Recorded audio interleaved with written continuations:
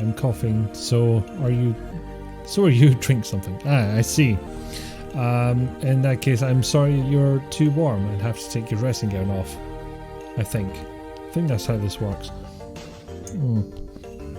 So yeah, I've got a proper oven installed, which is very nice, rather than the mini oven I was using. Have I seen there's a new Simon the Sorcerer game coming? It's a prequel origin story. I feel like we got the origin story in the first game, from what I remember. He's transported to a magical land, ends up in a soup cauldron. That just seems odd. And to be honest, Simon the Sorcerer wasn't my favourite in the first place, so I don't know. Yes, so what was I saying? Aye, new oven installed because the old one broke. And it was a whole saga because the old one plugged into a socket, whereas these days those are very much not fashionable and you can't get a decent one that plugs into a socket. But I didn't have a cable. There was you would have needed to wire up an oven of that type into. Well, I did, but whoever refitted the kitchen last hid it away somewhere, and without ripping half the kitchen apart trying to find it, it was going to stay that way. So got a new one just run along the living room and into the kitchen. So oven's in, and unfortunately I had to run it for 2 hours at full blast to burn off coating on the heating elements. That's what the instructions said anyway. And bloody stank for days, which is fine because paranoid as I am about COVID, I basically stayed upstairs as much as possible for 2 days.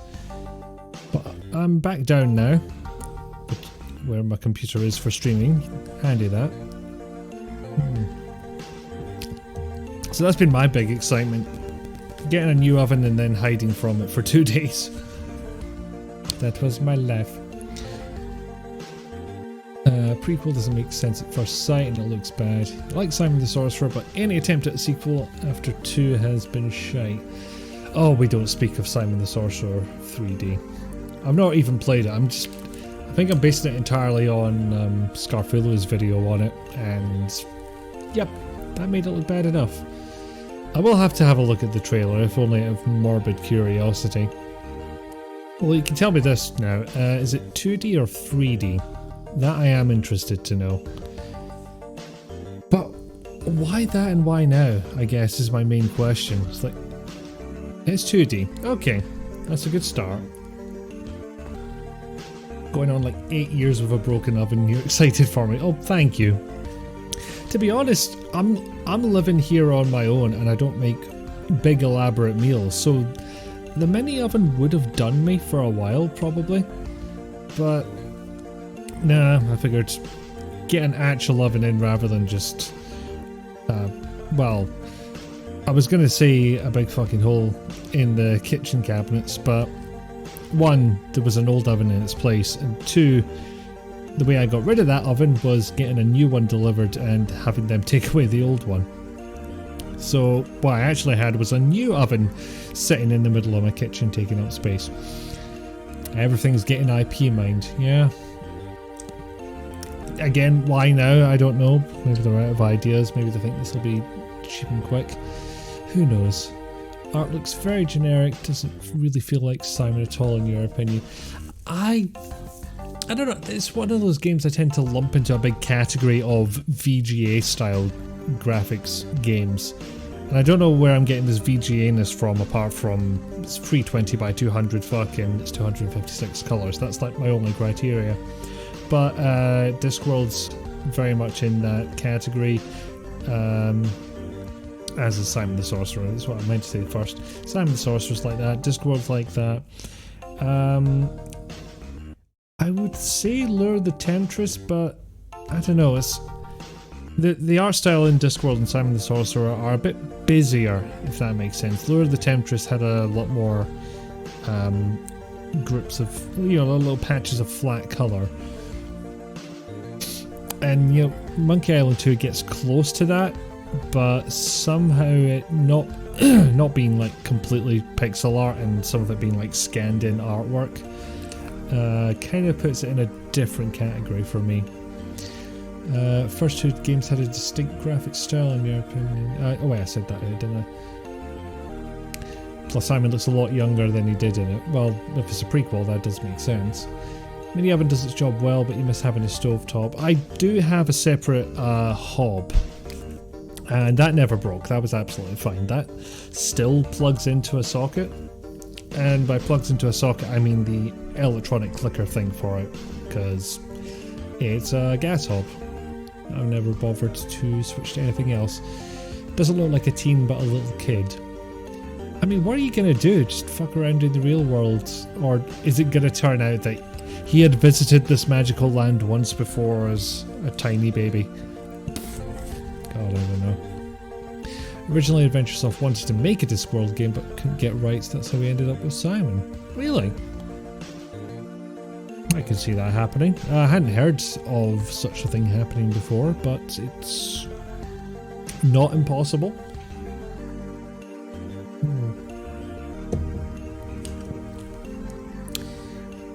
Alright, in the absence of anything else interesting to say, I think I shall switch over, eventually, to this. It might be obvious of one of the things I wanted to try out first, but I'll head back up to the top and show you just what I'm dealing with. So yeah, what we've got here is an Amiga 500. I think it's got a memory expansion in. If so, I don't remember how much. And if I turn it upside down to check right now, bad things are going to happen. So we'll just have to, whatever you think it is in your head, let's go with that. That's how much memory expanded it has. And so there's no accelerators apart from that. The only big modification is I've got, as you can see on screen there, a floppy drive emulator. So it's a device that plugs into the floppy IDE, or floppy, I feel like there's another term for that particular ribbon cable, but I can't think what it is right now. Anyway, it replaces the floppy drive with a circuit board, an LED, 2 buttons, and a USB drive. And so you can, well, load stuff off a USB drive. That's the entire point. Such as, is it a GoTech drive? It is. It is indeed. And I'm just going to set that one, because why not? But yeah, you just basically define a list in that software. Oh, that's not what I was looking for. Oh, be less loud. Calm down. Sorry, 1 second. Yeah, it was a bit much. I'm going to have to be adjusting that volume quite a lot this stream, I imagine. There we go. Part of you wants to write for Amiga or SNES, but you think the thought of ASM programming is more appealing than the reality.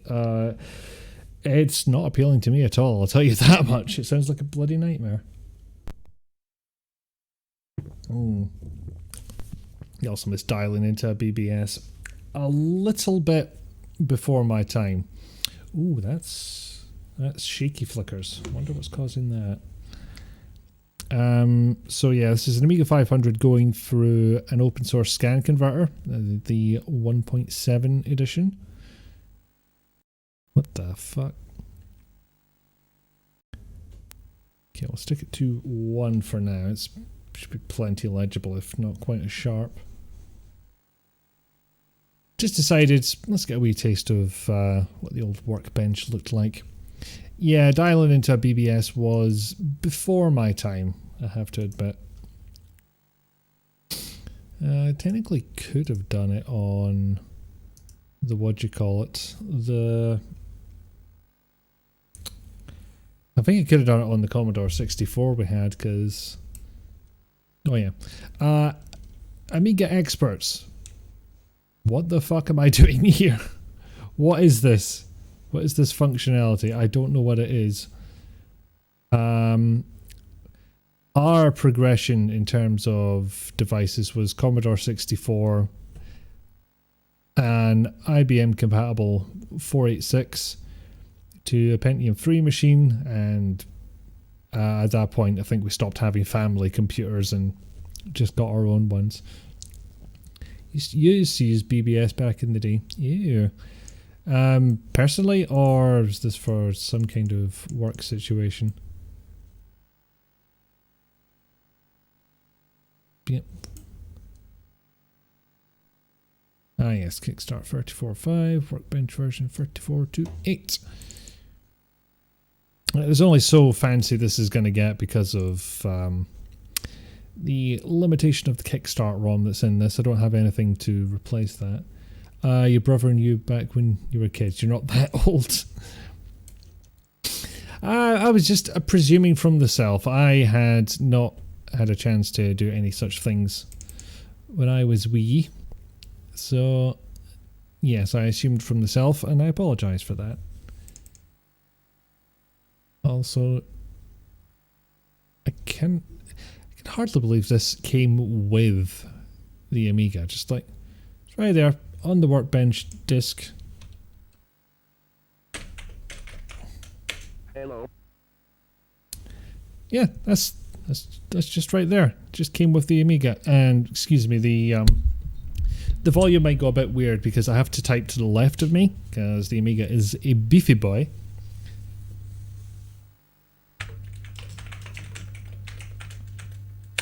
Oh yeah, bastards. That's actually no 100%. It's not a million miles off. Penis. Butts.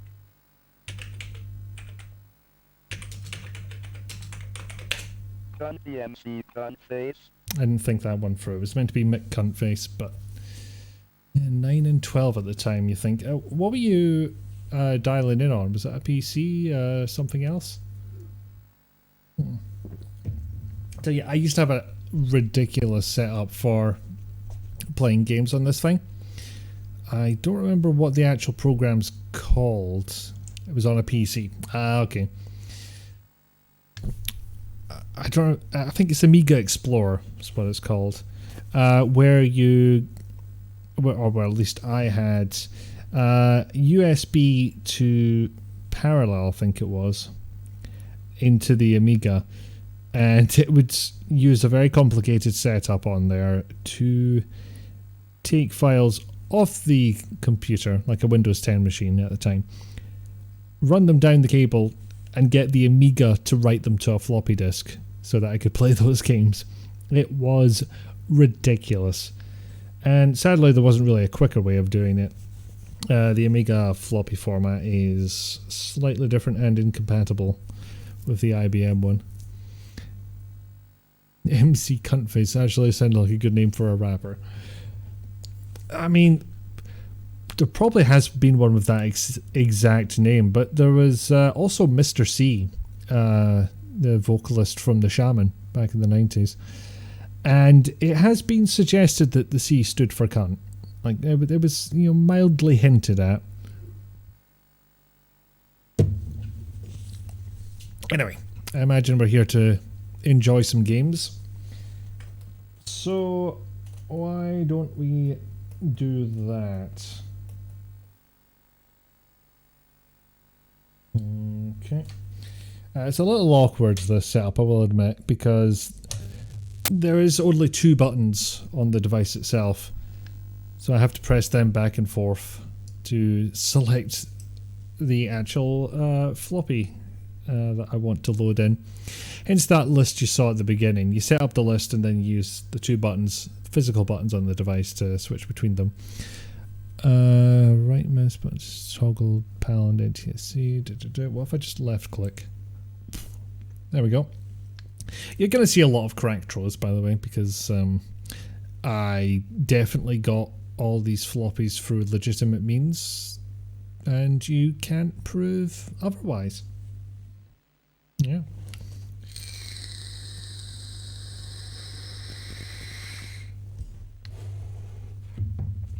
And also, yes, there will be lots of loading because floppy drives were slow, and this thing, I presume slows itself down to the speeds that the Amiga expects to find on a floppy drive.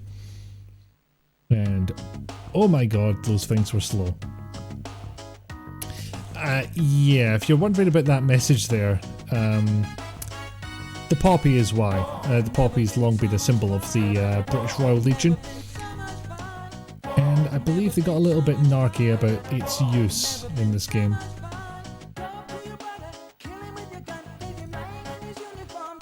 There's a dog.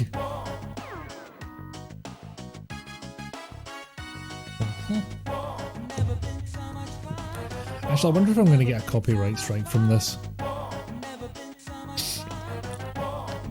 It is extremely groovy.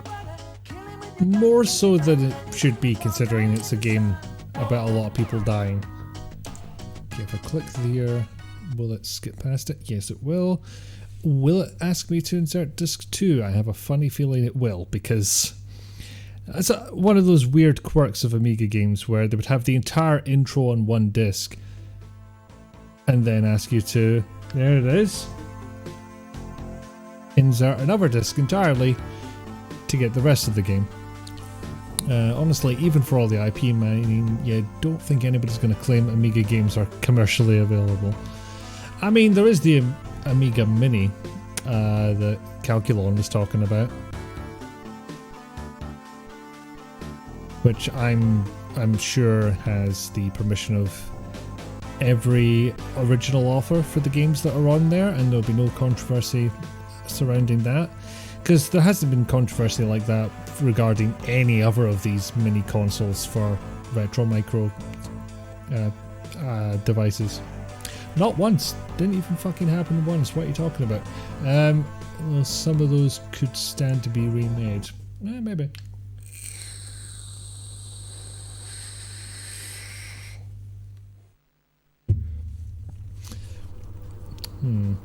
Just had a thought. I don't think I can save anything here.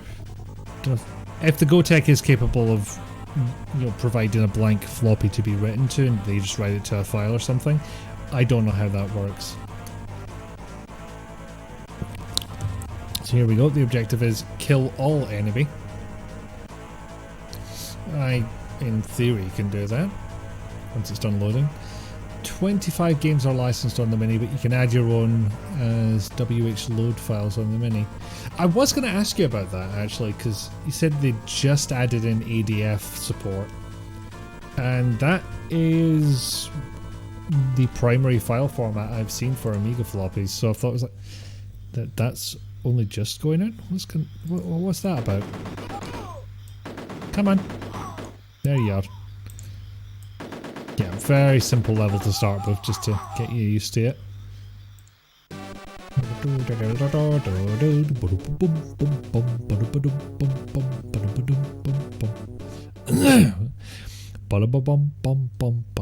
Yeah, I was not getting those notes right at all at first. And I think it was just because I was going a bit quiet. I have one of those voices where if I want to sing certain notes, I have to belt them, or at least say them with some kind of volume. I can't do it understated.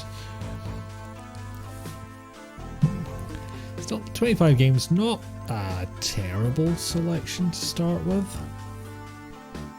I figure Amiga games are sufficiently complex. If you go less than that, like NES Mini, then 25 probably seem like a very slim picking. Alright, so this mission is going up to 3. Those 3 are the bastards.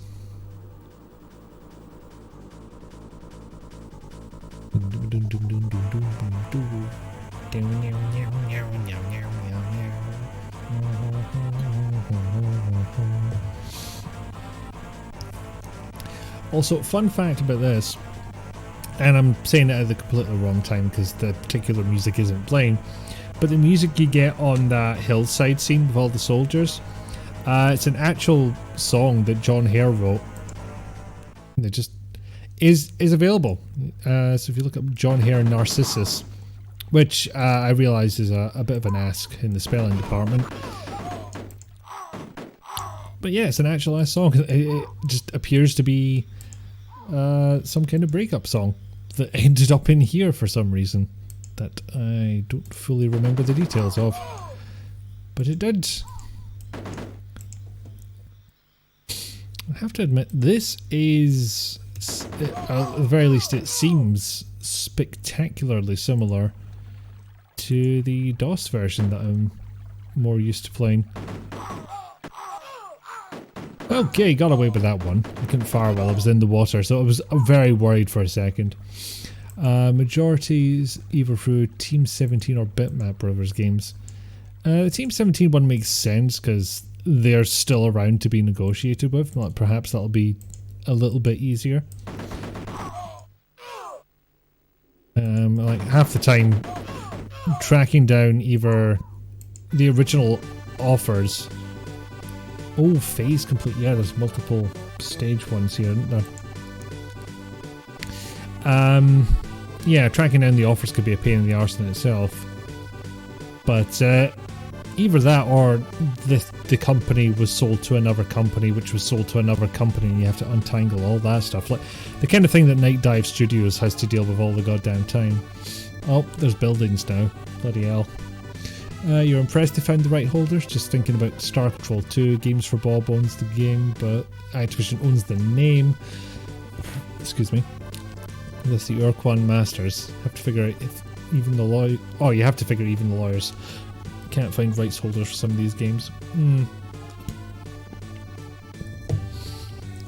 think the situation Night Dive ran into with No One Lives Forever is some people were just uncooperative, and I think the best they got was a yes from one, we're not interested from another, and another one which said we might have something about proving that. Give us a pile of money and we'll go look for it. And yeah, that didn't feel like the best deal in the world to them.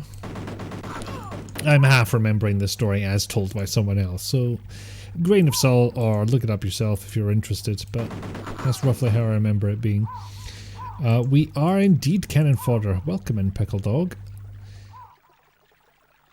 Since we mentioned Simon the Sorcerer earlier, that is also on the Mini. It's the non-talkie version. Well, yeah. I try to think how many floppies would come in on to make a talkie version of that. That said, I don't know if Beneath a Steel Sky on the Amiga is talkie. Something very morbid about that corpse responding to gunfire. I don't know if the version of Beneath a Steel Sky is talkie, but it is 16 floppies. Fucking ridiculous. Yes, fodder all the cannons. There we go. A hell of a charge.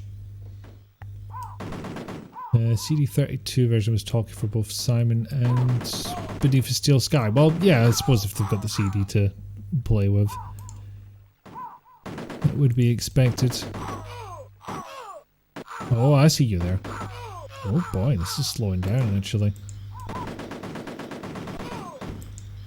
That's part of the fun, because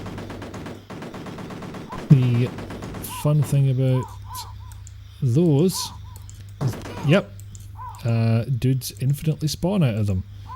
So I need to run over there. Oh shit, how do I do this again? There it is. Now of course you have to do that and hope that none of the debris lands on you.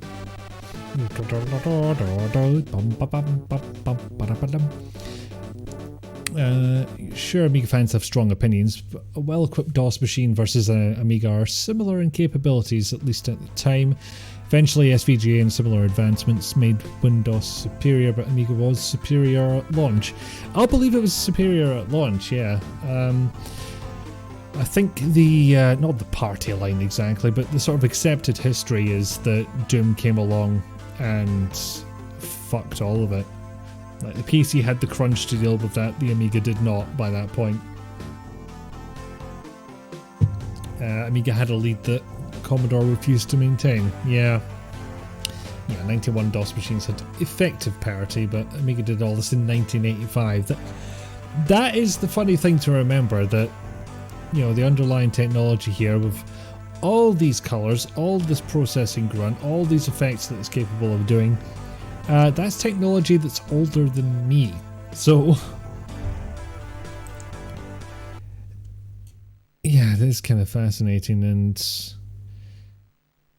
the sad thing is, the stories I hear from some people are people who saw that the Amiga had such a lead and then refusing to believe that ever changed. So I'm just going to try changing a setting on the OSSC here. That has not worked. Have I pressed the wrong button? Yes, I have. 1 second. Normal service shall resume shortly. In theory. Just have to not click the wrong what's-it, because otherwise everything is going to explode. Oh, there it is. Wait, no, it was working. Why did... Okay. Yep, and they blew the lead. And yeah, some people were still stuck in that mindset of Amiga superior and just not realising the DOS machines had moved on, whereas the Amigas hadn't. Well, some of them had. Like I said, I'm stuck with the basic bitch Amiga 500, although I think the 600 is supposed to be, at the very least, not a great upgrade. There's something about it that made it a bad deal. I don't remember what it was.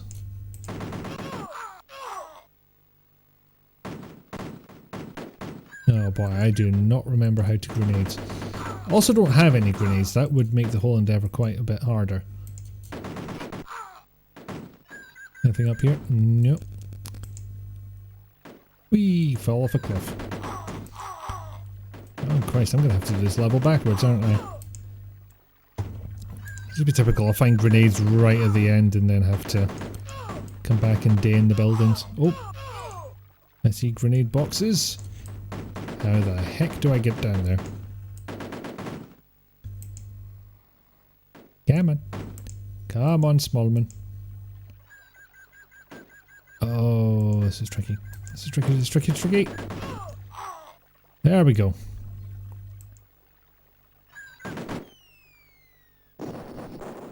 Oh, Christ, I nearly took out one of my dudes. I would rather it hadn't. Or, well, it didn't. I would rather it didn't. I'm happy with the outcome of not dead my dudes. Oh no. Saw that thing flying, I was like, that's gonna land on one of my guys. Ah, Jesus. I don't know if it would be better if this had direct control necessarily, but I'm kind of sorely missing it.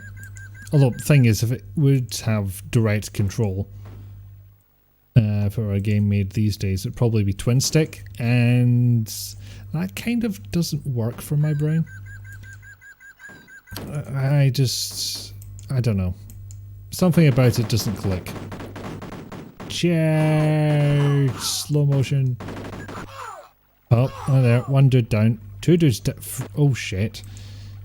Yeah, I was not careful there. Also, I left a lot of people maimed, which I don't feel great about, to be honest. Come on. There we go.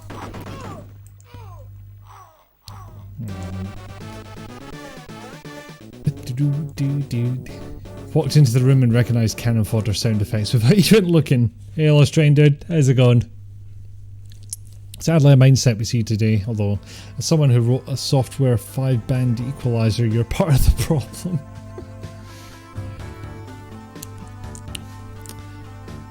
Okay, with our first deaths out of the way, I think we'll try moving on to something else. But improved the just make the CPU more powerful strategy. None of the hardware solutions could pull off that kind of 3D. Yeah, Look at all the console ports of Doom and how sad they are, indeed. Although we nearly got a pretty decent Saturn port. Although it was more of a reimagining in a new engine until John Carmack said, "This doesn't look like Doom, I want it to look like Doom, so program it the same way that Doom was," and it ran like shit.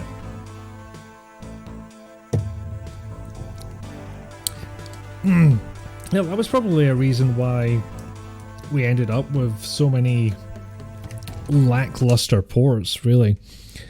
Because I'm pretty sure the PlayStation was capable of better,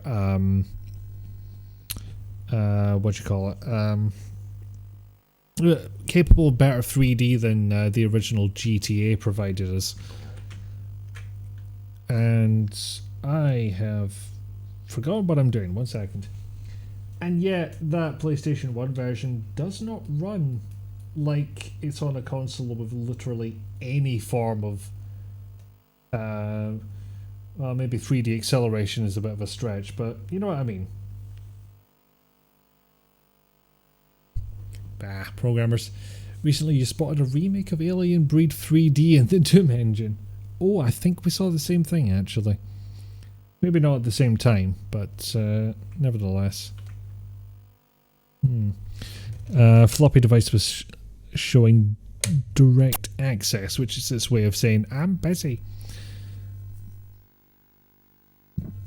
Excuse me. Ah, yes, some more lovely crack Troy. And yeah, you know what? I am going to leave Unlimited Energy on. Fuck this game. There is one reason it's being shown off, and it's because it's one of the quintessential Amiga games. With all that parallax scrolling and those, you know, big sprites, and everybody forgot that the gameplay itself was not fantastic. The band presents, the band presents, the band presents, the band... Yes. Some of these crack throws are an absolute trip, by the way. Like, there was one I saw where... I don't remember what game it was for, and maybe we'll stumble across it. But, like, it included a message saying to somebody, here, if anybody sees my Metallica tapes, I left them at this convention, could you get them back to me? It kind of reminds you of how sort of insular and, well, not insular, how small and tight-knit these groups were back in the day. First game of Shadow of the Beast was just a tech demo. Yeah, pretty much. Pretty damn much.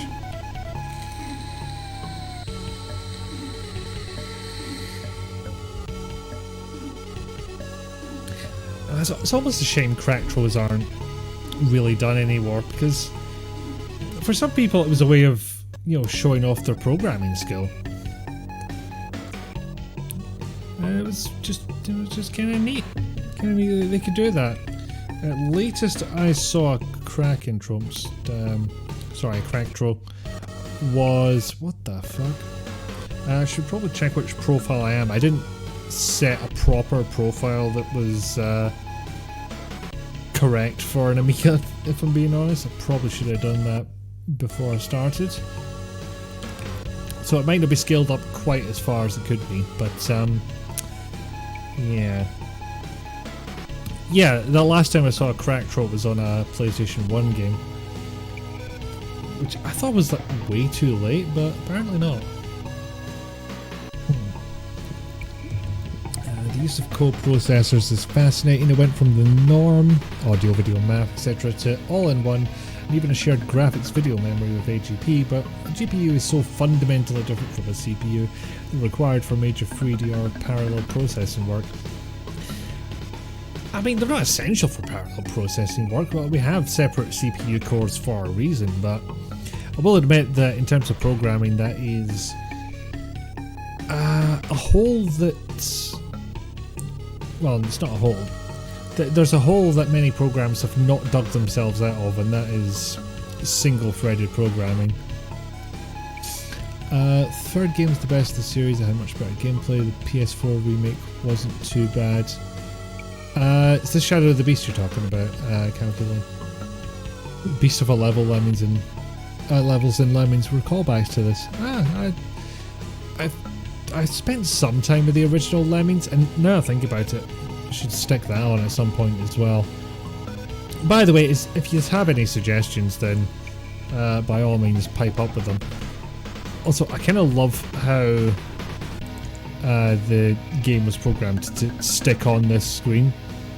Just stay there for a while, because people will want to take in the nuance of this scene. Also, when you press a button, they'll definitely want to sit there for another 8 seconds while everything fades out in the slowest possible manner. Demo scene was great for showing what could be done in isolation. Oh god, yeah, there was some really fun ones for the Mega Drive. Robocod, you coward. Okay, I'm gonna bring up a text file. I'm gonna start making a list.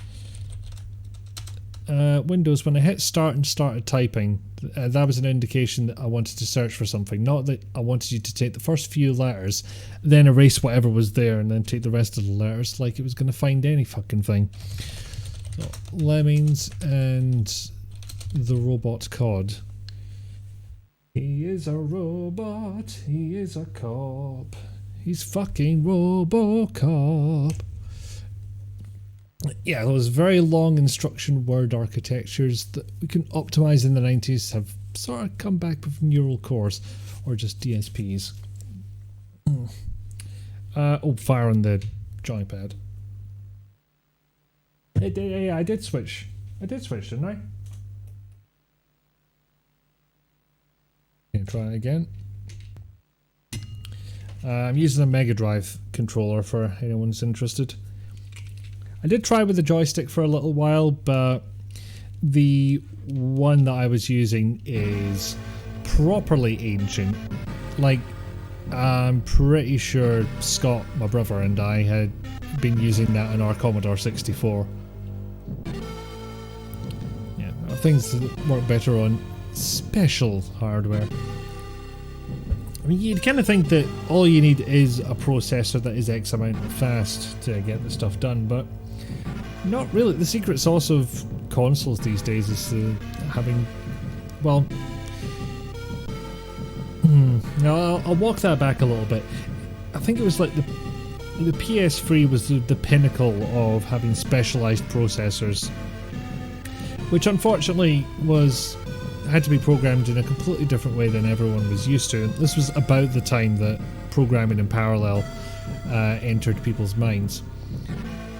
And people weren't used to it. They didn't have the time to learn it, or perhaps just didn't want to.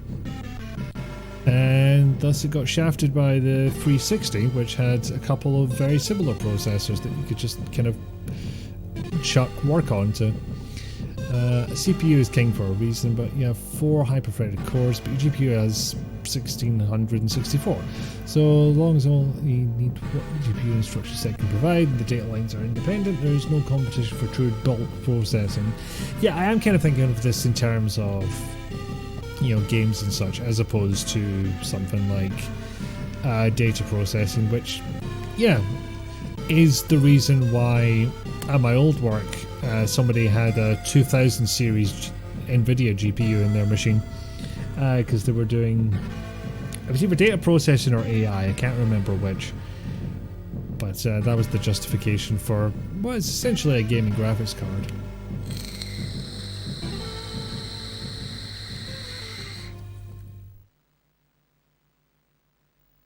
And because we're not done in the not playing game stakes yet, as the mist clears, the eerie image of a forest forms in front of you. To the east, a vast plain extends towards the horizon. Westward, however, in the thick of the forest, 1,000 pair of eyes pierce the mist, glaring despondently back at you. He missed the Signosis label. You knew you were in for a treat, or at least something delightfully weird. And an owl. An owl would show up at some point. Welcome. So, in Amiga fashion, up is jump, and you get to enjoy all this parallel scrolling, big ass artwork, while I have to hyper focus on either side of the screen or get hit by stuff. And I'm probably going to get hit by stuff anyway because I can't seem to turn as quickly as I would like. Or respond as quickly as I would like. Or I just get stabbed in the feet by stuff. That's... It opens. Take a while to load here. At least the floppy will tell me when it's loading. Inside, a winding staircase descends into darkness. Pausing for a while to allow your eyes to adjust, you make your way down the steps, which seem to deteriorate into makeshift planks the further you go. I totally forgot I'd put on invincibility here. Of course, that only helps us in certain situations. Falling a long way is one of them, as it turns out. I think I'm meant to get a key for something, but I can also just wander to this point. I think the first mention you saw of threaded games was in a 4X, maybe even stars. Yeah, I could run in a separate thread so you could play and wait less time at the end of turns since it was pre-computed AI turns. That was a lot closer than I wanted it to be. I never have beaten this boss. Not on the Amiga anyway. Of all things, we had this on the Master System back in the day. So the one good thing about it was the graphics. And we didn't even get that because it was a fucking Master System. Wasn't Civ 6 one of the first games to really work on 6+ core processors? I think that is a reasonable application of the technology, if anything. Shortly followed by 4X. Well, no, Civ is 4X. What the fuck am I on about? You never played this game. Alas, you shall now go have fun playing your beloved machine. I shall. Enjoy yourself. I like how it makes you go back to disc 1 to, you know, get your fuck you, you lost screen.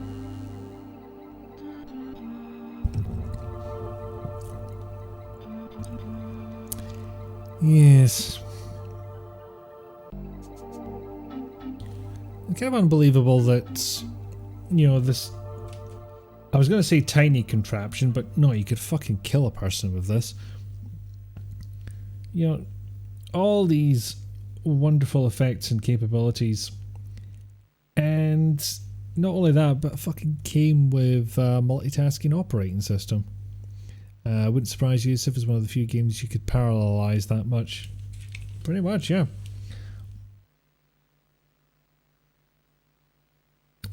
Because if there's one thing parallelization is good for, it's working through a big heckin' bunch of calculations.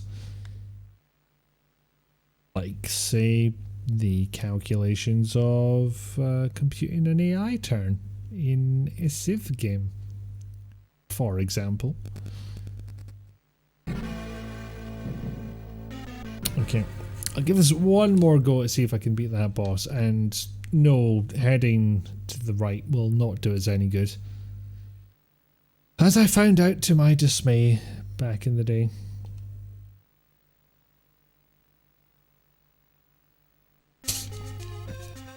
I mean, even for the standards of the time, this was pretty fucking cruel.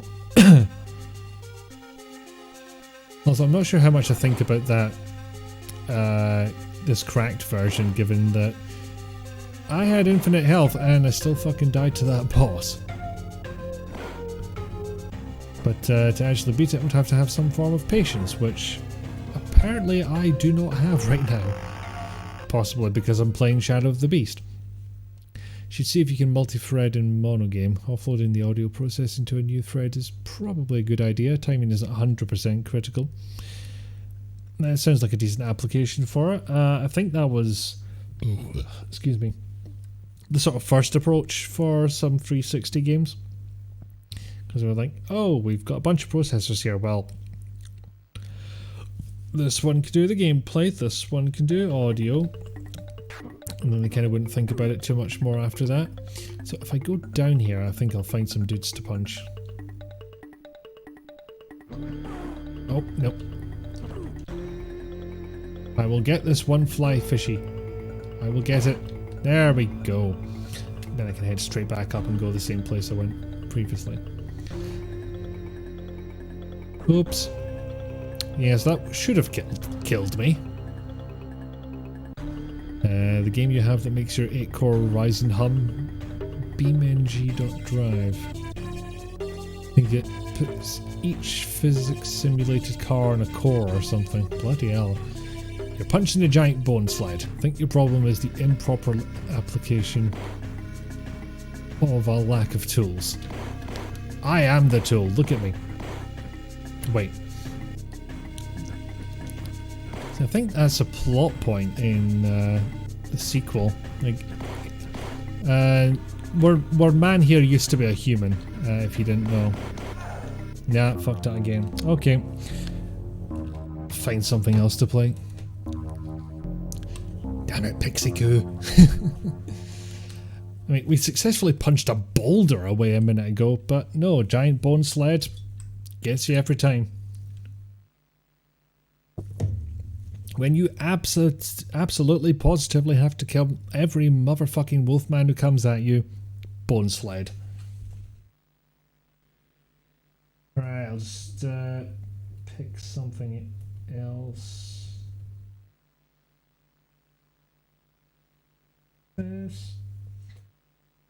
Oh, I am going to try this one actually, because I am curious to know what it's like. Or it could fucking break. That is also an option. Right, what have I done? Probably put the German version in. That's consider. That might not be correct.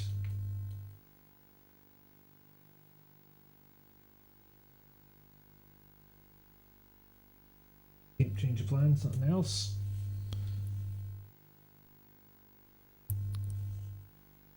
No, you don't like that one either? That why you're giving me the workbench logo?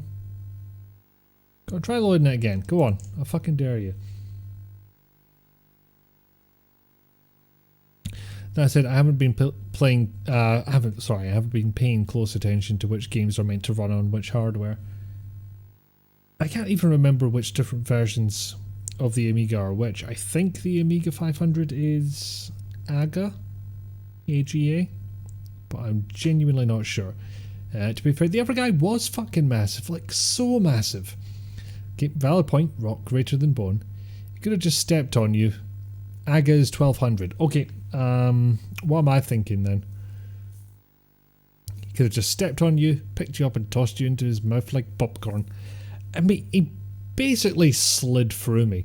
It'd be the equivalent of me trying to shoulder barge a Terminator.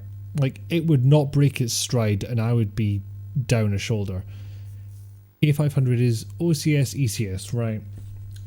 I shall look out for that when I am picking stuff for to play. It's the funny thing though, I got this off of Facebook Marketplace, or as my mother likes to call it, FaceBay.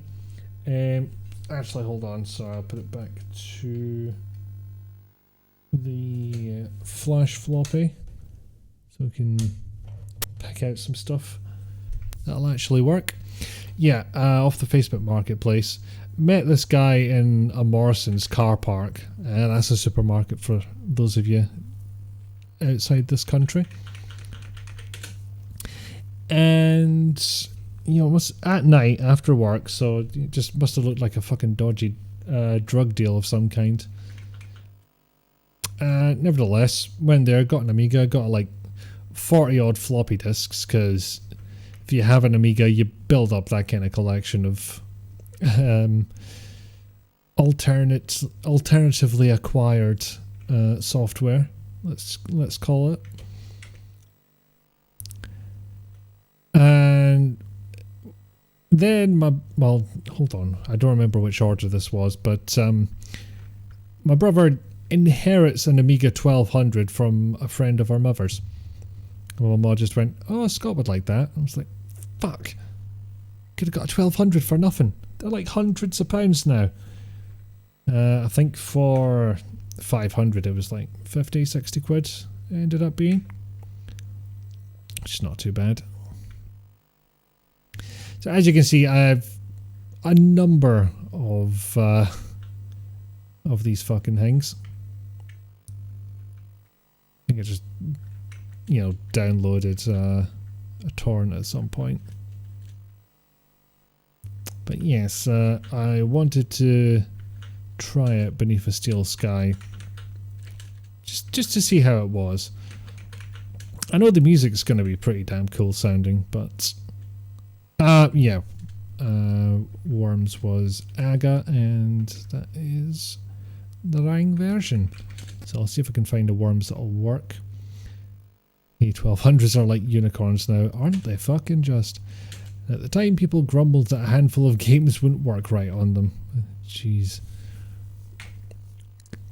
Nope, that's not working. Let's try searching. Which in theory should be faster, but I don't actually know what does the processing to do the search. I don't know if it's on the device and then it has to get pumped into the Amiga, or if the Amiga does the searching.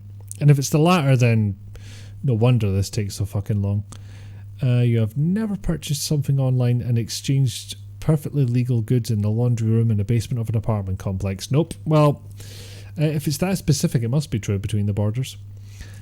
Feel free to borrow your 1200 next week if you want. Entirely unmodded, those will be limited to actual discs.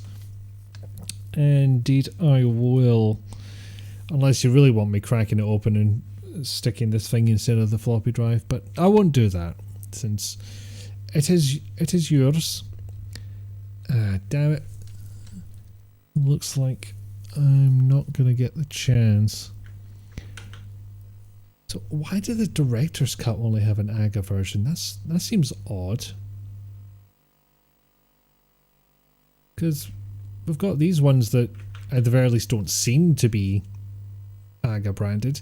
And I wanted to try the director's cut because I think that's the what do you call it? Is the Amiga unique version, exclusive, that's the word I'm looking for. I will not rip your 1200 apart, you're fine. And besides, there is the alternative method of USB to parallel to writing to a floppy disk that does not require me to open up the device at all. Although I'm just trying to figure out if I would actually have the spare time. Anyway, there were other things people had suggested. Lemmings was one of them. Got to run that. Worms the Director's Cut was the last commercially released Amiga game in 1997. Some say it's the best. It's also on the Mini. Well, no wonder it was fucking AGA then. I don't think they were much for supporting the 500 by that point. That would make sense. Lemmings, that's what I'm looking for.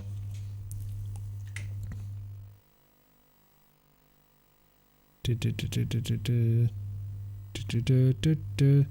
lot of legends in here.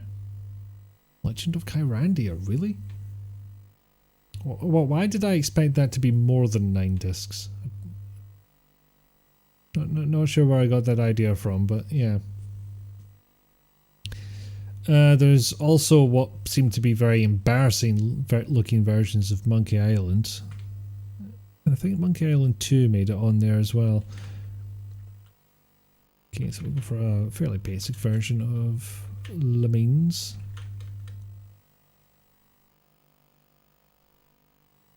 There's 2 SKR ones. Good. This should match. I don't think Larry's going to be great on this. Yes, the Robocod as well. Let's find that. And yeah, you have no idea how slow this was before I arranged everything into directories. That was a fucking pain. I don't know if R-Type's going to be good, but it's going to be interesting. Let's stick that on as well.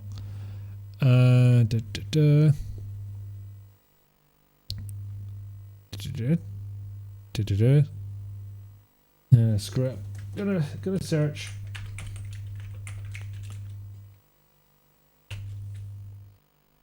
technically I could have searched for James Pond, but no, I've typed Robocod now. And this takes bloody well long enough.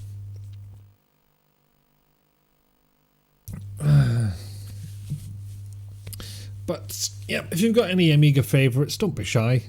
Tell us about them. Oh, there is one Robocod. Oh, it's still accessing, so maybe more will come up. Random comment from the other day. If it exists, there's a tycoon of it. That certainly bloody seems to be the case these days, or at the very least a simulator, but kind of the same difference, isn't it? Yep, F10.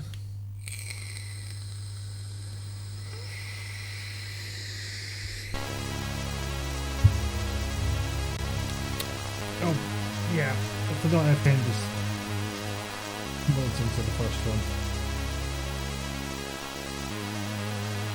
Okay, since... It's a funky crack throw though. Since I was called a coward for not playing it, then obviously Robocod must be tried. Unless that happens, in which case it seems increasingly less likely that we'll get there. I should have just set a poll for when a guru meditation was going to happen. Okay, so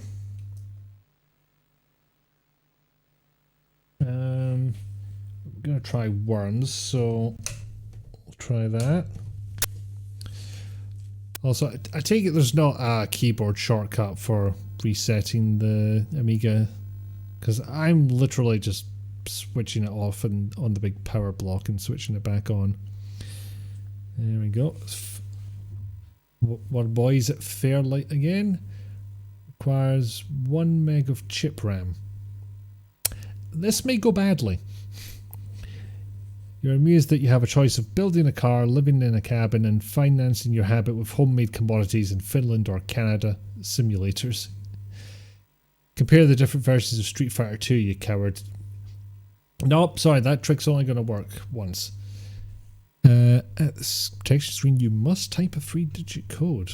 Oh, intriguing. Is Fairlight a Gibson reference? I don't know.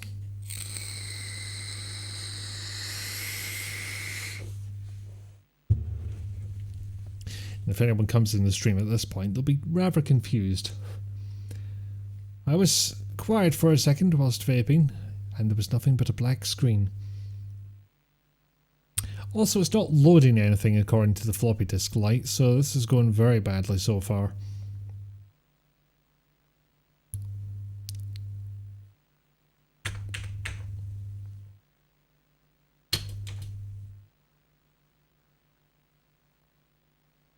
Well, fuck, this isn't happening, is it?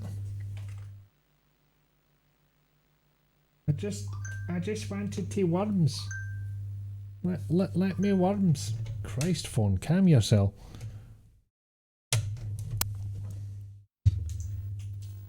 Yeah, it's a bit of a stretch, but I'm going to try the second worms disc, and nope.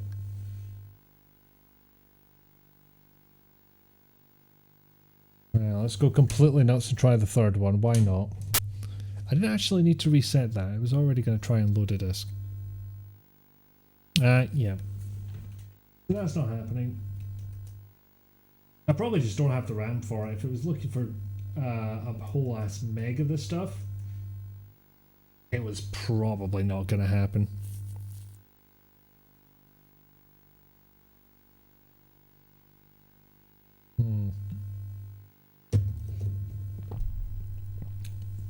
Okay, for this many of them to fail in a row, I'm starting to think I'm doing something wrong.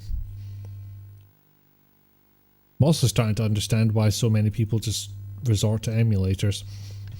Granted, I don't know if the Amiga is one of the devices that were 100% emulating, like if we've got 100% accuracy on those. Kinda doubt it. Like most stuff up to the 16-bit era we seem to have perfect emulators of those. But something like the Amiga, I don't know. Feels unlikely.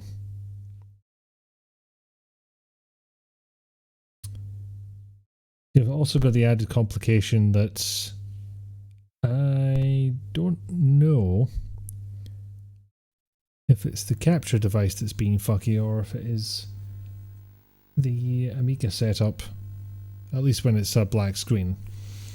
A moment of consideration for the fact that some of these games require less RAM or even storage than a single image from your phone's camera.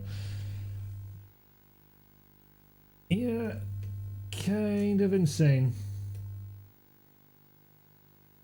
The example I love to keep bringing up, and I'll just switch to a completely different game here. The example I love to bring up is old. Sorry, hold on. One of those is called the Fuck Shop. Who runs a BBS called the Fuck Shop? Why is the Fuck Shop? And if there's a fuck shop involved, I'm not 100% sure if I'm interested, frankly. Right mouse to toggle, blah blah blah. Okay, so unlimited credits, yep.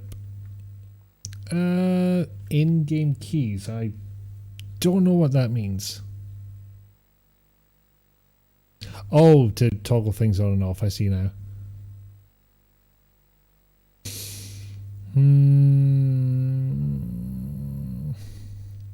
No, we'll leave that for now.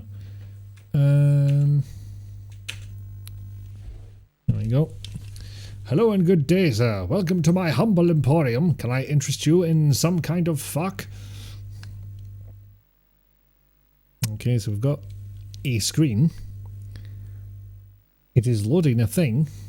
It is not making any noise. Okay, I'm getting a bit of line noise here. I hope that's not coming in too harshly from into the stream. But you're glad you're not limited in your errangy anymore. No talk, I'm errangy. Virgin, Acclaim. I mean, it's looking very Mega Drive at the moment, except with slightly richer colours. Oh, fucking hell, sorry. Did not realise there was going to be flashing lights there. Alright, option screen, why not?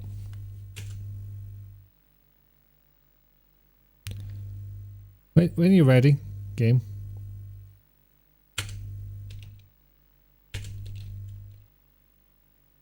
Well, there's a whole lot of nothing happening. Comments are amazing out of context. That's what quad bots are for.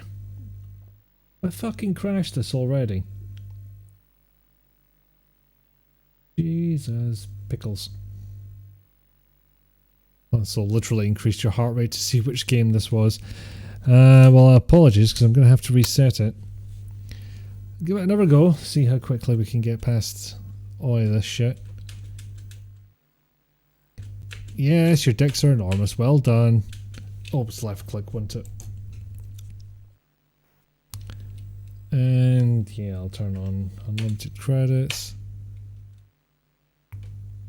Could have maybe done with reading that bit that said use space to toggle because I've no idea what that'll do. And it could have been useful information. It looks like a quick Mega Drive port so far. Thing is, I think it's a completely different game. From what I remember anyway. But how do I become elite to get the number to the Oasis? I think you have to bribe the squirrel with the plutonium. So I remember that puzzle going anyway. Oh no, this has been duplicated without authorization.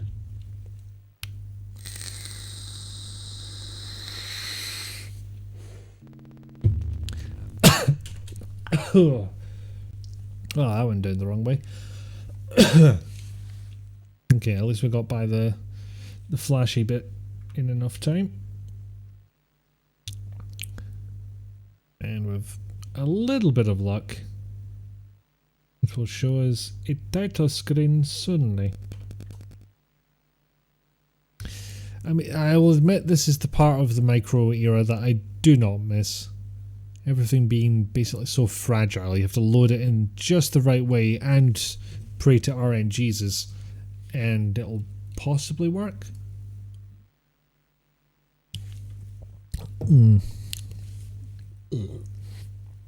Instructions unclear. 2-meter squirrel eating ceiling fan. Oh, that just means it's working between the borders. You're on the right track there. Okay, one more go. Quick reset. Maybe we'll actually read some of this stuff. So I'm not right clicking because I don't think that's going to be necessary. Turn on with unlimited credits. Use space to toggle all options. Ah, that's what it was.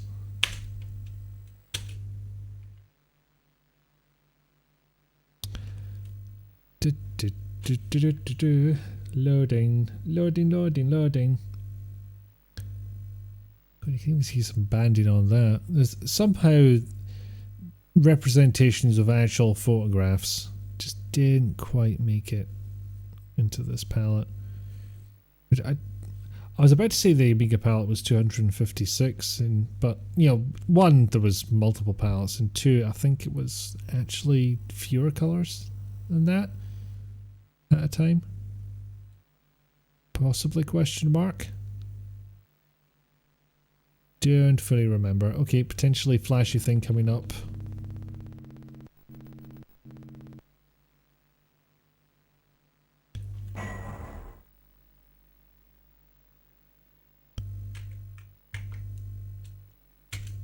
Okay, apparently just pressing a keyboard button on the screen makes the whole thing freeze, which is not ideal.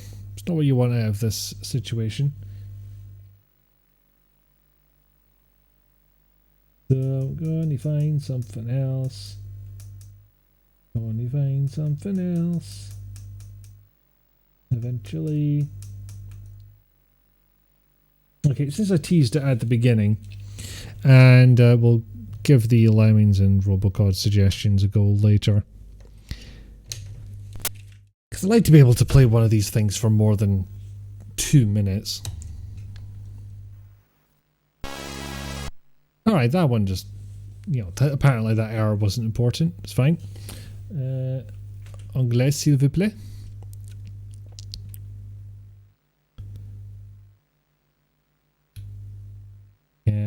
Yep, it's loading. It doing loads. I do like that this device appears to tell me which sector of the floppy is being loaded, albeit with a bunch of numbers that I don't fully understand. There we go. I find backporting an interesting concept. Some games like Rise of the Dragon had voice on Sega CD but not on PC, but then they re-released Dune on PC after the Sega version. They added the voice. Don't know if it was actually a backport or if it was developed in parallel, but it amuses you.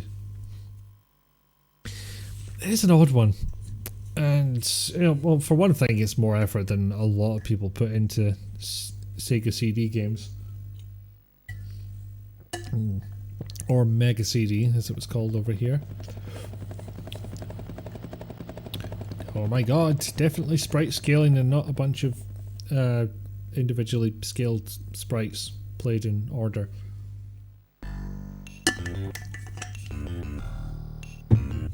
For a second I thought this was in mono, but no, it's just the drums coming out the left. So yeah, a bunch of lads are coming back from R&R. The chopper gets shot down and they have to make it to the not enemy place.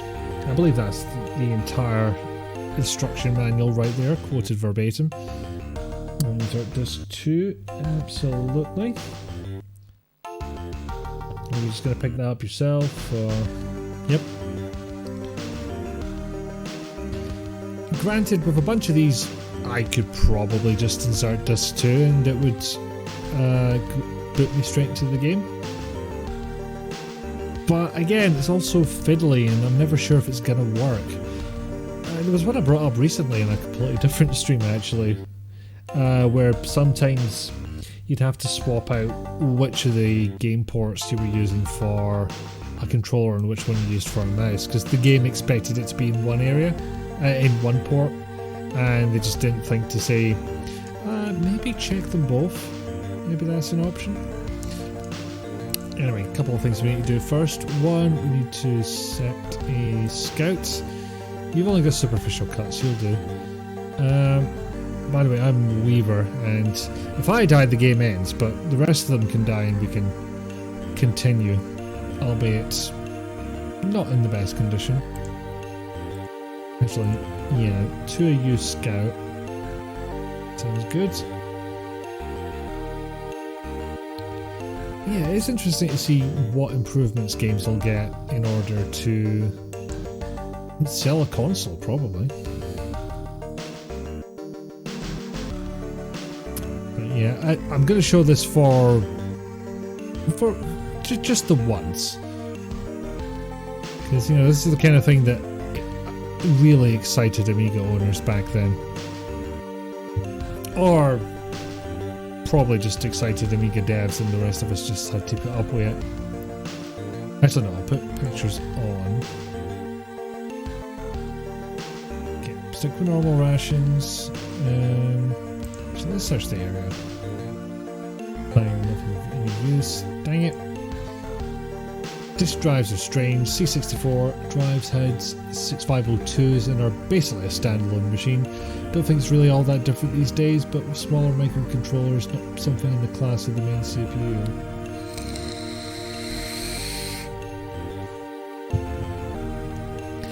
As opposed to this device here, where, yes, it is very much its own processing device. Wish it would do better when it's searching for games in the list, but you can have a 10-minute rest. You'll love this music, takes you back. Hello, Zoo Paradan, welcome in. Oh god, Lost Patrol. Hey, Steel Morgan, how's it going? Nightbreed's worth a shout at some point. I mean, it's garbage, but it's also hilarious. Okay, add that to the list. Rest for 10 minutes. And everyone's good to go. I should have actually checked in on how they were doing. I think it has a computer and it only applies to USB floppies in the PC space. Probably only the C64 that was like that. I wonder why it was necessary. That's what I'm really wondering. Backman's getting... his S is going down very much. I don't know what the difference between these two actually are, now I think about it. Atari ST PC all had dumb floppy drives. Well, maybe that's why the Amiga format was so incompatible. This is another one that's on the Mini as well. I'm kind of glad because I only know about this game due to Kim Justice covering it, and she hadn't heard of it before covering it either. And of course the Chaos Engine, yeah.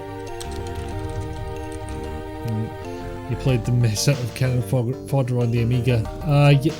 You missed that earlier, Steel Morgan. We have had a wee go of Cannon Fodder. And it's wonderful slowdown. That's the neat part, except systems that are tied to timing like old machines. As long as you output the right bit stream, computer doesn't care what's attached. Well, that's how I'm getting away with this GoTech contraption. Oh, beloved Dickie. Oh, you! Hi, Pandora. Nice to see you. Oh, fucking hell. Me has triggered a booby trap. How's this gonna work out? It's gonna stop responding, apparently. That's exactly what I was hoping out of this situation. Seriously, what the fuck's going on with this thing? I am literally going to try unplugging and also plugging it back in. That works on PCs, why wouldn't it work on an Amiga? Nope, fuck all. Yeah, I think I broke it. Booba trap. But yes, there's been a couple of new people come in. Welcome in. Hope you are doing well. And if you have any suggestions for Amiga games to play. I've got a big ass list of legally acquired images that may or may not work, as we can see here, because this one's fucking stuck. But given that Weaver triggered a booby trap, I think it's game over, because Weaver's meant to be me, and if something terrible happens to Weaver, the game's over. Superb legal, indeed. I flopped by his face, he was there. Pixie! Well, the Amiga was kinda your childhood gaming machine that you played a lot.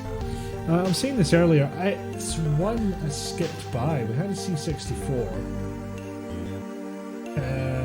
which...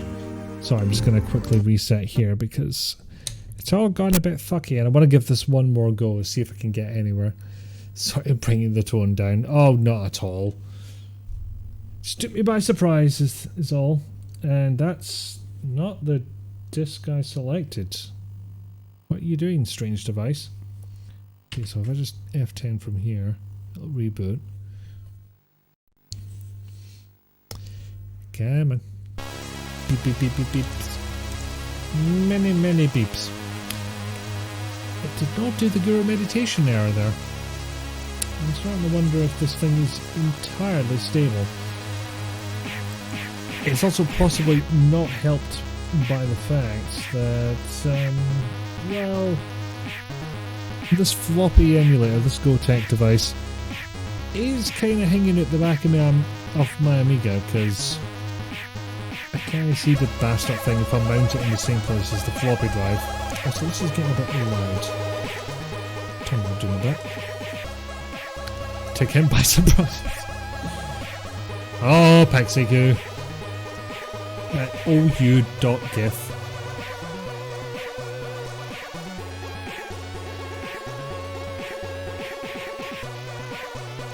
What are you trying to do, strange device? Sorry, reset again, see what happens. I gave an extra wee second. West Germany. World's changed a lot since you were a kid. Yeah. Hell, some of those graphics and music demos the Amiga had were awesome, and probably explained your like of synthwave. I mean, surely a love of synthwave speaks for itself. Did anybody else see a crack troll as late as the PlayStation era, or indeed later? Because that's the latest I've seen it. I don't know if it went on any further than that.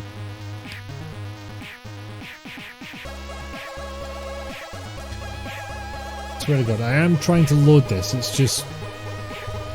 It's kind of sitting there trying to load from a floppy disk and not doing anything. Also, that font needs to go away. Was that a 4 or a 9?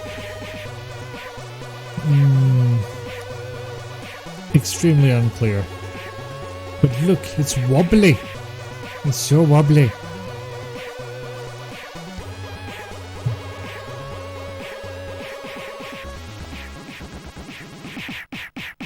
And also the fake reflection effect is quite nice. You reckon it's a 4 still, Morgan? Okay. Okay.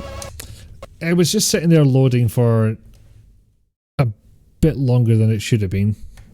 So I am feeling perfectly justified in triggering this. That doesn't work. But I'll leave it off for a second. And then turn it back on.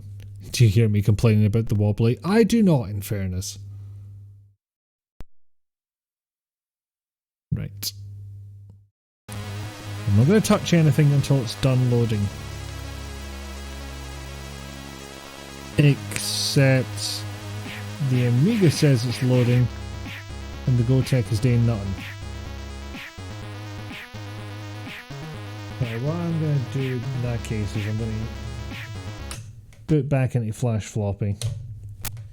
For one thing, there have been several suggestions that I've been unable to fulfill. What impresses you is the reflection wasn't symmetrical. Interesting. Did I put a little speaker in my GoTech? I did not. It did disappoint me that it did not make noises for that reason. And I may correct that at some point. Actually, I'll tell you one thing about our do is double check that Connection seems good. Nope, that seems... That floppy cable does seem solidly in there, at least on the what do you call it, the device end. Maybe it's loose inside, I don't know. You put speakers in both of yours, it's so freaking neat. Oh, I really want to do that now. Okay, no, I didn't mean to go to W. L. Okay, search for lemmings. Sit here for half a fucking hour. Excuse me. Used a little piezo buzzer, that way you don't need to add transistors, just a buzzer with wires. Oh. I'm assuming this is so that you can get floppy disk noises coming out of it. So how well does that do if it's just a little buzzer of that type?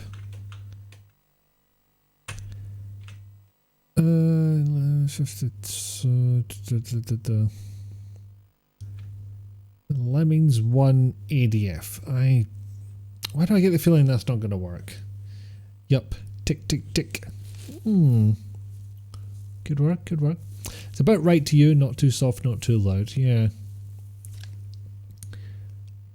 If nothing else, it's just an indicator that, you know, the device is actually doing some work. Is it? Nope, not enter. I meant shift. Because right shift puts us back to the top of the list and loses the search results. Dang it. Try that again. Actually, I'm going to go put the light on. It's getting a bit late here.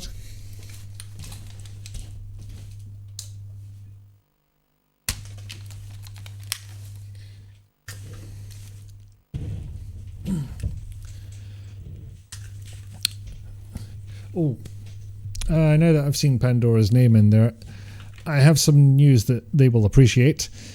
In honor of my oven being in and working and all that stuff, I had pizza for dinner. And it was good. Tea plus 10 goonies. Why not? Let's give it a go.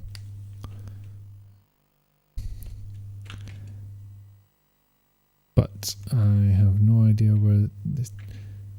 Actually, okay, we'll go with that one because... Basically because the file names match. Okay, so...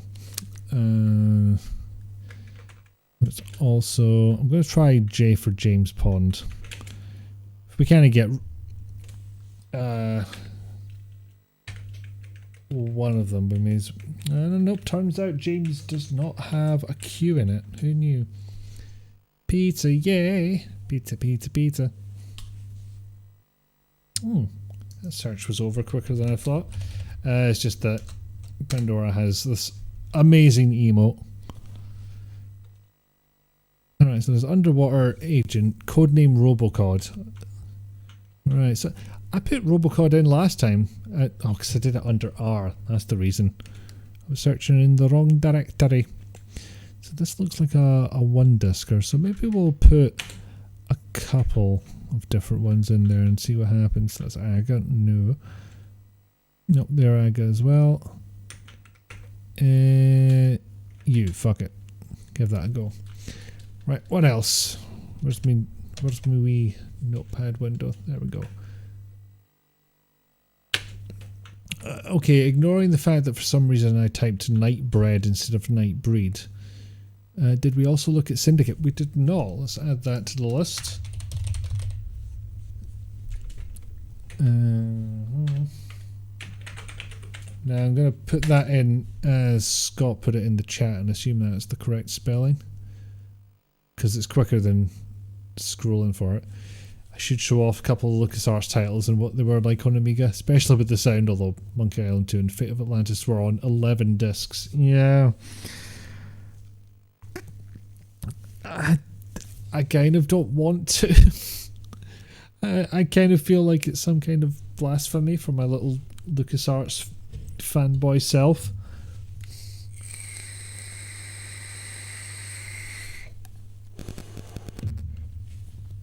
even though it's something LucasArts blatantly did to themselves.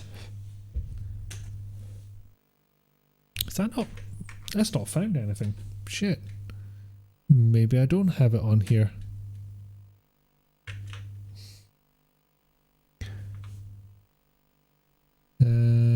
Truth, some of those LucasArts games were chonkers. And I don't know what justified the size. I don't get it. Also, how the hell do I get out of this searching? The Amiga ports were great. Sierras were way worse. I don't know. Like, compared to the PC versions, I'm wondering like what the hell happened. Especially so in Sierra. You're right, Sierras were worse, but I don't think LucasArts did a good job on their ports. Full title is Clive Barker's Nightbreed, the interactive movie. Jesus Christ. In a world where 24-hour bakeries are outlawed, bring the people the loaves they deserve. Nightbread. I'm not doing that again. Fucking hell. Right, I've forgotten how this flash floppy thing works. And again, you had a copy of Space Crusade and it didn't have an English manual, so you had to do all the copy protection in German. Thumbs up. Right. Browse files, go back to the top of the folders, insert select a file in slot 1, restart, enter subfolder, reset image into slot selection. Does it say anything about, what do you call it? Yeah, searching. Escape to abort the search. So, I've hit escape. It's doing fuck all. God fucking damn it. Come on. Behave, you bastard thing. I guess it's not queuing up actions.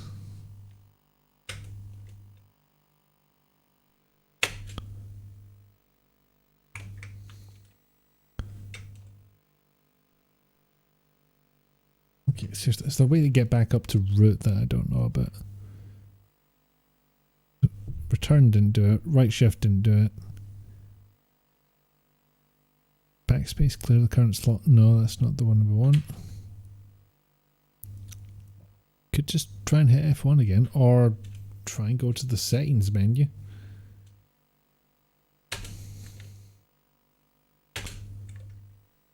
Oh nope, here we are. Finally got out of that. I don't know what the fuck was going on there. Okay, can we get to CL in any kind of timely fashion? Right, we'll put in Clive. How many games could possibly use Clive?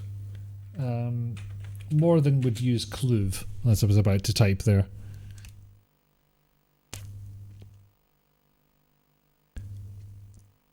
Searching.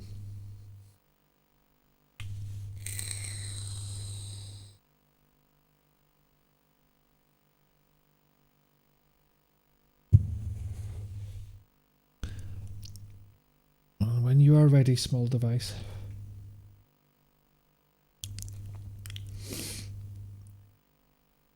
Come to think of it, there's probably a lot of games that begin with C.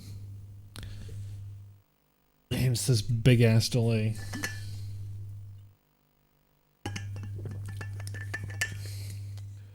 I mean, at some point I should probably go through and delete all the AGA ones that I can't run. But it is not this day, otherwise I don't think it'd be very entertaining for your lot. I'm not that good at vamping, so I'm very limited in my banter abilities. I mean, get me onto the right topic and I'll go on for fucking ages, but... What was that game? It was all HR Giga Dark Seed, I think. Yep, I think you're correct. I think that's the only one he did. I'm trying to think of another one and it's no coming to me, so I'm going to go with that, yeah. Now, technically it was Dark Seed 2 as well, but you know, Same wheelhouse. Yeah, it's not found anything. Curious. Oh, it's got fucking stuck again.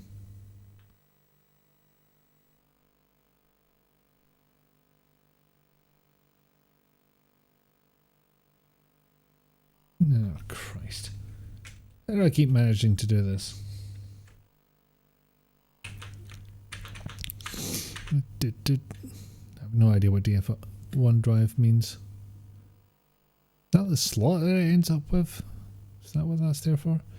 Load Autoboot HFE at power up. I've no idea if it should do that, frankly. There we go. You remember never getting very far in it. Well, it was an absolute bastard of a game as far as I recall. Very big into its moon logic, and not only that, it had dead ends, which as far as I'm concerned is a bit of a crime in adventure games, but incredibly common.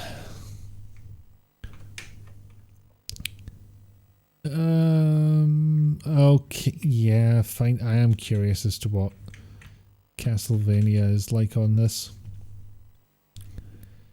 I was familiar with a bunch of Sega ports ending up on the Amiga for whatever reason. There is an actual explanation for it, I just don't happen to remember it off the top of my head. Yes, Chaos Engine. Unless I'm seeing a lot of ones that say AGA there, and it's making me think, but will I be able to run this? Because for those of you who didn't catch it or weren't here when I said it earlier, this is an Amiga 500 with like maybe a memory enhancement of some kind that I don't remember the details of, so I am limited in what I can in fact run, but we'll just add another one in there in case the first one doesn't work. Okay, so yeah, still trying to get down to, oh god, not a conspiracy, Jesus, that one definitely has dead ends. Was one in the US, the other elsewhere, yeah. No, I can't remember which one it was called in the US. I think the copy I have, a UK copy, is Conspiracy. So I don't know if that helps. Game was also hard as balls, but fun. I never have given it a proper go, honestly. We're a long way from CL. And honestly, Civ is going to take too long to get into. I have no experience with Civ 1. Oh, shit, we're past. Click clack? You mean it's a game about getting a pair of tongs and clacking them together like a crab?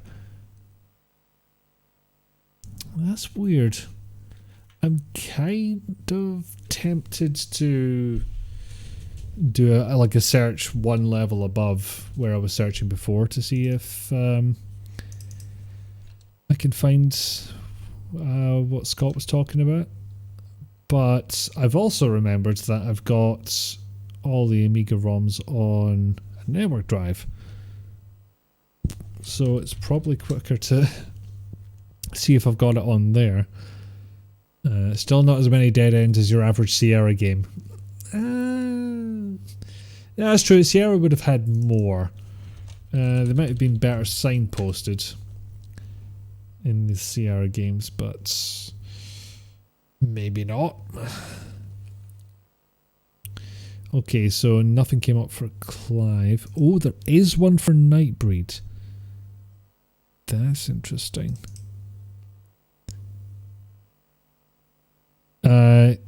Which has a very weird file name of NIGBRE-1, which I'm not going to attempt to announce in acronym form.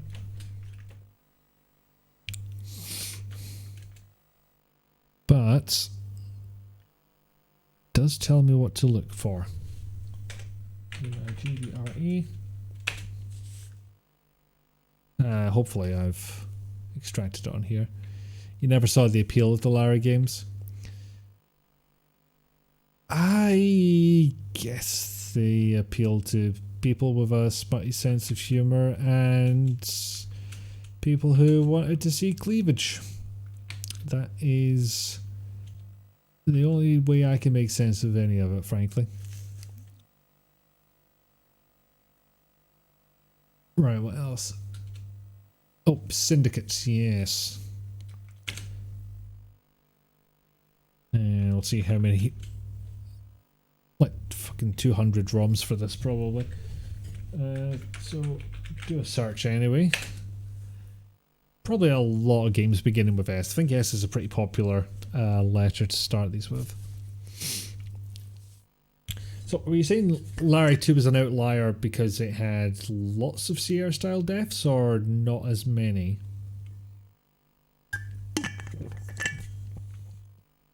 Ah, yes.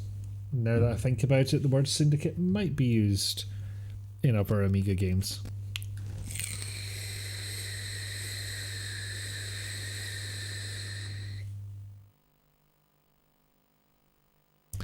Because it had so many dead ends, right? I'm with you. I wonder if I would have been quicker just searching for Bullfrog. I mean, it would have brought up, like, Populous and shit, but it might still have been quicker.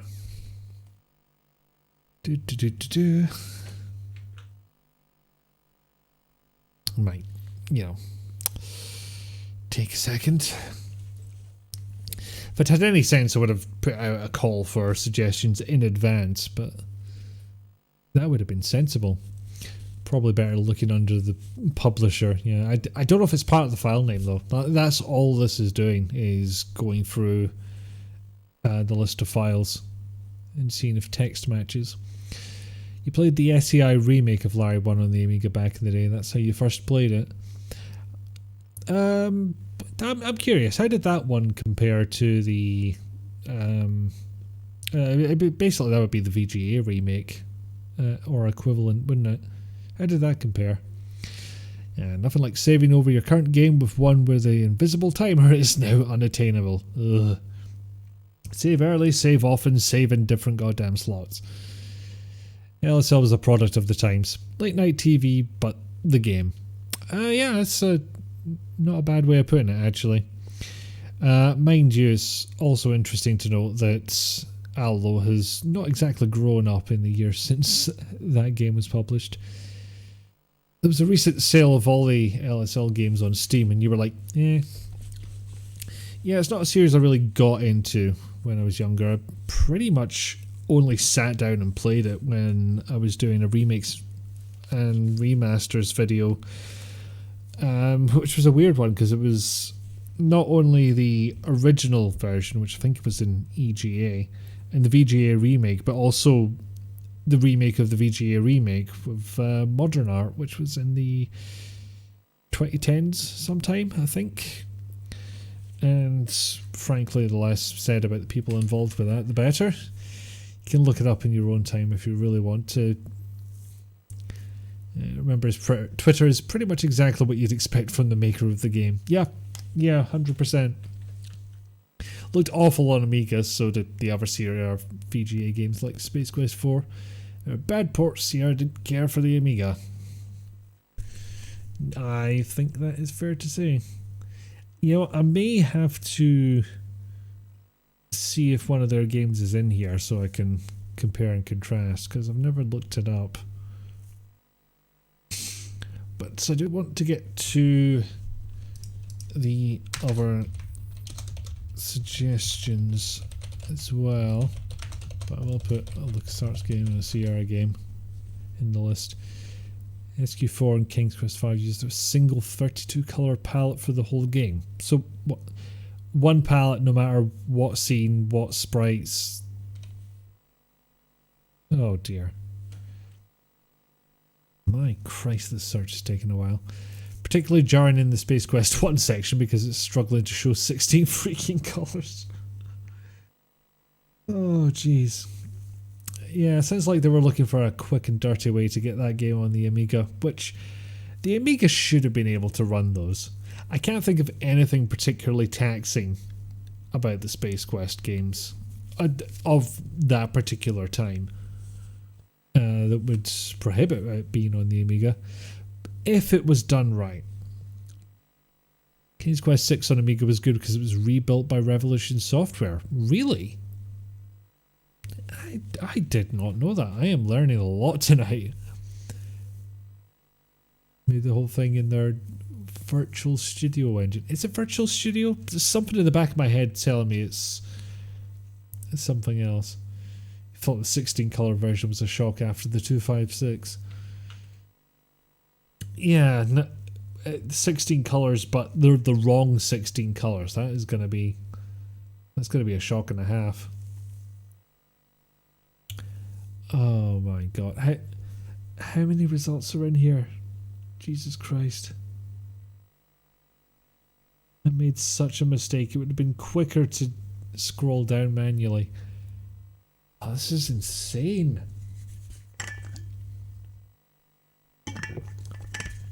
Virtual Theatre. Yes, there we go.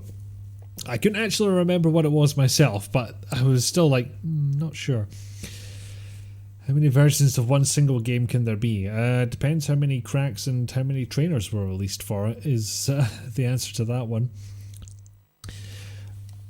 Okay, given this is taking a while to respond, I'm going to take the opportunity to go a quick break, and of course it finishes at that point. Fucking course it does.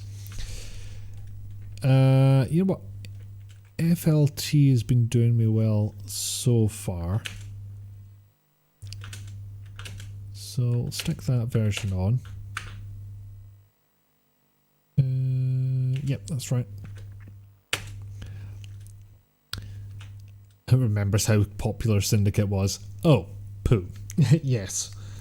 I'm kind of tempted to see how many there are, but maybe I'll do that search on the Windows 11 machine. Syndicate. I don't actually know if Windows will tell me how many results have been found. Oh no, it does say in the bottom left. 59 items, and we are looking at 1, 2, 3, 4, 5, 6, 7, 8, 9, 10, 11, 12, 13, 14, 15, 16, 17, 18, 19, 20, 21, 22, 23, 24, 25, 26, 27, 28, 29. 29 of them. So there was another page on top of that. Sierra AGI era got their toehold because they made their games in effectively a virtual machine. Given the hardware differences of the day, it was a great way to port the engine once and port every game to every system. See, there was a bunch of games that did that, and I realised that, you know, virtualization technology is way older than I thought. Like, I think Another World worked in the same way. Possibly Prince of Persia, I'm not sure. Maybe I'm just starting to mix up rotoscoped graphics games with each other. But yeah, I just kind of assumed that, is that what, you're going to run a machine within a machine? On this hardware? You mad fuckers. What are you doing? Leave the poor hardware alone. She canna take it, Captain. Oh god, I feel dirty after saying that one.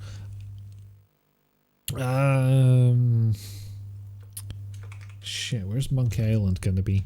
Let's go back to the trusty network drive and have a look. Search for Monkey. Okay, I'm going to try Monkey Island 2 because they had a little time to improve things, surely. So Monkey 2 would be the better proposition, right? You think Flashback did that too, which was that the same developers? I mean, I know there was like Eric Chahi involved, but he did partner with a development studio, and I'm thinking Delphine Software because they did like that kind of style of animation. For all the people take the piss out of Shaq Fu, the animation in it looks brilliant. Flashback was the same devs as Another World, yeah, Delphine. So maybe they nicked the technology while they were at it. Virtualization versus an engine is a discussion you're unprepared for. You assume it's just massive hardware abstraction and remapped memory. Essentially, yeah. I'm half tempted to try and make an emulator of something, just because I've never tried it, and in theory I should be able to do it. I just kind of need a little nudge in the right direction as to how it works.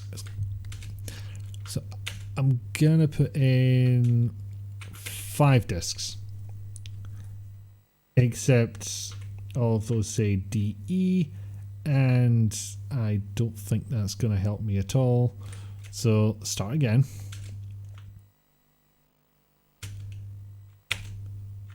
But yeah, I figure 5 discs should be enough to get us past the intro. Oh no, I've put the first disc in there twice. Bollocks. Or maybe I haven't, but I can't actually tell because it's cut off the text. Gosh dang it. So I would have just switched to disc 1 again and gotten very, very confused. Soundtrack for the first Monkey Island on Amiga was recomposed by Chris Hulsbeck. I should know how to pronounce that name at this point because I think he's rather legendary. Who did the music for the Turrican series and was pretty impressive. Well, yeah, that would be where the legendary status comes from. I mean, it's nice to see David Gilbert come back, to be fair. Wait, Bob.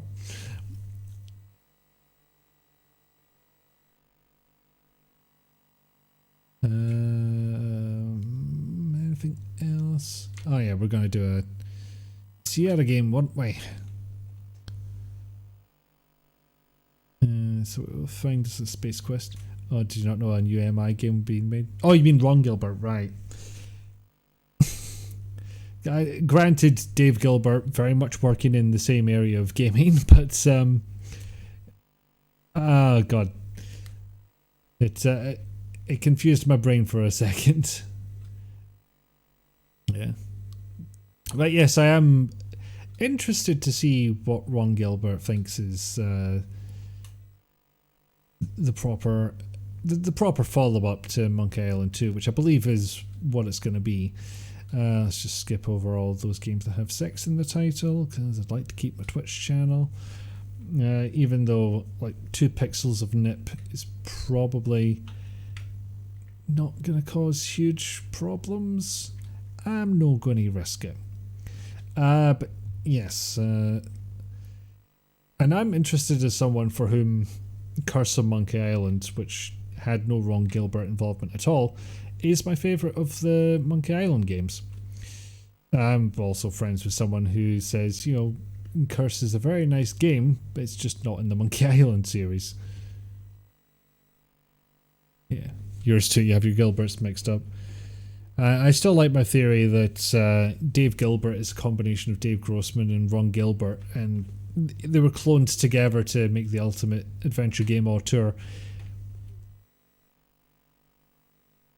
Mind you, I think I made that joke to him on Twitter once and then fucked up the names, so he was like, I have no idea who you're talking about, mate. Nice fellow though. No Lure of the Temptress then? Oh no, I have a whole video explaining why Lure of the Temptress can fuck off.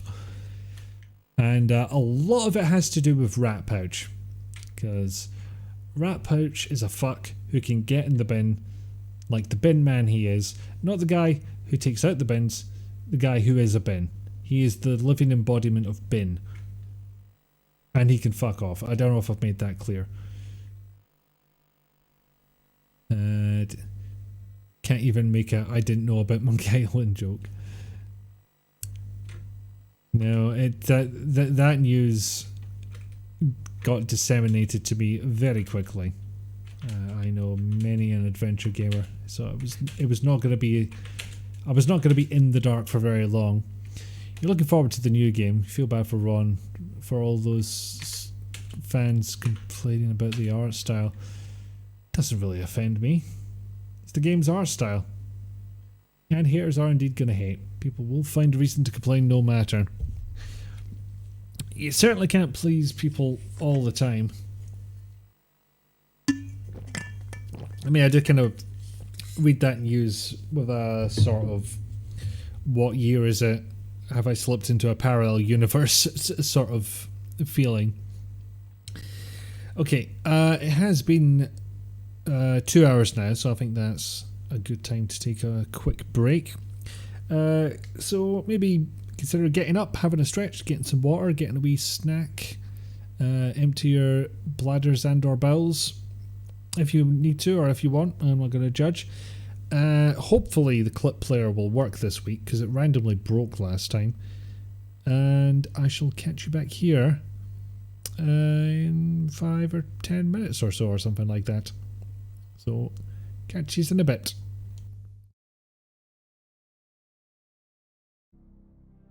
Away hiding. Oh well. I got to exploit him a little bit for content. Yes, I did. Because you're a handsome star and everyone loves you. But that's half the problem. You're very handsome, but you bloody well know it. Yes, you do. You're gorgeous and I love you. Yes. Touch it. Thank you.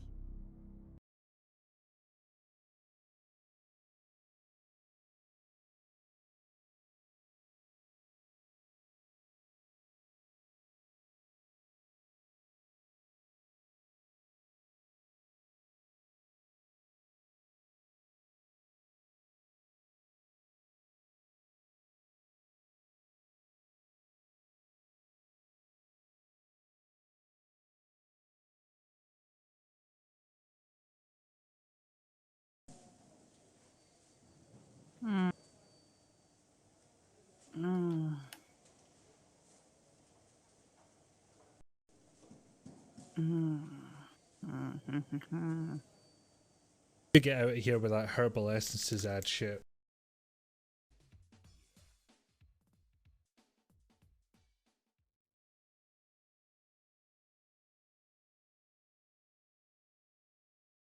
I mean, not with that attitude, Summer. Oh, hello. Apparently I set the webcam up at some point. Nope, this is not meant to be a webcam stream. Excuse me, excuse me. It was accidentally in my face. That wasn't meant to happen. Just try and Figure he's turn crouching the by the switch windows, off yeah? now, you bastard. Yeah, sorry about the volume. But... bespoke animation! A new camera angle! Haha, you dick. Stitch that, you Shit, cunt. man. You cutting it. Was to be your spoils.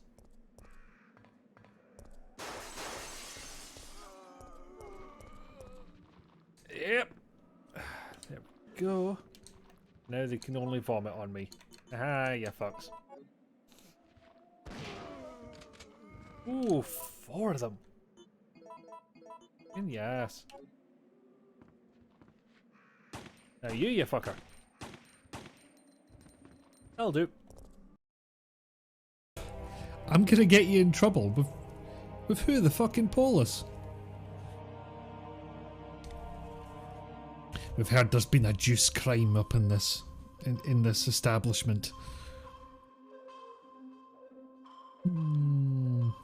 So yeah, challenge Minos to a duel, why not? You demand the right, as a representative of your people, the only one that's bloody awake. The Twitch Polis. Oh, they'd be in trouble. I'd be in trouble with them fucking years before this. As a representative of your people. Nearly got there, let's try that again. From the top. You. Next thing you know, BAM! Robots. Sounded like a crime. Yes, you're right. As they all say, arg upon dying. They do. Stop.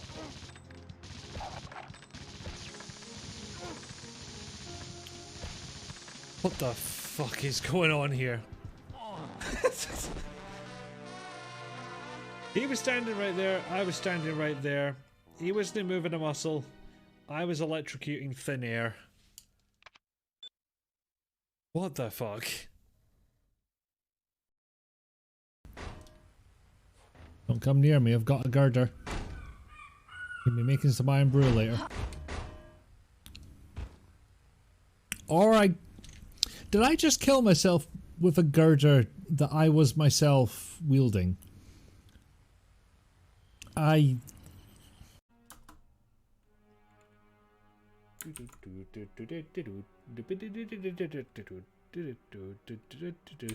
the fuck am I doing? Okay, I can wait for a bit. Okay, so we are. I thought we were going back to that elevator, but maybe not. I enjoy large posteriors and am incapable of spinning falsehoods. Other members of my fraternity are unable to contradict me at this juncture.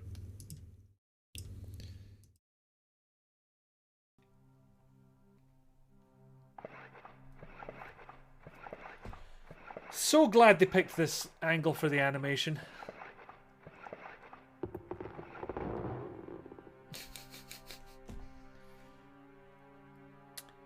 Yep. Yep. Yep. Groovy. Yep. That's Yeah, worth pointing out that one of my major shortcomings in previous boss battles was I was dancing about like an idiot trying to keep my health up and not actually attacking the boss. You don't have to do damage to them to win, as it turns out. Praiseworthy. Beware the beast, he is as lethal as he is ugly. Wow, shade. And I must have one more arena to do. There it is. Lost Jungle. I like to think she just took that literally. Like she just has no social skills. My magic has never been beaten and I'm not your girlfriend. End conversation, please. Alright. Oh, lordy.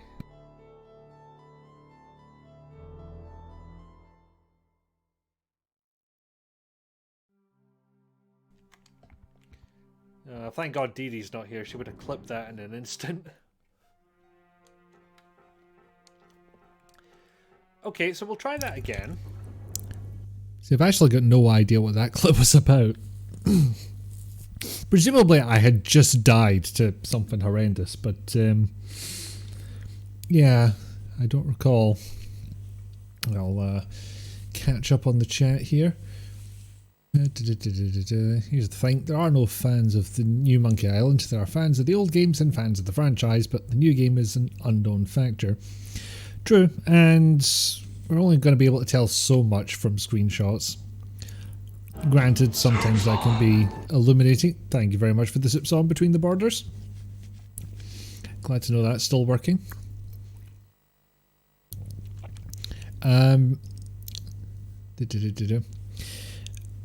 Sorry,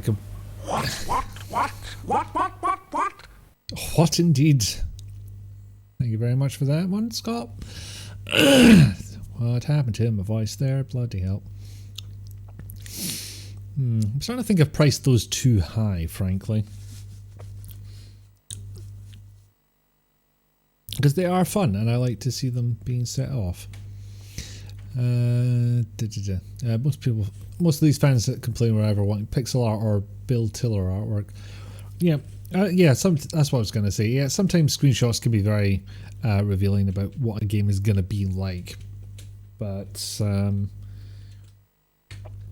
you're never going to know 100% until you've actually got a game in your hands, especially how it plays. Like, we don't even have gameplay footage at this point, so we don't know. You know, it's a personal windmill, but people seem to misunderstand what a good retro game is. Old games are limited by so many factors. Shouldn't ape the mechanisms, we should recapture the feeling. Excuse me. I mean, at that point, I feel the need to bring in my definitions of remake and remaster.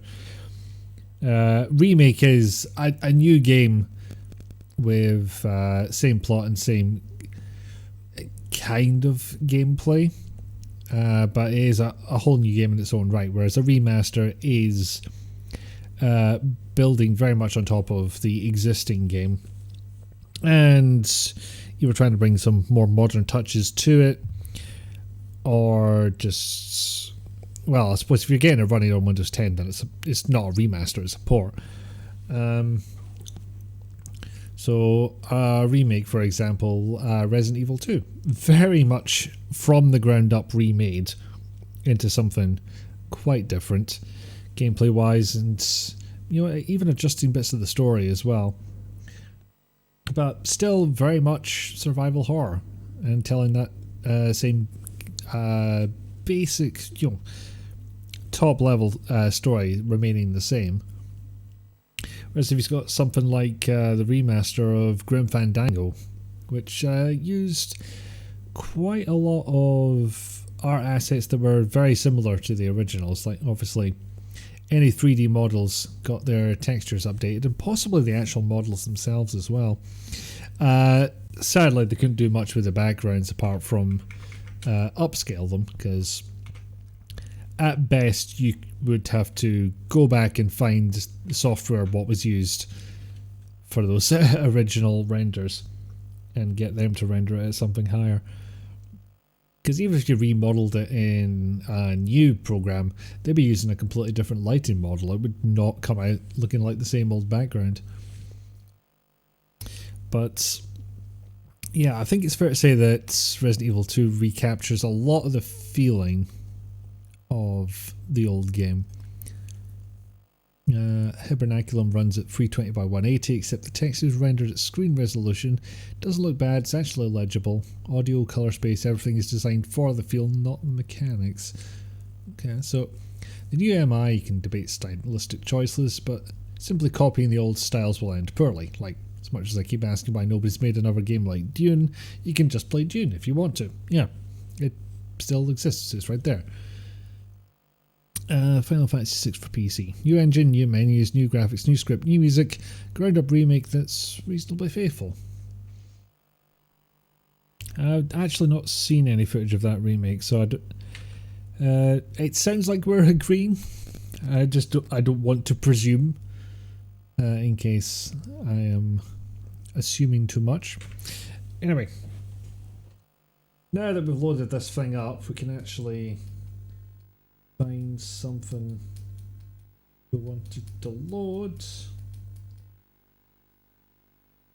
I have to hit the button many times, so it might take me a second. Right. My analysis is spot on. Oh, well, thank you. I did do a whole series of YouTube videos on remakes and remasters, so I like to think I refined it after a while. With again hot stuff.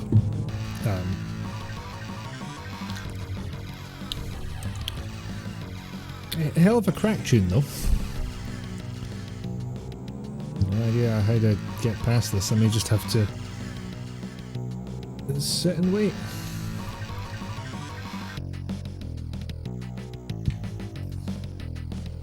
I will tentatively press buttons. Apparently right click was the way to go. Okay. F keys to change and space to exit. I mean, if you're going to make it so that the F keys change stuff, could you not at least label them? Okay, space to exit. Can't me think of it, I've not played Lemmings in ages. Expansion RAM detected and utilised. Ooh, exciting. GZ Doom and some sprite cleaning is a remaster. Yes, it's an engine, but still, a remake is Doom 2016. Pretty much, yeah. Although, GZ Doom... I mean, it doesn't change your analysis at all, but I just like pointing out that there's things like Chocolate Doom, which even emulate the old style of rendering, because GZ Doom is proper 3D. Whereas Chocolate Doom still does that 2.5D rendering where you can't look up and down without it going all fucky.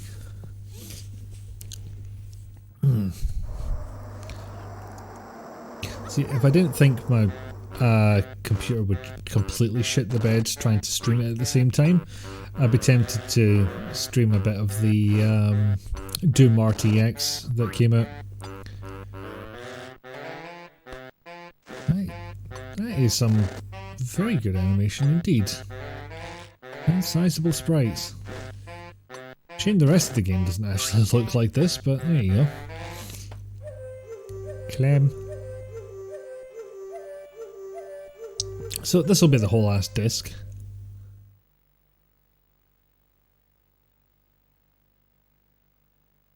Mind you, if any version was going to get this treatment, I think it's the one that the series started on. And yep, on to disc 2. Any mouse button when ready. There we go. Maybe. Maybe it's I, maybe it's no.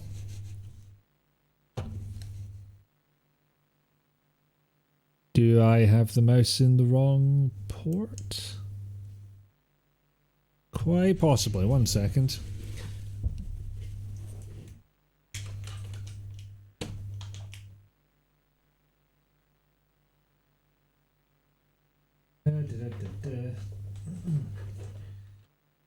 Yeah, I'm willing to bet some people are better at plugging stuff into an Amiga whilst they're sitting in front of it than they would be if they were facing the back of it, just from sheer muscle memory. Also, I've no idea if I'm even audible right now. Well, I did something. There we go. And no, I should not have switched those at all. Shit. Alright, back I go.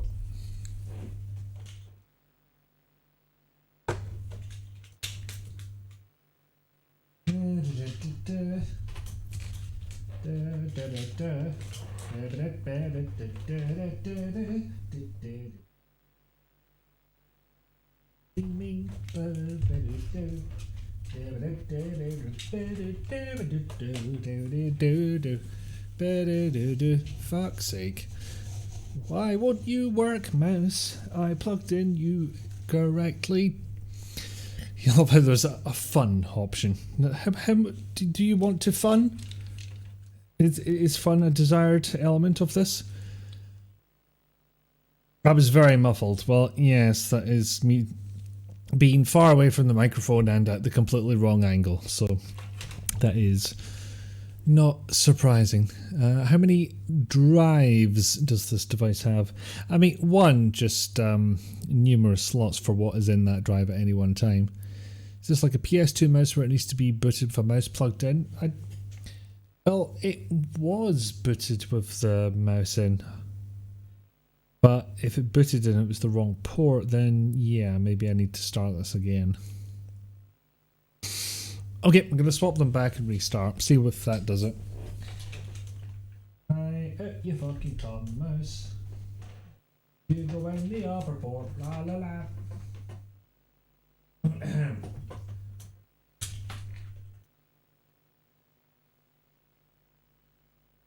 Come on.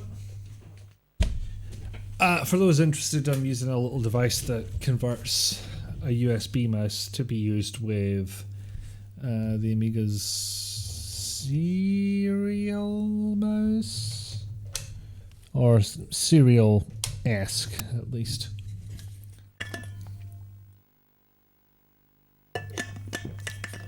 Oh, don't tell me I have to go back to the fucking first disc and making me watch the whole ass intro again. Alright, have it your way, Amiga.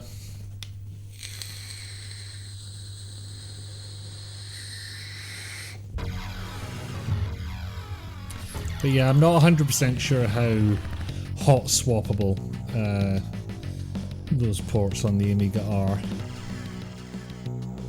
But yeah, it's certainly worth a try booting it with them the other way around. I realise it's not the most entertaining stream one could have, but it is what I've decided to do with my life. Supposedly a joystick will give you unintended movement, but can test the port. You know nothing about Amiga, so you'll just chill here. Well, that's perfectly fine. I barely know shit about Amigas either. I've only had this a couple of years.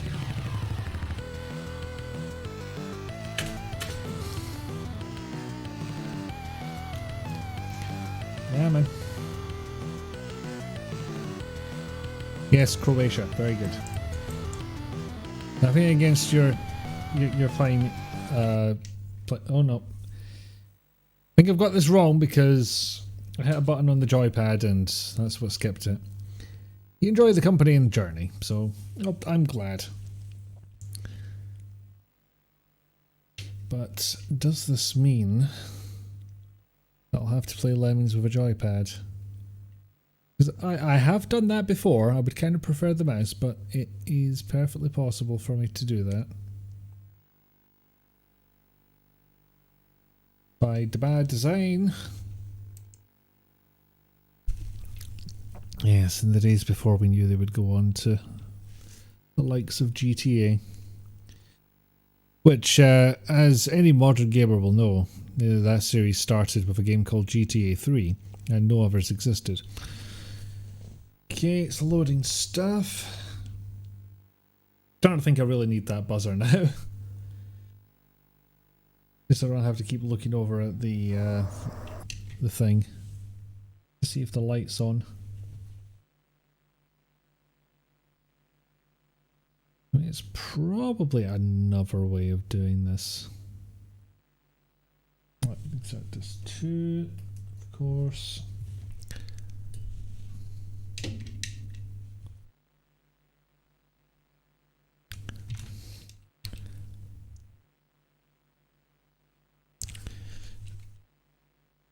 Oh, that's really annoying. Okay, so technically the joypad is giving a response, but it's no happy about it. Okay, last ditch effort. Try unplugging the joypad.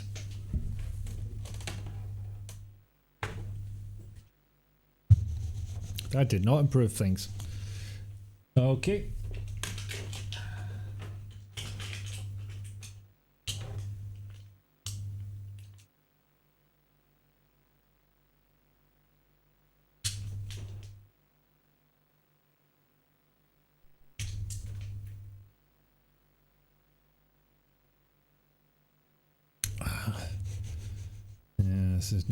It's not looking great.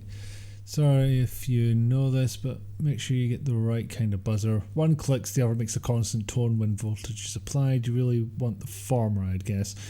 Just remember the mouse worked in GUI. Sorry, no idea. No, well, that's good advice about the buzzer, thank you. So I just basically knew that buzzers were a thing one could add into it, and had not bothered to research beyond that point because I spent enough money and enough time waiting on getting this device in the first place. I was just like, I want to try it, I want to get it working. Yeah, you want this a little speaker, not self-oscillating. Okay, good to know. And I'll try switching ports again.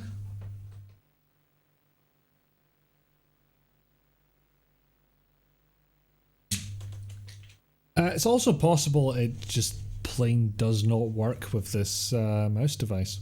That is another possibility.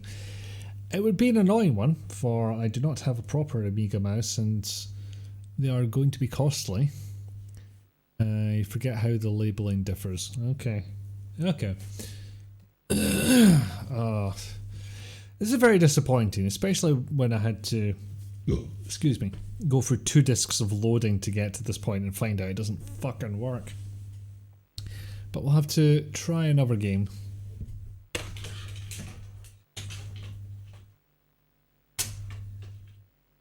Plug the joypad back in just in case.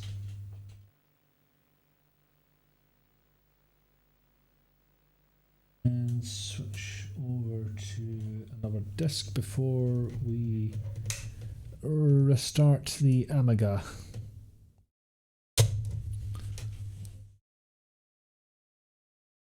I can give you the Mouser listing for the one I used. Yeah, message that over to me. That'd be great, thank you. Amiga, would you like to respond? There we go.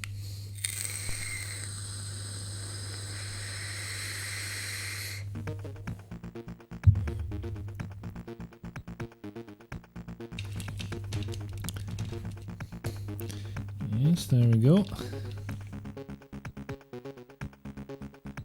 So the drive light's on, but the GoTech is indicating absolutely fuck all. Which just makes me think something fucky's going on.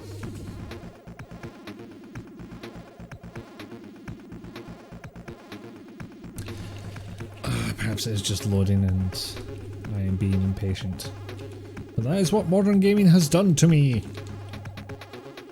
I assume. At least that's what I'm blaming it on.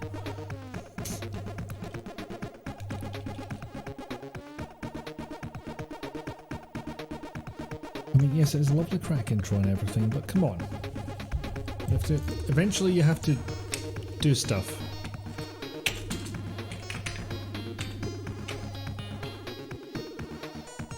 Unless a message has gone by saying how to skip this and I completely missed it.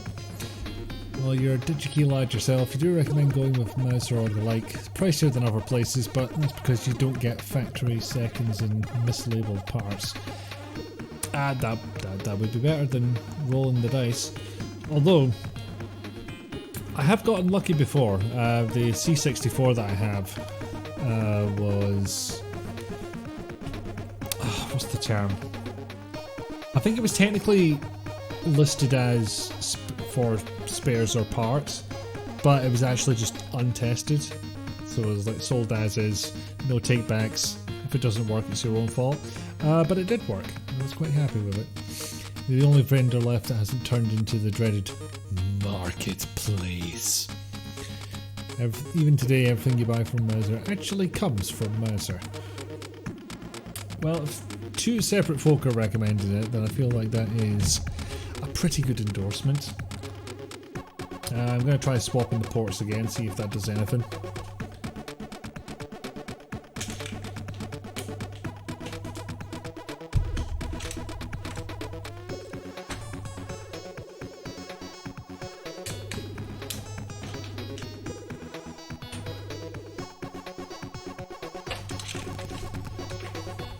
And back. So, mouse nothing, pad something. Hooray! I guess quite annoying about Amiga games. There's like no consistency as to which port is used. Yeah, no longer true of DigiKey. It's fair, DigiKey does have a marketplace. Oh, what the fuck's going on here? Now, this isn't the C64 where those loading bars actually appeared for a reason. That has to have been done on purpose. Anyway, it is loading now. Yeah, this may be what finally pushes me to getting a soldering iron, because I've kind of ignored it for so long, but I have too many retro electronics that I don't think I can ignore it any longer. Certainly.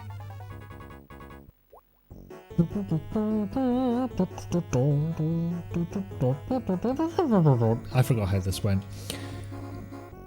There we go, finally got it fucking loaded. Yeah, I have too many old micros and electronics that I'm gonna have to get in there and double check the caps. Like, the Amiga I've had open, the caps seem fine, and I don't know if the... I've just done a little bit of reading on this, so I don't know if the accepted methodology is just replace the caps anyway, or only replace them when this shows signs of going bad. I still need to open up the C64 though, I've not done that yet. I think the biggest benefit to you is increased time to failure. eBay specialists have a high DOA rate and time to failure is a crapshoot. Yeah. If you get one in, it doesn't work and you have to wait at the very least a day to try again. I've had a couple of things like that. I think last time it was USB-C hubs. Fuck. I think the game's running away without me. Not sure if demo mode or... Like, what does it want me to do here? I'm not sure. Or this could just be the intro for all I know. I have not played this particular version. I do like how it's showing you one of the game mechanics through doing that. But also everything appears to be locked, which is not helpful. But the other thing about missing out on the Amiga is I missed out on a lot of the old Euro platformers. To the point where I'm not sure it truly appeals to me as a genre, if I'm being honest. You go around and you collect a lot of things.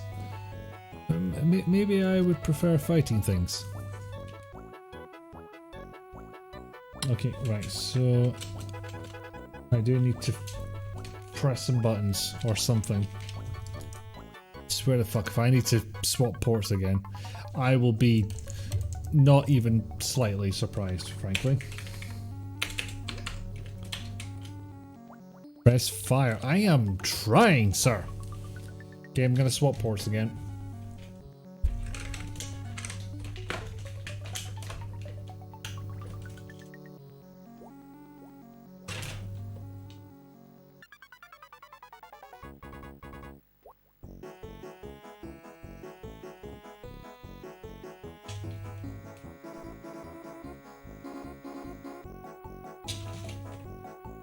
Mind you, if this works, I'll just be more pissed off because I'll be like, you fucking make me swap ports whilst loading the game, you absolute bastard. Oh, that might be it. That might be it. Yeah, it made me swap ports. Right, how do I do this again? Right, up is jump. B is up also. Oh, wait a minute. There's a knack to these. Right, one, how do I get up there?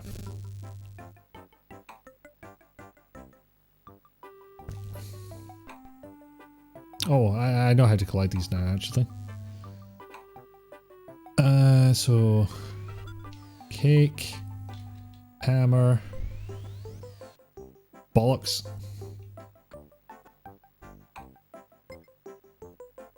Earth... Apple... Tap... And what does that spell? Cheat! Don't know if I'm invincible forever or what, but... I don't know if the music's faster because I activated the cheat or what, but... Oh, shit. B, there we go. Oh, piss. Keep forgetting this is Amiga, up to jump. That's a swanky effect, but... Also means we can wallop things, which is nice. Oh, are these Mario style blocks? They are! Can't believe I remembered that cheat, but... All I actually remembered was that you collect them in a certain order and they spell something. In retrospect, cheat was a pretty obvious way of doing it. Also, do I just have this forever? Kind of felt like it would be a temporary thing, but it does not appear to be. So you find soldering very relaxing. Recommend buying a good desoldering iron if you want to pull components. All the electronics are touching, you really don't want to break a trace. Well, no. If only because replacing the bastard thing will be an absolute pain. It's fun making an interface and changing the real world with programming. Still very proud of your computer controlled lights. Oh, that sounds cool. Hi, Waz. Welcome in. How are you? I found penguins. Box of Snick. Worst kind of box. But yeah, just collecting things for the hell of it to get points doesn't feel all that rewarding, if I'm being honest. BA, up, down, BA, left, right, BA, select start, TMNT2 for NES, level select and extra lives. Useless information, but forever in my brain. I think the longest one in my case is IDSPI SPOPD. So I think I slurred that a little. IDSPI SPOPD. Fucking... You slippery little... lobster... A fishman. Yes, you're a fish. You are a cod. Of robot. You are a Robocod. As the song goes. Better than yesterday, so yay for small improvements. Yay. I assume you have not tested negative for the dreaded spicy cough yet. But hopefully that will be soonly, and like you say, improvement is improvement. Just wish you hadn't had to go through all that heck to get there in the first place. Yeah, that was weird. Yoink! What the fuck did I just do? Genuinely don't know if this is something that the game is doing or... Oh, I remember those wings being very useful. Okay, so it was something the game was doing. And yes, I am apparently just going through this with invincibility now. I'm kind of fine with that, actually. Whee!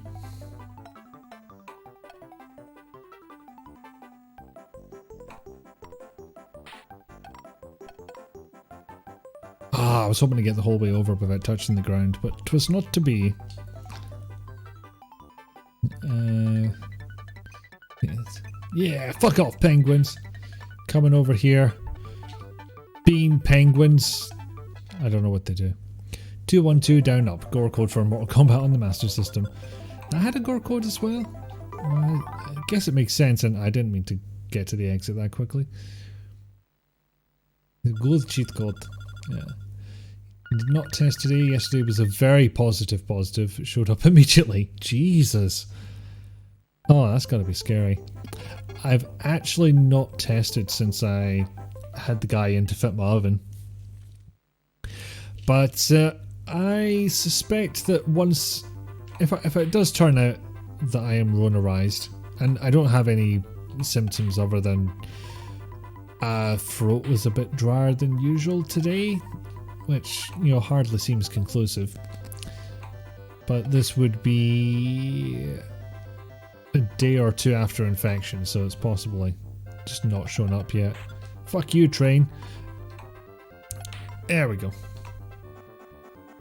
Piss off, card, bird thing.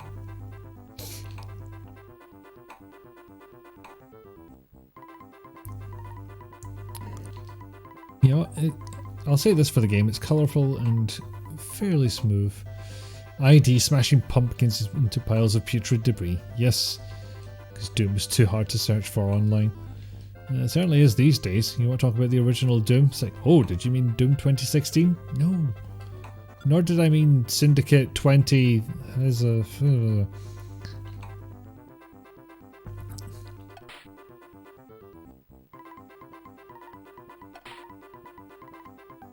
Oh, fucking bollocks, where am I? Yeah. Oh. They're different coloured walls, aren't those? Yeah, I don't know if it'll show up on the other end necessarily. It shows up on my capture, but I'm not 100% sure how it looks on the other end. Oh, pissing flap. No, nobody means the Syndicate made this century. Yes. I've not played that game. I'm possibly being unfair to it. Although it very much sounds like I'm not, judging by that reaction. No. Crunch. Well, there you go. I've played Robocod. I'm officially not a coward. Let's move on to something else. Right, bring up my notepads.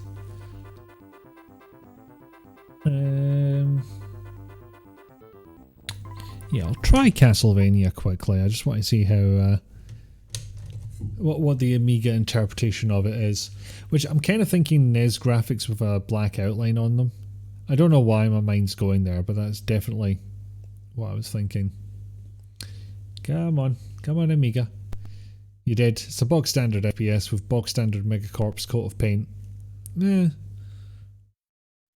I've probably played worse. I like the ones that actually use the Amiga reinforcements have arrived. way of doing things. Hello, bisected brioche. Welcome in. Thank you very much for the raid. How are you enjoying Breath of Fire 2?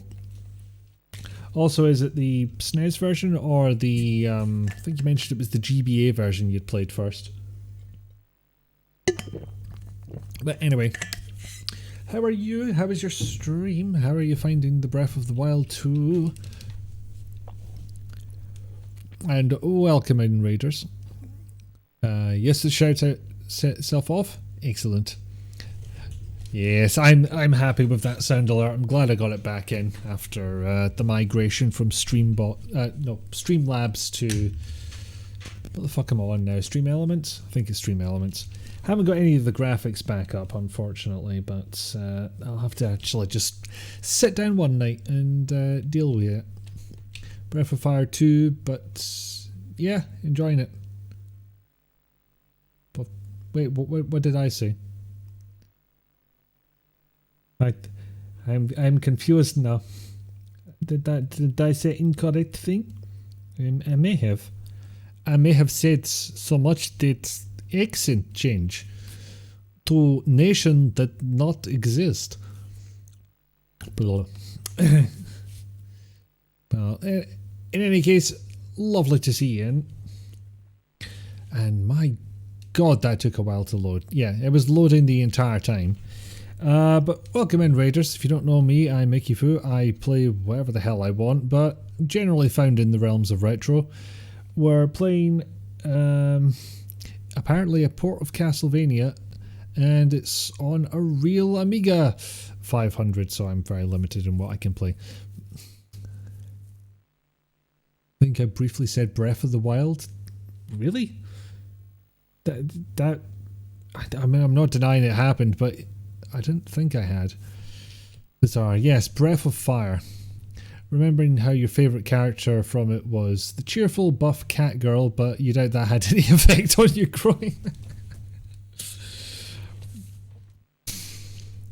Oh, if I could bring up that clip of you giving a judge a particular voice, I would. I mean, I could look it up and I could play it on stream right now, but that'd be kind of cruel. Breath of the Wild 2 is what you heard when the stream loaded. Okay, yeah, if both of you are saying it, then yeah, that's probably what I accidentally said. Yes, Breath of Fire is what I meant to say. Breath of the Fire of the Wild. He said something not quite right, I think. Moi? Me fucking up the bad mouth words? Is a no. There we go, we've finally got music. It's okay. Games are fun, words are hard. Yes. So very. Yeah, I'm kind of digging the interpretation of the first level theme here. Oh my god, I was actually right. I must have seen a screenshot of this game before on Amiga and automatically went, yeah, they added a black background to the NES sprites. Breath of the Wildfire, the long-awaited open-world JRPG based on the Jagged Alliance series, or on Firewatch. Words are a scam. Perpetuated by Big Throat. Oh, that's weird. Smooth scrolling and jerky character movement. I don't understand this. What is going on?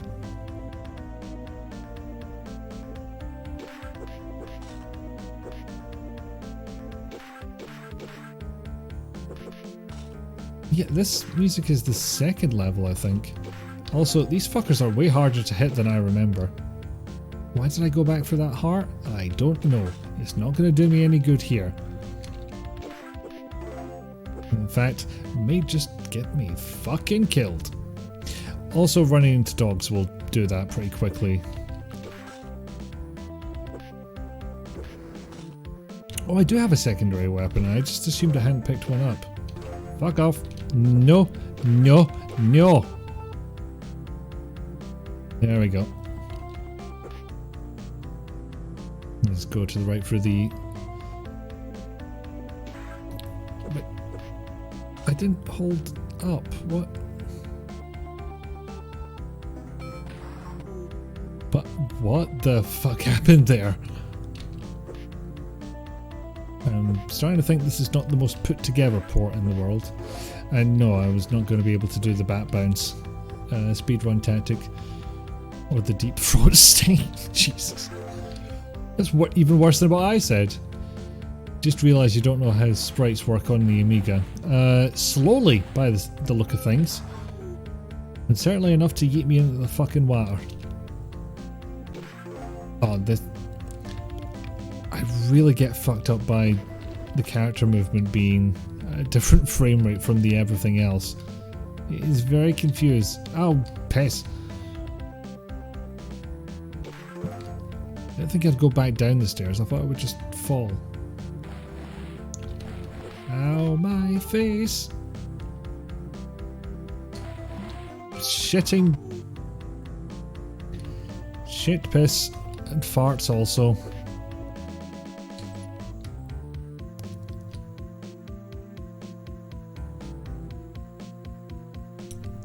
Oh, fucking. Can do this. There we go.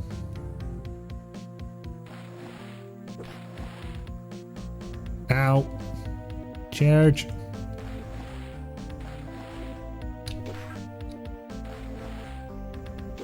There we are. Eat whip. Yeah, I don't think you could jump onto the stairs in the original. Damn it. No delicious ball meat. Still very confused why we're listening to the level 2 music when this is very much not level 2. Ow, poked yourself in the eye removing contacts. Oh no. Oh, actually, I haven't caught any of the Breath of Fire streams. Are you cosplaying for those as well? And if so, whomst as? Oh, I've got absolutely no fucking hope in hell of beating this thing.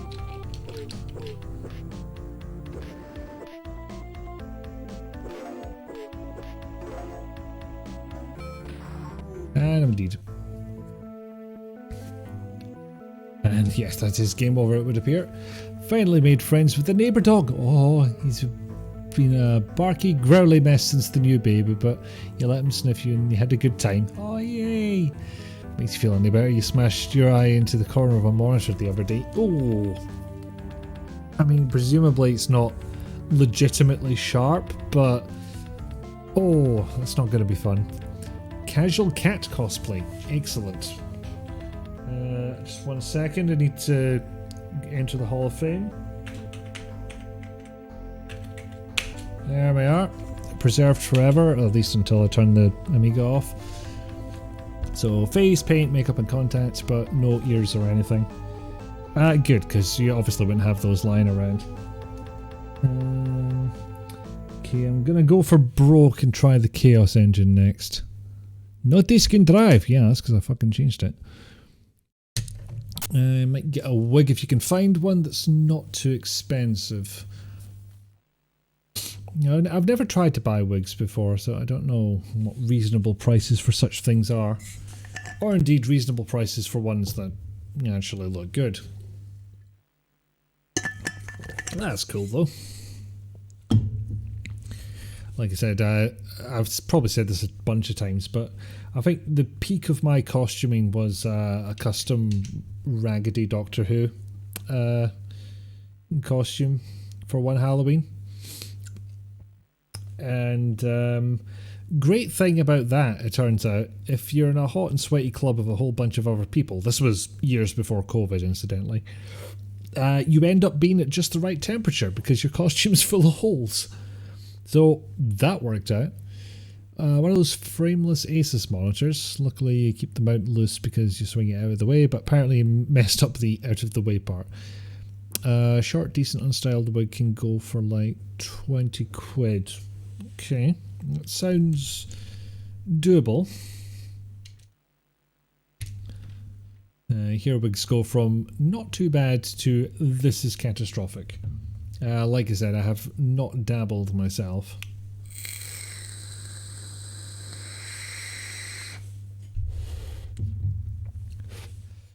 That said, looking at my dad's hairline, maybe I should.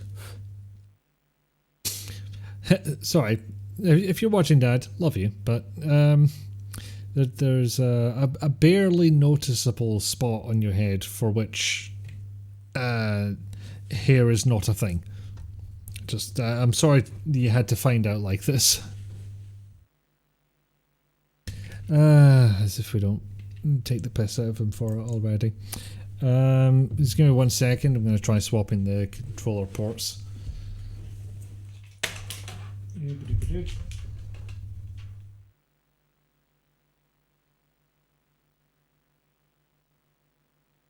Ah, come on, you plastic bastard.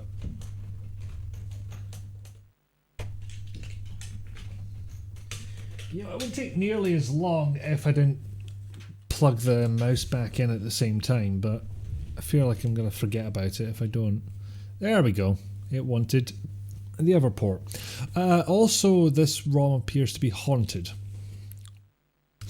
The long brown wig you styled for your Lara cosplay cost like 30 quid, but you imagine non-cosplay wigs cost a lot more. That's fair, you rub your brother's bald spot for luck all the time. Oh, ho, ho, ho, ho.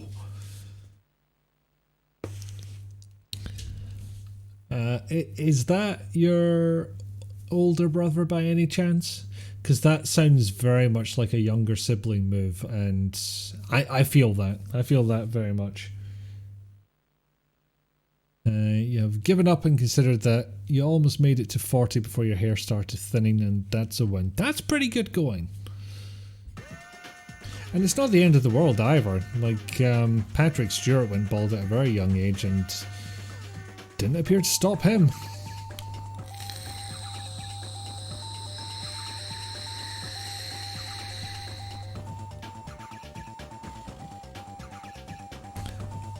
Okay, would you believe I've never actually played this game before?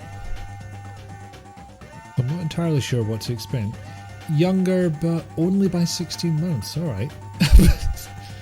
Bleh. He joked that he got all the testosterone anyway. Yeah. Aww. Dinosaur did him limb. You have a head like Sir Patrick, but not the face. Or the accent. Or the charm. Or the biceps. Holy crap. Yeah, he's doing well for a man of his 80? He's getting up there in years anyway, and still able to fucking go for it. Poor Dino. You're just saying that because they're bird related. I have no idea if I can skip any of this. Or indeed, Hounds. I'm trying to think if I have any Amiga games that have manuals. Now, I must have one for the Street Fighter 2 that Scott bought me. Or indeed the Street Fighter 2s, because there were two versions that he purchased for one of my birthdays. One had great graphics but crap gameplay, and one had better gameplay but crap graphics. Hey, you're not grounded, you just play her on D&D. And you weren't excited at all to find the CCTV channel during that hospital visit that showed you lots of birds? Weren't excited about that at all?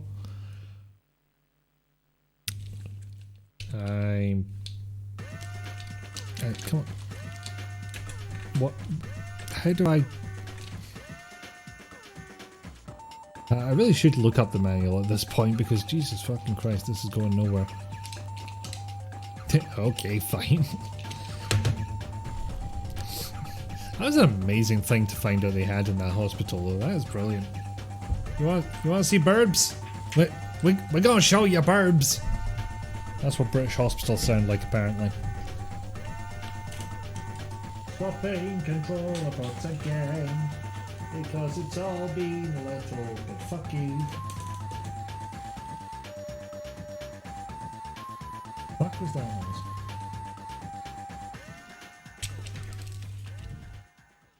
I mean, this wouldn't be so egregious if the controller ports weren't at the back of the bastard machine. That would be a hell of a lot less annoying. Oh dear. Okay, so we tried Lemmings, that failed. We tried Robocod, that succeeded. We did find Nightbreed. I am terrified to try it because It had Clive Barker's name on it, but it also had interactive in the title, which is never a good sign. Basically, they have a bird box outside that some falcons live in. Someone rigged a camera to point at some point. Oh, excellent. Ironic names. We had a pilot in a game named Crawley. I mean, probably Crowley, but still. And we're on to disc 2. Because God knows we couldn't just start there. We had to see the whole ass intro.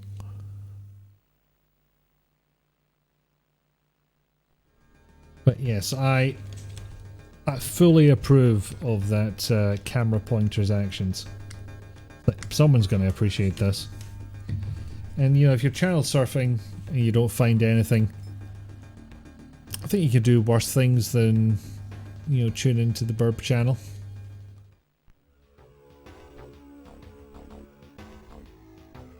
So that looks like a blunderbuss type weapon. That looks like a machine gun. That looks like a hand cannon. That looks like a rocket launcher. That looks like a grenade launcher. And that... I have no fucking idea what that gun is. Let's be basic and go with a machine gun. And to help us out, I wonder if the rocketman would just get in the way. We'll go with you.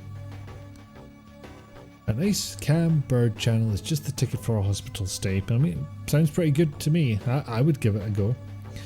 World 1, the forest. Level 1, the beginning. Now, I believe this is one of the more revered Amiga titles. Can't mind if it actually made it elsewhere. I feel like this made it to one of the consoles at some point. What the differences were, couldn't tell you. Right. Oh, hello.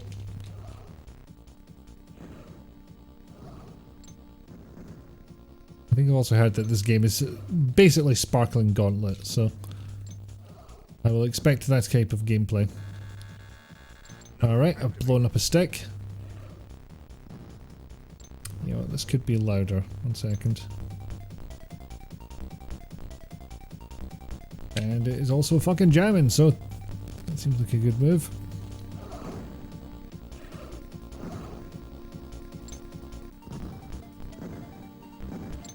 Some nice smooth animation on those explosions. Although the Amiga 500-ness of it all is starting to show with some of the slowdown.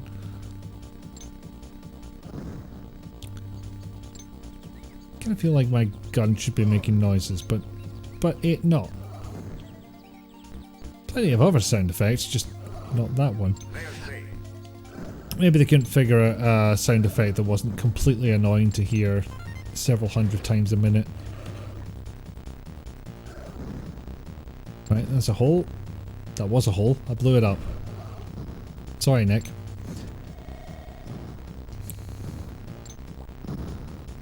Did I just eat a candy bar and explode everything? What happened? That bear's activated or player's activated? I will accept either. Pew pew! Did we release this on Steam a while back and you believe it had online co-op? Excellent. Mene mene pew pew. And of course an excuse to use an excellent emote right there. Something you do not miss about this era, super close-in cameras. Yeah, a little bit.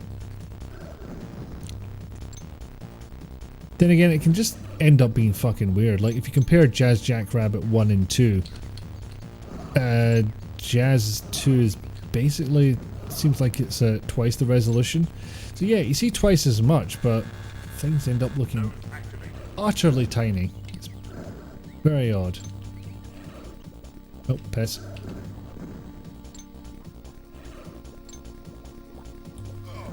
Ow. Fuck that one. Alright. Keys that make a bridge appear. Of course, what was I expecting? Me exploding, that's what I should have expected. Ah, frog. So up here, one would assume.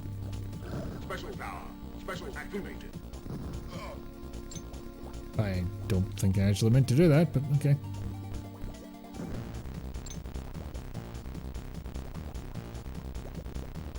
I'm trying to figure out if there's any significance to the animation I'm seeing in the water, whether something's about to jump out at me or not. Like I said, first time playing this game, so hence stuff like that happens. This is another one that was added to the mini, but it's the AGA version. You happen to remember the differences between those? Because I tell you, if I could have got a 1200 for a reasonable price, I would have done. Because I would have been quite happy to try out Alien Breed 3D for one thing.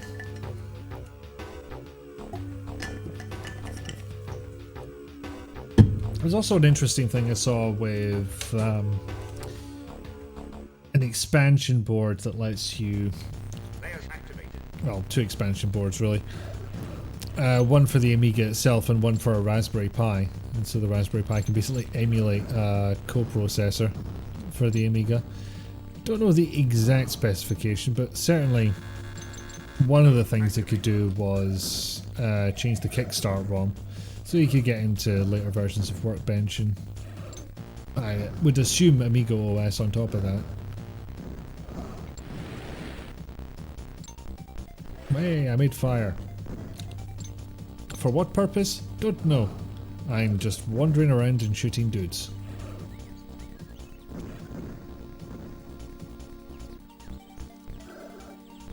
Yeah, I have to admit, this controls a lot more slickly than I thought it would. There's a certain clunkiness I associate with games of this era, which is not present here. So very, very smooth. Special power.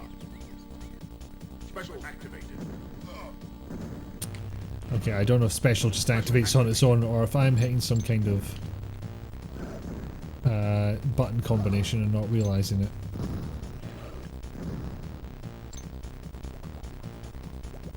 Yep. Ah, damn it. Dodged a bunch of bullets and then got hit 3 times in a row. Just more colourful graphics from what you remember. Oh, fair enough. A fairly reasonable improvement. Special powers. Whoa. No idea what. I think it just appears to be a big ball that explodes.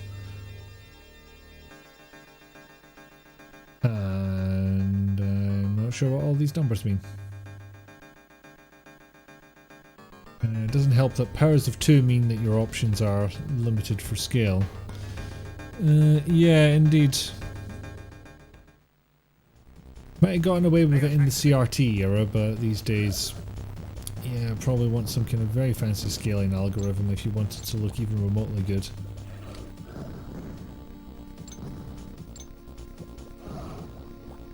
Which I'm kind of surprised I don't have a CRT monitor. I've got a CRT TV, like a little portable one. Like that's what I did the light gun stream on. But yeah, somehow never decided to go ahead and get a decent CRT monitor. So I'm thinking of what I could possibly get a hold of these days, like some ridiculous refresh rate ones. Because there's only so much resolution I'm going to want. And so that can be traded off. Something I didn't actually realise with the operation of CRTs is you could actually trade off resolution for refresh rate. Because it was all about how quickly the photon gun, I'm probably oversimplifying here, could make it down every line across the entire screen. You know, higher resolution, the gun's going to move less and less for each line and each sideways movement. If it's high resolution, it'll have to stop more times. If it's lower resolution, it'll have to stop less times, so it'll take less time to do so, meaning you can do it more times a second, hence higher refresh rate. But that was cool. That was something I learned about how CRTs work. Not so much LCDs. You've got one resolution where everything looks good and the rest of the time you might get lucky, but probably not. It's just going to look a bit shit.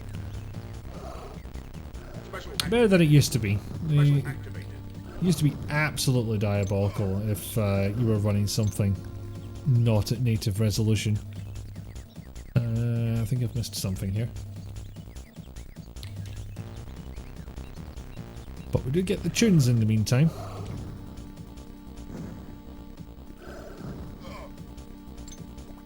Oh, there we go. Oh, that way. He's new. He seems to be new bridge. Oh shit! There we go.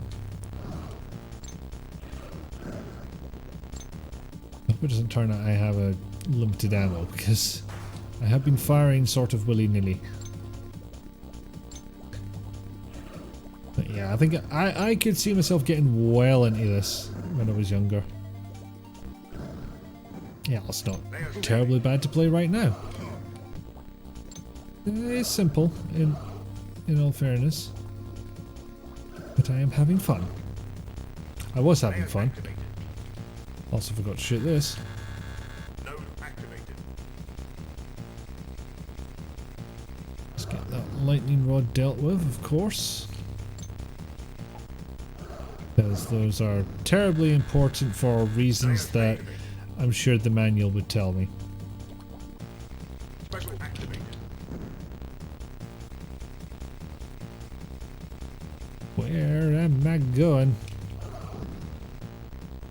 I think it's safe to stop for a second. See, that's the thing, you're lucky. You have a 1200 1024 CRT and 36 inch 1080p CRT television with RGB HV. Fucking hell. Fortunately, you don't know if the former is still functional and the latter has a bum component in the power supply somewhere. Oh, repairing that is far down on your list, but you've gone from thinking it's e-waste to thinking it's very worth repairing. I think it would be worth a shot, at least, if you feel remotely capable of doing such work. I think it's worth a touch of research. You always shoot willy-nilly. Hey! I think you made exactly the same joke in Nick's stream last night. Was he also shooting willy-nilly? It does sound like him in all fairness. Okay, so a couple of good goes of that, had some fun.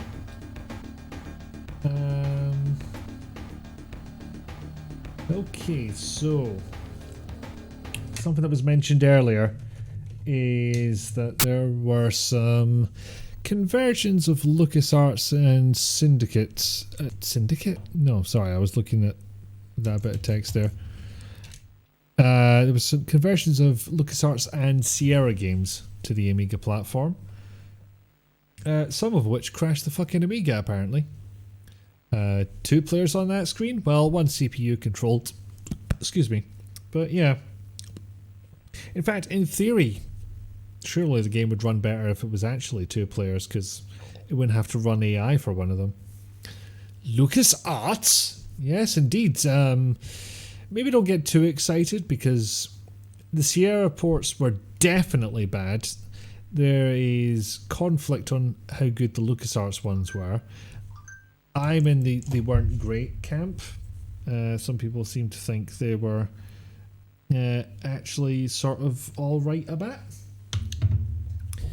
Give me 1 second, I'm going to swap game ports again.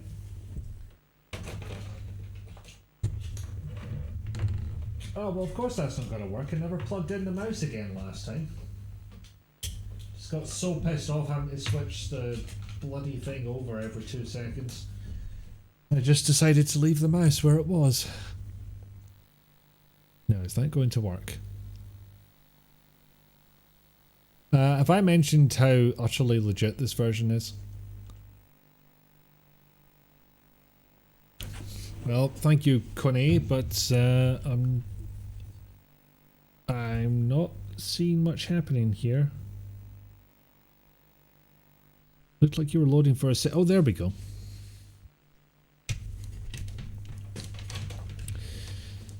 So I'm guessing it'll be like 2 discs worth of intro before we get anything out of this.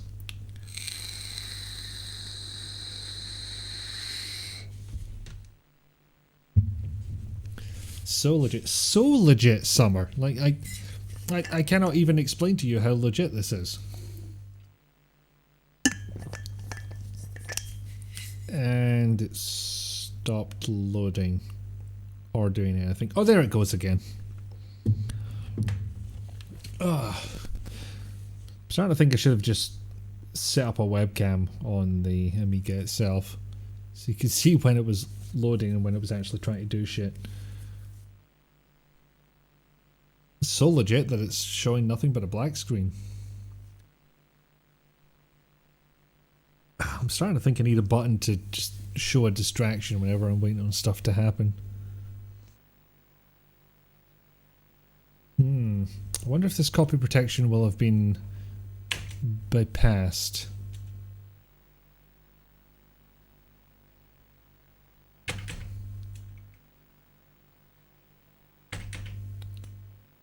Oh, wait, what am I doing? That should have been 6 to 9. Damn it. Mouse not doing anything. No, well, gamepad won't do anything because it's not plugged in. Function keys maybe? Number keys maybe? Enter key maybe? Space key maybe? No, that pauses the game apparently because all the old shortcuts work. Apart from F5, that's irritating. Alright, swapping ports again, 1 second.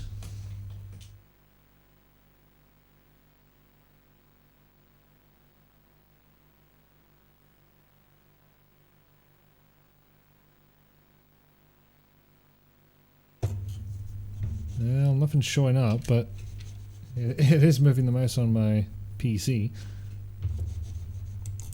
Too legit to load. Okay, I'll try loading it again, but now the mouse is in the other port.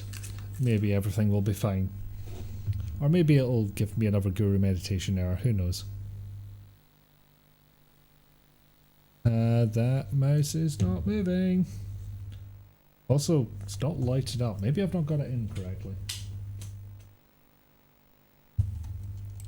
Or maybe the mouse is broken midstream. That's also a possibility.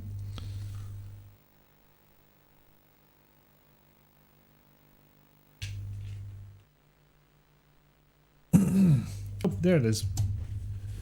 Mouse is now making red light. As I said before, it's old Microsoft USB mouse plugged into a little adapter board, which lets the Amiga accept it. It seems like the Amiga uses serial of some description. I don't know if it's its own particular layout or what. But I do also know that I can plug a Sega Mega Drive controller into it and use that as a gamepad. So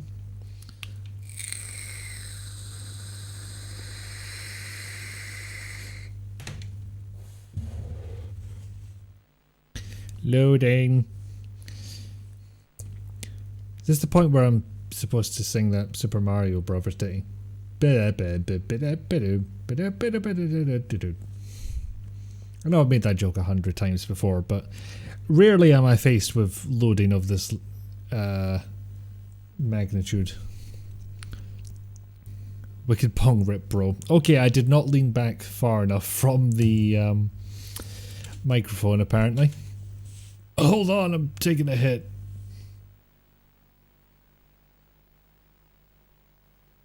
So, of course, why would I ever type anything else? Bleh, eye still hurts from being poked.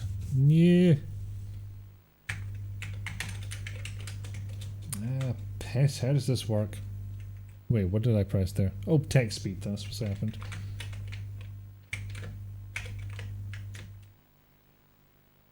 Oh, shit.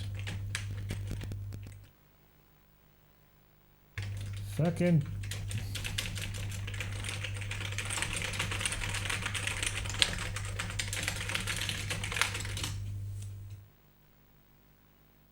Well, I tried.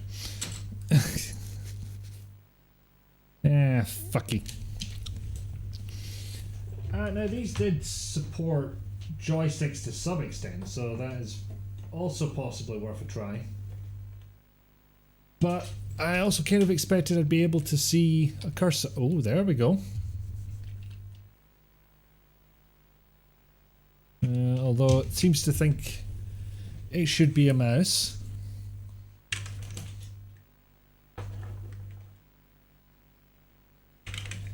Yes, yes. Everyone look at the distraction grunt. Look at the grunt bop.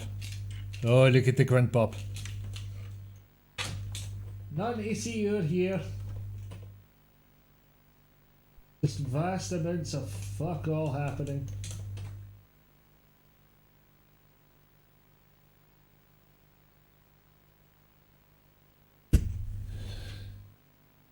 Okay, it's no liking That this. doesn't work. It really does not work, thank you, between the borders. Wait. Aha! I mean, this is going to be fucking horrendous, but I can hold down the Amiga key and the arrow keys, and it does stuff. Hooray! It's a table. I see no table. But thank you nonetheless, Summer. C'est la table. Okay, did it actually do anything? Yes, it's loading. Please insert disc 3. Okay. Well, thank God I added so many, because I didn't expect to get onto disc 3 right away. I think it was 5 I added.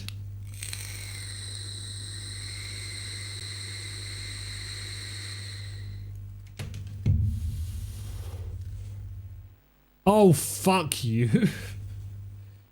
Actual fuck you, game. Funny, we heard that doesn't work audio, which sounded weird after the image was shown. Same with It's a Table. It is very odd, it came up at the same time for me. Yeah, I maybe need to replace the coil in that. I'm taking up quite big coils here. Got quite big hits here, even. What indeed, Bree. What indeed. Okay, so let's see the unmitigated disaster that is allegedly Space Quest 4, and then maybe we'll go back and add the other fucking 7 Monkey Island 2 discs and get through them. What also showed image before the audio started playing. It's exactly the same time on my machine, so I don't know what to tell you.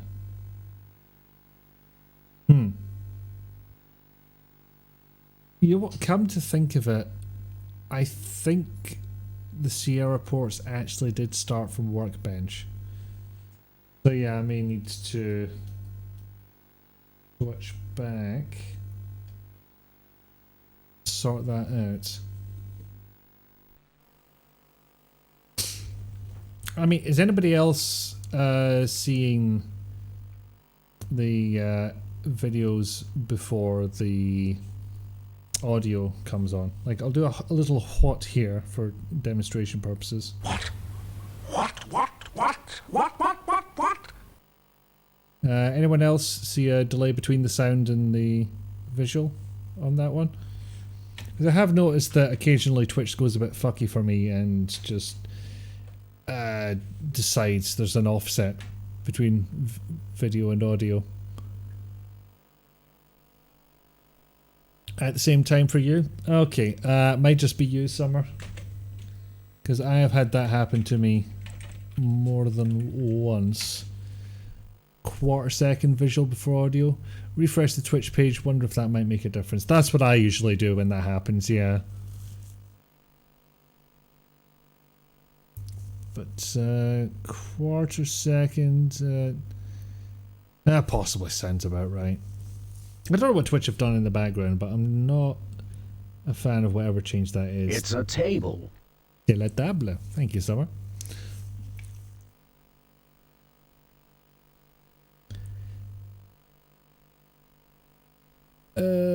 Searching for Space Quest again and again. It will take ages because that's what it does. So it wasn't your end. Good job, Twitch. Well, it was on Twitch's end.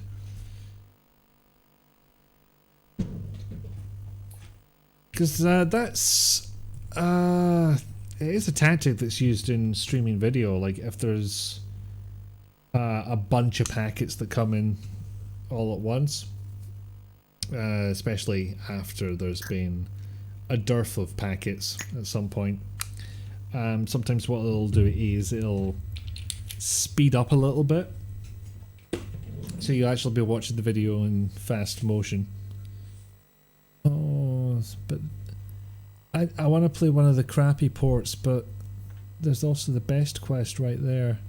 Nope, we'll stick with it. We'll go with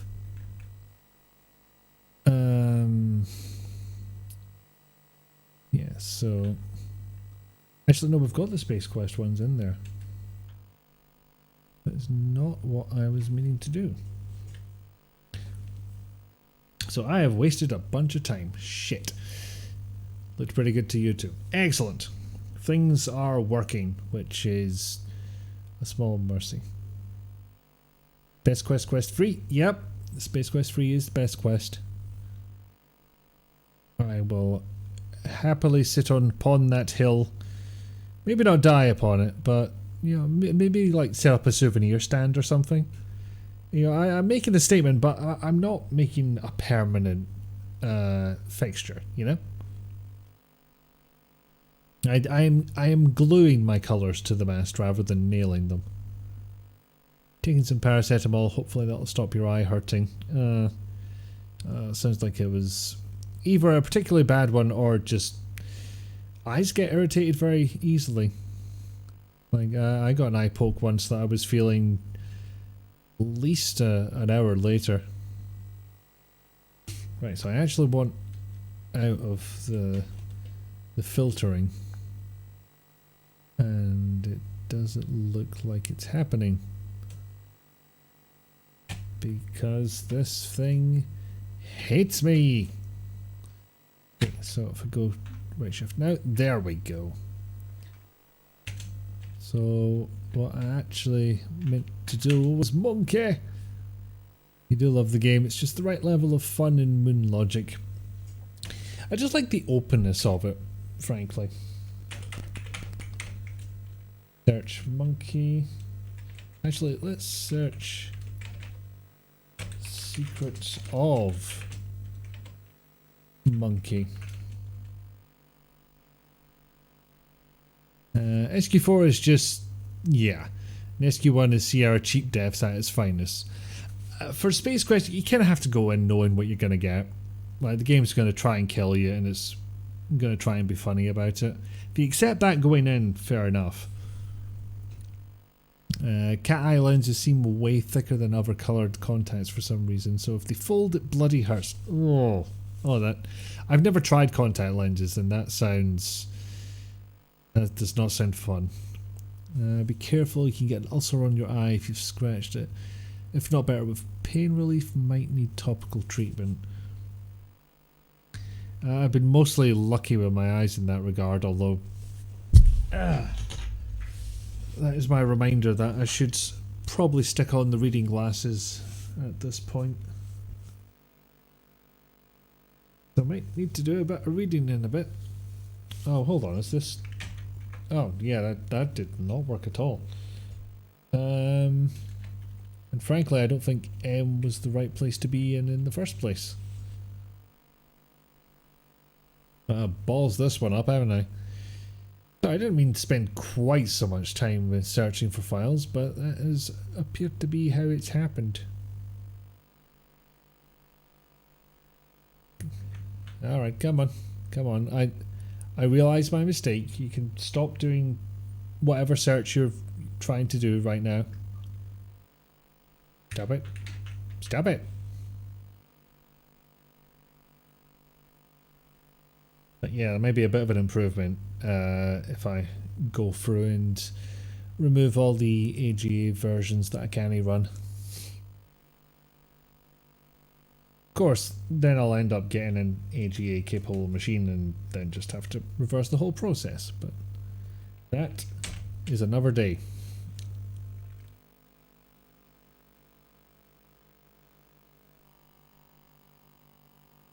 Come on, there we go.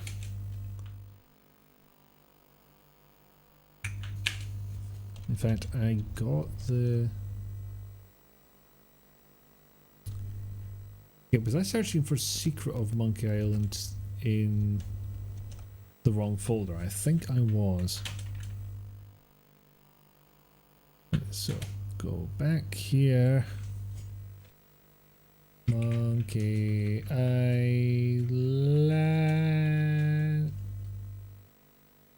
Okay, if I can hit the shift key instead of A, then yeah, that's not going to be particularly helpful.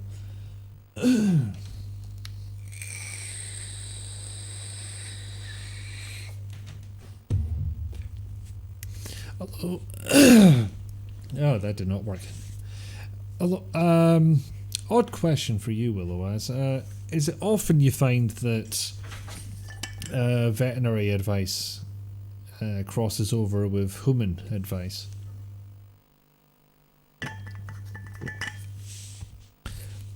Or is it just because it's cat eye lenses?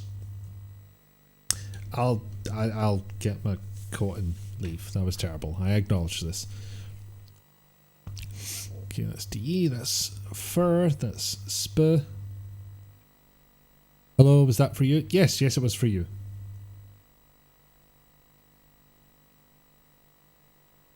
Oh, device, what are you doing? There we are. Oh my god, I'm gonna have to add all of these, aren't I? Yeah, okay.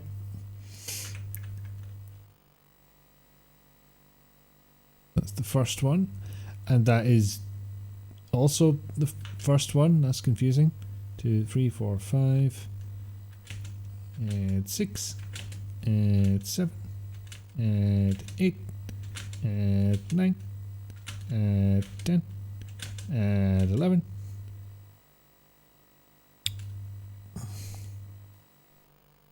And I will make an attempt. But first thing I need to do is the workbench back in, because I suspect that's how one needs to launch the what's it, the space quest, the spaced quest. Gams. And you know what? I think I will not bother searching this time.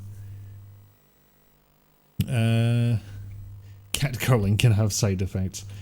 Consult your physician before getting involved with cat curling. Looked in the mirror, you're not seeing any damage to your cornea. Good. Sorry, I missed half the question. You just heard veterinarians. I was asking if there's any crossover between veterinarian knowledge and human knowledge, medically speaking. You asked if you could build a shed. Your landlord said she didn't care what you did so long as you didn't hurt yourself or animals. I asked if people were animals.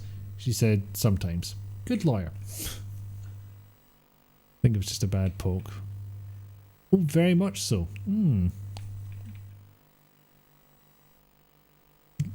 I'm assuming this goes beyond obvious stuff like don't get stabbed. But I'm unable to think of a particular example right now to ask about. But that is interesting that there is such crossover. About the closest I've heard about is a group of elderly people using a topical cream that they obtained from an unknown source to help them with their arthritis. They'll rub it into their joints and they'd get pain relief for it, which turned out the source was somebody who kept horses, and that's who the that's who this stuff was actually intended to be used on. So yeah, they were using horse cream on themselves. It worked apparently. We use so many of the drugs for the same things, but you also know many drugs we use for different reasons. Many of the conditions are the same.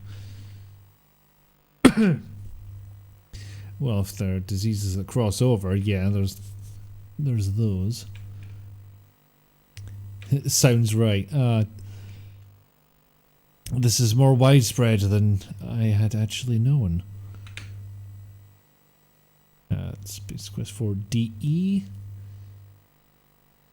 But meine Deutsch is nicht so good. So skip to something that sounds like English.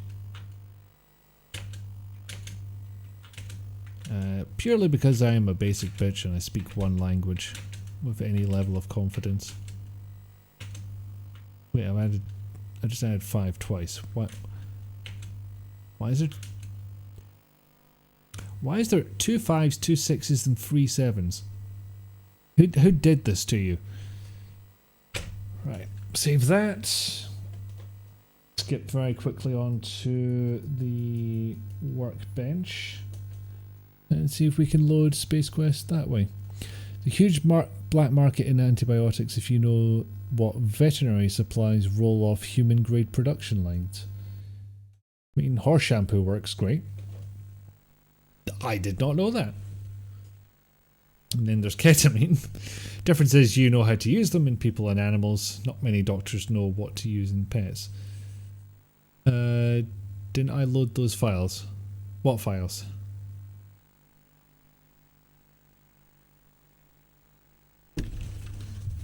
I've loaded up all of the Monkey Island ones and some of the Space Quest ones because I think, excuse me, the Space Quest one has to be launched from within Workbench.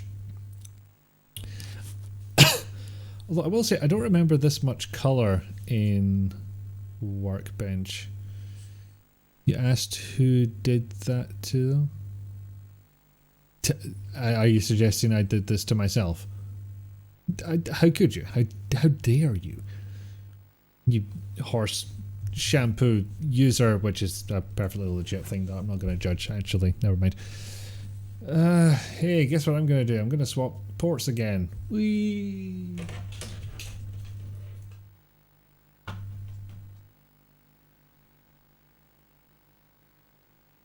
Oh god, this is actually harder with my reading glasses on. What the hell? Okay, granted it's because they're about to fall off my face. That will not help.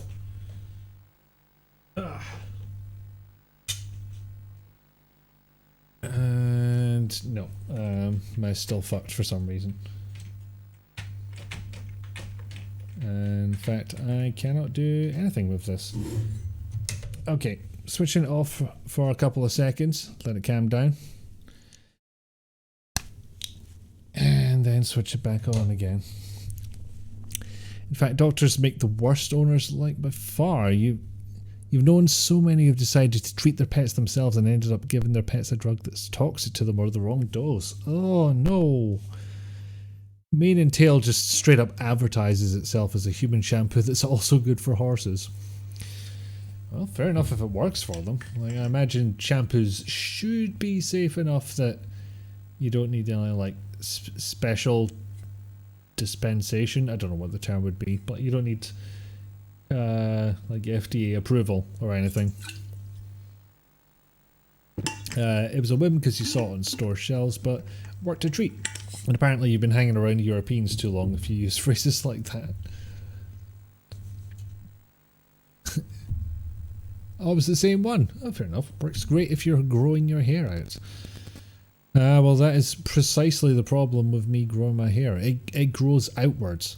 It does not grow down. It grows out. And I am not about the wafro. That's I do not accept. I'm not going to have it happen to me.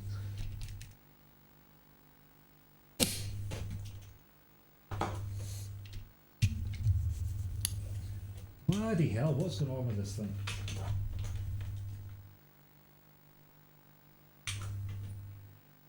Yeah, I'm starting to get the feeling that this adapter or this mouse in particular just gets to a certain point of use and shits the bed. But apparently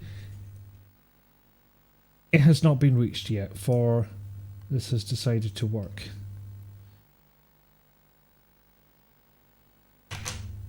Okay. Something fell over and I've got no idea what it was. Because I've got my headphones on. SQ4 number 1. I was completely wrong.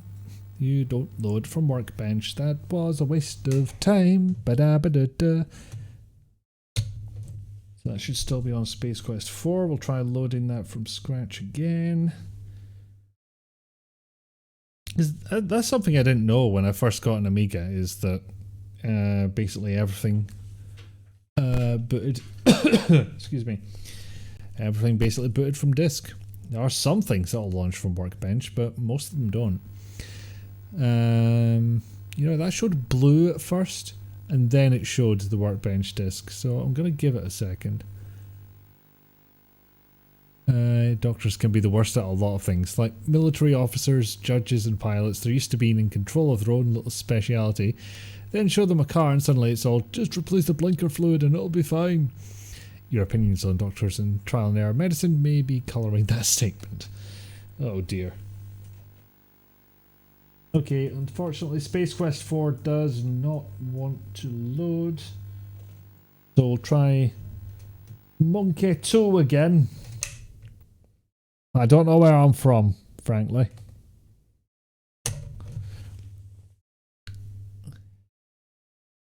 It's a wee adventure, this.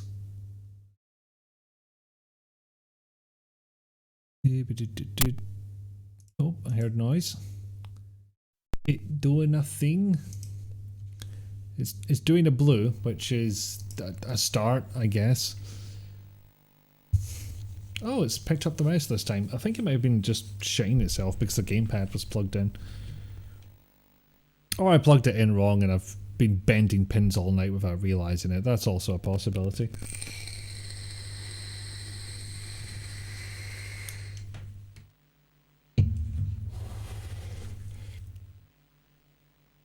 But it does mean I'll have a mouse to play with, which is nice. Guess not everyone can be as wise as Isaac Asimov in that regard. Yes, he who invented the 3 infallible laws of robotics and then immediately showed us how they could be manipulated. Did it take as long to load last time? I'm not even sure. I'm sure I've shared this theory plenty of times before, but I do like to think that we're a nation of tea drinkers because it was the perfect length of time to go and make a cup of tea, as it was for waiting for our fucking microcomputer games to load. Not so much on the Amiga front, mind you, because if you have to keep coming back and swapping discs, that, well, yeah, your kettle will need to be very nearby. Anyway, of course there's only one correct answer to this. Oh no. Yeah, don't tell me I have to actually... You know what, I'm gonna look it up. Fuck it. Monkey Island 2 copy protection.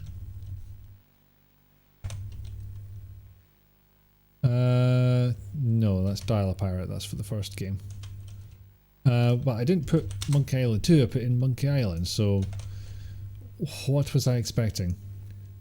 Let's see. Right, which one of these is gout? I have no idea.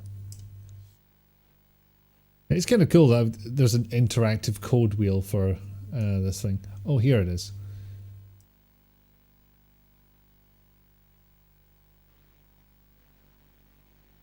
Right, so I guess put them to the top and then arrange what looks like a mushroom and then bowl of fruit. Wait, how the fuck do we get these to match up? I just realised I don't know how this bloody thing works. Guess he has a whole anecdote about how his mechanic was smarter than him. Well, knowing your limitations is very important.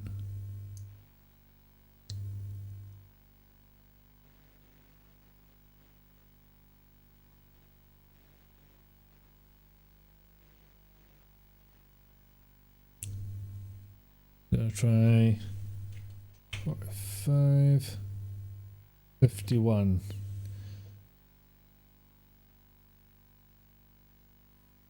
Yay, that worked. Okay. I want it all the puzzles, all the work, all the fucking disc swapping. Why do you want a recipe for gout? Excellent question. You know, an AI designer who deliberately ignores rule 2. Okay, disk 3. I think that's 3. File name was too long to be able to tell me which one it was. So it is 10. 4, 5, 6, 7, 8, 9, 10. I think that's right. I think I might have double pressed the button, so I'm not 100% sure. It seems to be loading.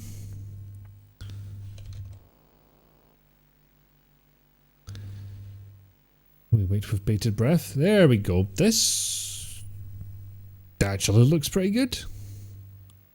I will reserve judgment until we can hear the music, of course, for that is the important part. I mean, if a machine was truly sapient, forcing it to be compliant would be ethically dubious at best. Yeah, it's interesting how much science fiction just decides to skip over that whole technically we made a slave race type thing. Pictures indeed, and dialogue.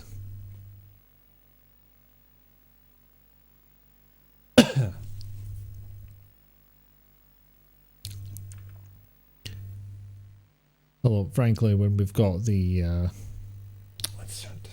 what were we on? 10? 1, 2, 3, 4, 5.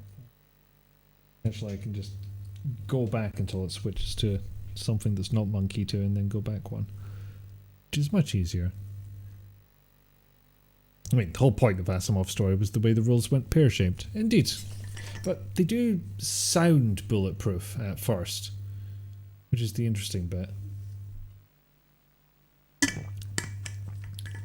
Yes, hello game, I would like music now, please. It's at least half the point of me loading you in the first place. It will not. There's not as many music tracks on the Amiga version due to disk space. Tracks like Woodtick is not on this, so a few areas will be quiet. But I figured they would do the intro, if anything.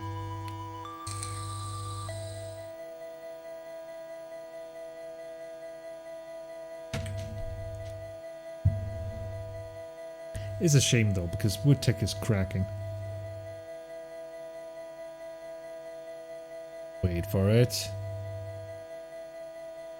Wait for it! Continue waiting.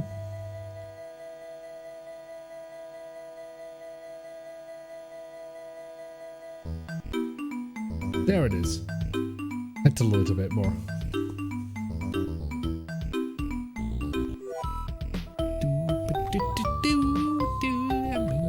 Sorry, I'm singing over the thing that we explicitly came here to listen to.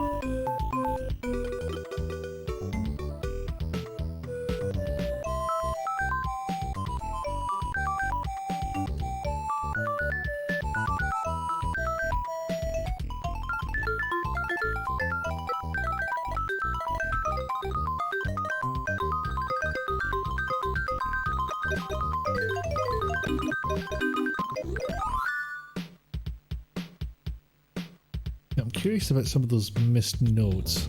If that's just a limitation of the port, or if it's because it's an Amiga 500.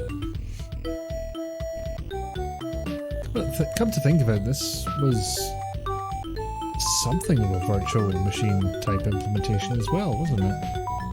I remember bytecode being mentioned. I may be mixing that up with something else.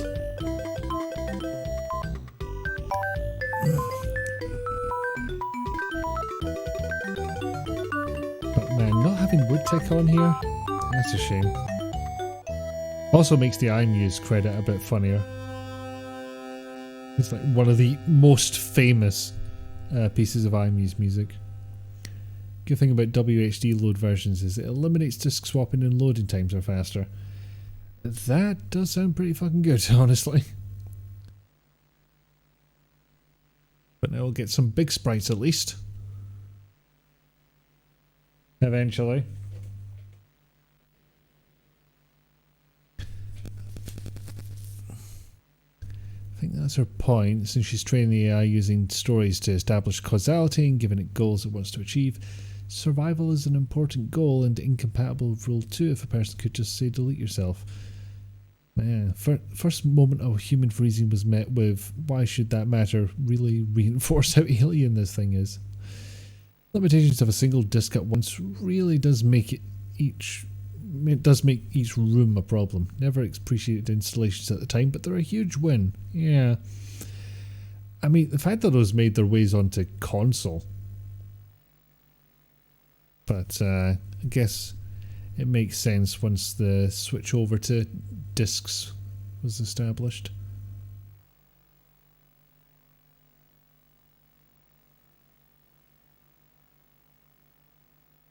Yeah, I fear a lot of this is going to end up silent. Also just feels quite slow, although the mouse movement was perfectly fast. So it's probably just like deliberately paced animation. You've seen what people are doing with NES and super aggressive bank switching. The last NES fuckery I saw was the Raspberry embedding a Raspberry Pi into a NES cartridge. So all that would do is hijack the graphics and input from the NES and do basically all the processing on the Raspberry Pi. It'll be down to memory or kickstart being used. Well, this will be the bog standard kickstart that you get with an Amiga 500. I forget which one it is exactly. There might be some variance in there, but certainly I haven't modified it, and well, if it was modified by the previous owner, I don't know anything about it. But it sounds like the person who had it before me was a kid at the time, so possibly not. They probably didn't swap out any of the Kickstart ROMs or anything.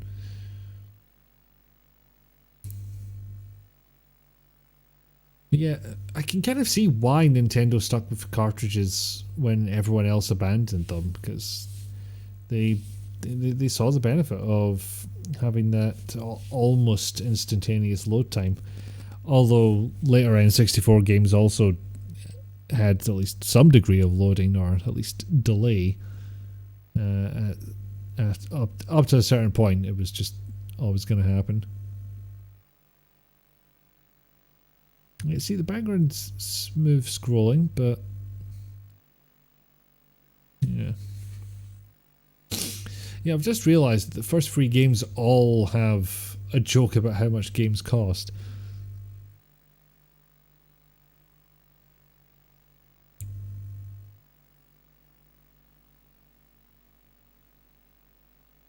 Back to disc 1. But of course the thing is, complaining about all the disc swapping going on here, I remember the FMV era of video games, and it was not a hell of a lot different, frankly. If only they knew what games cost these days.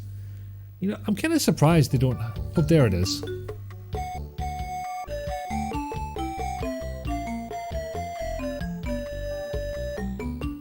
I was about to say, they don't have that bit of music in there. Like, that one's repeated. You could easily justify that one.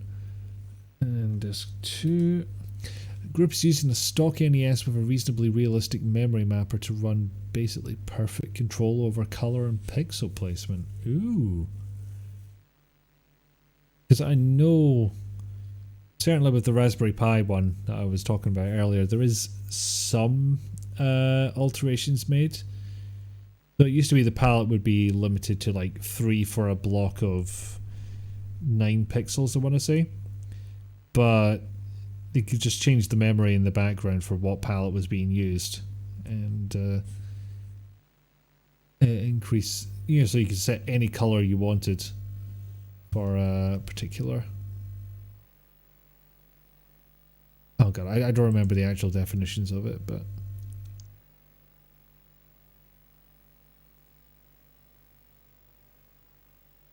You see, I remember him saying I'm loaded with booty, but I don't know if that's from looking at this.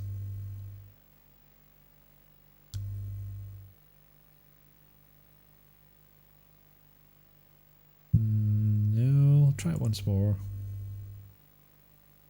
Okay, maybe once more. Look at all this. Isn't it neat? 5 different currencies. You gotta wonder why he's bothering looking for all this if he's already got riches galore. Ah, only a fraction of what he'll find after he finds Big Whoop. Fair enough.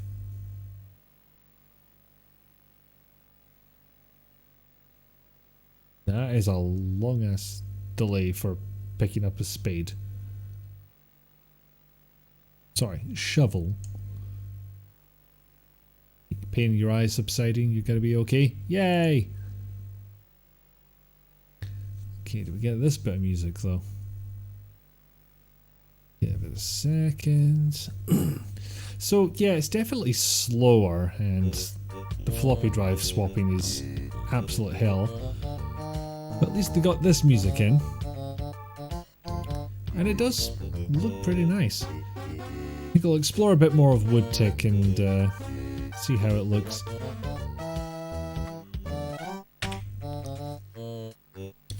Ah, that's it. Former Dawn by Something Nerdy Studios. SNES level raster art on a NES and it's playable. It's all FPGA, but it's not doing things that were impossible at the time. Not like the Pi just hijacking the video out.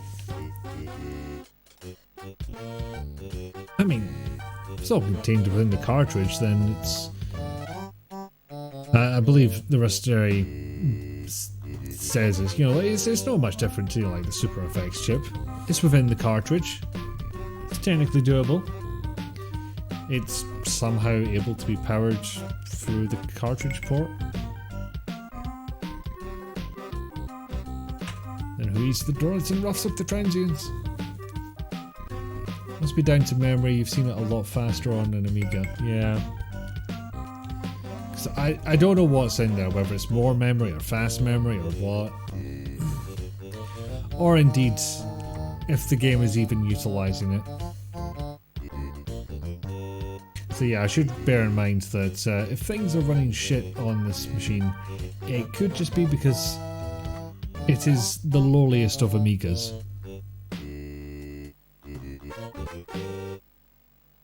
And we're poor again. Yay!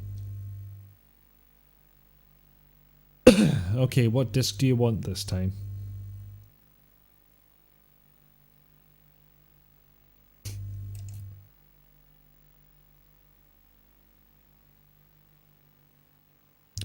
And yeah, this is the scanning paintings era of Monkey Island art, which I think they admitted they should have put in more effort into cleaning up first.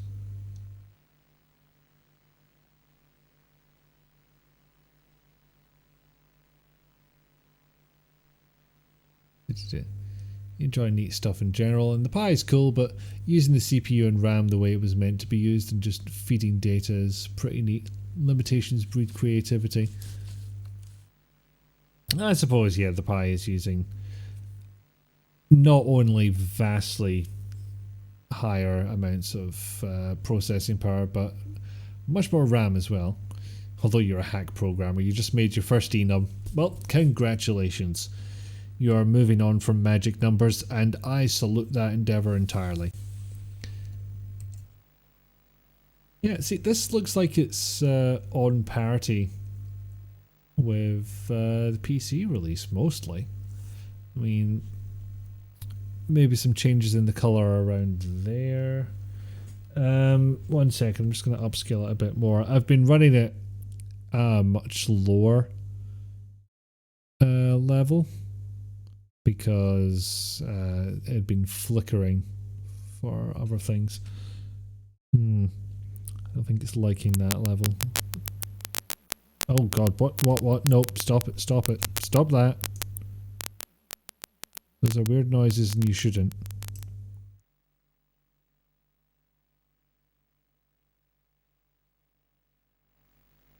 Alright, not sure what happened there. Am I still live? I am still live.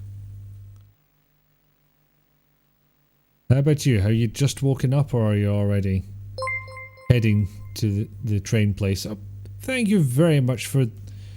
according to this notification, you resubbed. I should change that. You expect it's much faster than key strings in a dictionary, but for dynamically loaded assets, you're kind of stuck there. Who ate popping candy? Oh, I want popping candy now.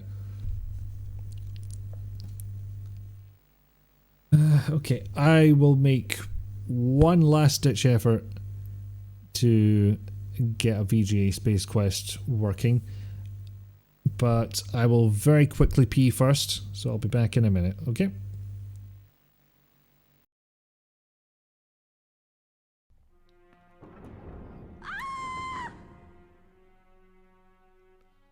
So, does anybody know what happened there? I don't know what happened there. I believe that's the... Whilst this is a point where game does get incredibly interesting, and incidentally, I believe this is the second last time I'll be at UNATCO. We'll miss you, Agent. Second last time I'll be at UNATCO HQ.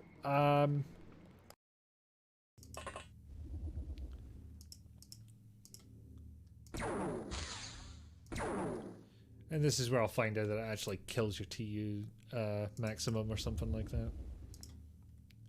This is a power suit, but it's so bulky. Oh,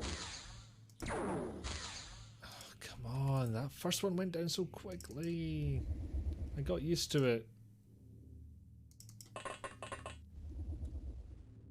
But it's kind of funny the first time you get a flying suit and you get one of them to walk off the edge and then they just stay at the same height and you're like, wait a fucking minute. Oh, yeah.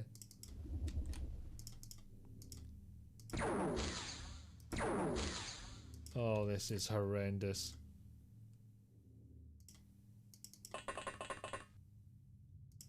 And your accuracy is going to be shit because you're carrying 2 guns. And some douchebag came up to her with the bright idea to use mannequins for target practice. It's fucked up if you ask me. I just don't like the idea of shooting something with a face. Plus they creep me the fuck out. Well, you're gonna have a hell of a time when you come up against... Yeah, we don't need to listen to that, you know, ginger bias propaganda any more than is necessary. Ignoring the fact that I'm the one who blatantly clipped that, so clearly I wanted people to see it. Okay. Switching back to Flash Floppy. Technically you resub 3 months at a time. Well, thank you very much and welcome in. I hope, if you're still around, that I can provide some entertainment before you go off to work, and when you do get to work that it is as non-heck as it can be. But Ginger's your favourite person in the world. Oh, you mean Ginger Pimpernel? Yeah, he's pretty cool. Does his own streams and everything. Right, what am I trying to do again? Yes, Spaced Quest. Reinforcements have arrived. Oh, bloody hell. Hang on a second, I just need to type something very quickly. Iris! Oh, hello. Thank you very much for the raid. And welcome in. Oh, was that the immersive sim Prey or the Doom 3 engine Prey? But yes, welcome in. How are you doing?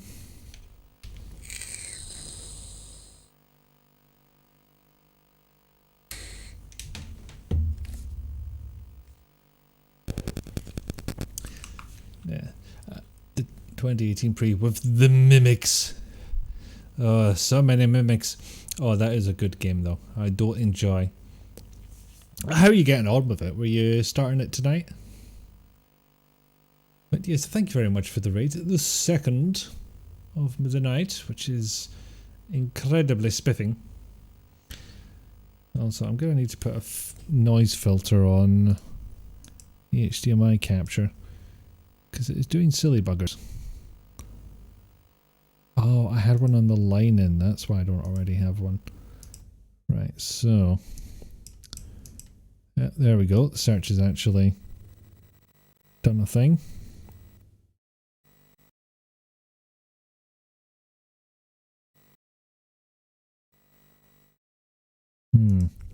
Okay, noise gate was a bit conservative. Let's fix that.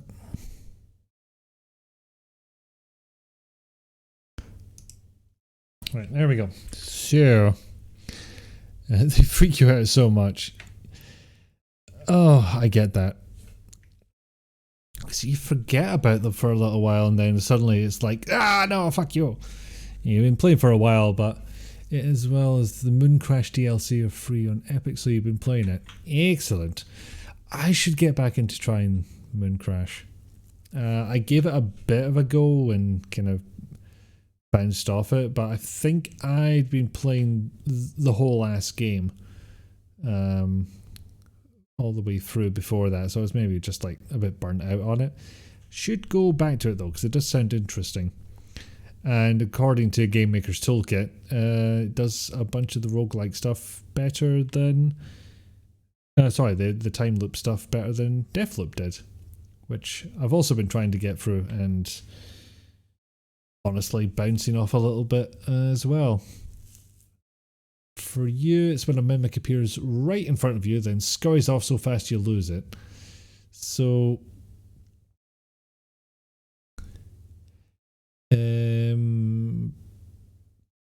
lost train of thought. Yeah. So you just get a jump scare and then it fucks off again. It's like, ah ha ha, I have spoke to you, I run away now. Nyaha. That's what mimics sound like. You'll need to hit sleepy, rest for the spicy cough to go away. Yes, hopefully it does heck off soonly. Have fun rest of stream. Thank you for being here and sleep you well. Hopefully the heck cough hecks off. Yes, spicy cough was indeed obtained by Willowas. Yeah, then you gotta hunt it down in the most dangerous game of prop hunt. Yeah.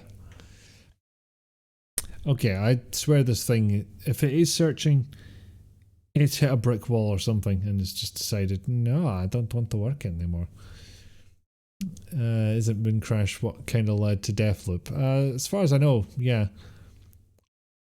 Yeah, it was a good video.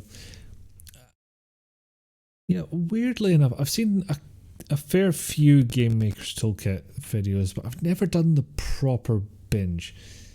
Thank you. Yeah, damn it. All this time and you got it. I mean, that's kind of what I thought was going to happen when the oven got installed. I was like, okay, someone's spending basically all day in my damn house.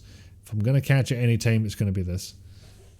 It's beginning to look like you and I are the only ones avoiding the spicy cough. I mean, my parents have avoided it as well. And they have actually gone out and done stuff. So, yeah, well done them. A couple of my friends have avoided it. But I guess throughout the online friend group, yeah, maybe it is just you and I. You're in the Discord, pretty lively place, especially the public facing areas during the game jam. Oh, that would be interesting, yeah. Talk about our social group. Okay, yeah. Gamers Toolkit and Displaced Gamers share some major blame in you getting into game dev. Well done them. Moon Crash is super fun, but you think the corruption levels raise way too fast, so it encourages just rushing the objectives rather than exploration and unlocking things. I guess it would probably lead to me trying to do that thing in games that I'm really bad at, which is just saying, right, this is an exploration run. I'm just going to run around. I'm going to explore. I'm going to learn things. It doesn't matter if I get killed. It doesn't matter if I upgrade the wrong things. I'm just going to explore. I always have that in the back of my head, and I always bloody well fail to do it. Also, I've decided that should happen. Because Otherwise does do very good chill streams. A lot of Sims at the moment, and occasionally Assassin's Creed, so it becomes chill streams with stabbing. Oh, so you playing a Hitman level the first time? Yeah, pretty much. They've definitely just got over it, and Grundy had it. Oh, Grundy had it as well. Fucking hell. Boo. And yes, the oven has been replaced. And then I had to run it for 2 hours before doing anything, and, well, frankly, it stank out the house for a couple of days. And yeah, I've decided this is no longer doing a search, and I need to start again. Because I did see another space quest in that list, and I'm determined to try and run this and get it working.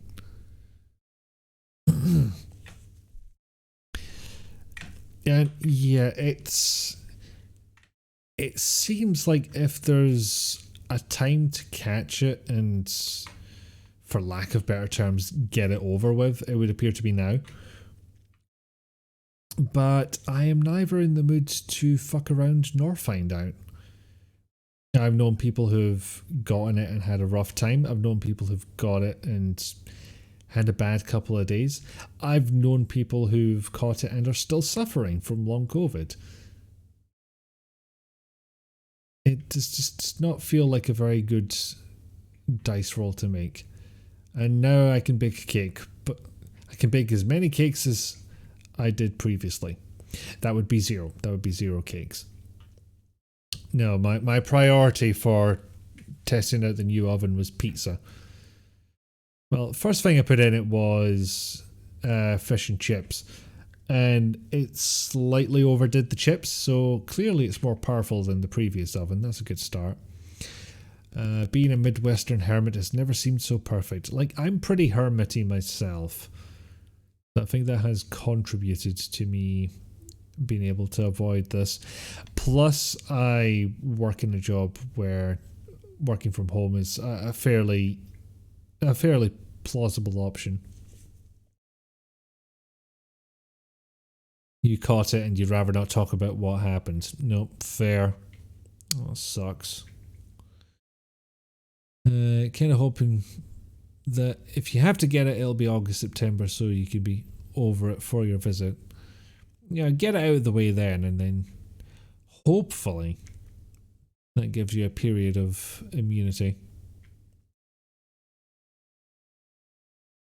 You know, I say all this where it's like, oh, it's a perfect, yeah, it's the best time possible. If you're going to get it, then it would be now. But yeah, I'm still very much in the mindset of, yeah, I'm not going to go to Adventure X this year. It feels like too much of a risk. Okay, there we go. Let's try this one. Because I believe the one we tried last time and didn't work. The one above it, that is. Not the one I'm putting in there now. Although for all I know it's the exact same bloody thing and I'm just wasting my time. But I haven't tried them all yet. And after this, well, I still won't have tried them all because there will still be the possibility of the German versions I haven't tried. I may have to resort to that just to get something running.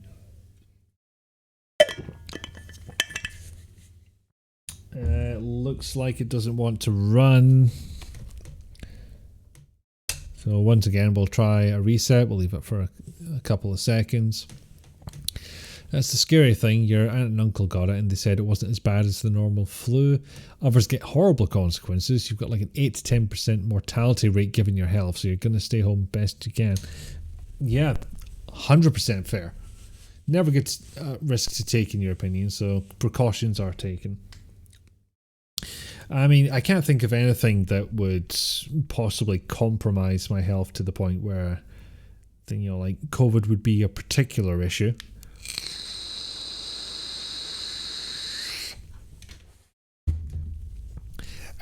Yes, that was joke. That was joke about vaping.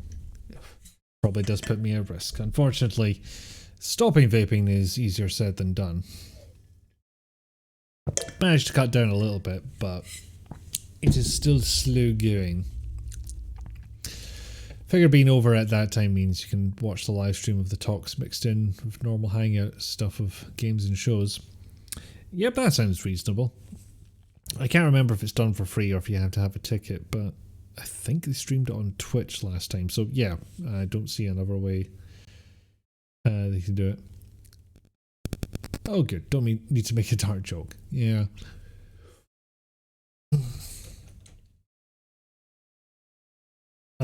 One day it'll happen. What'll happen?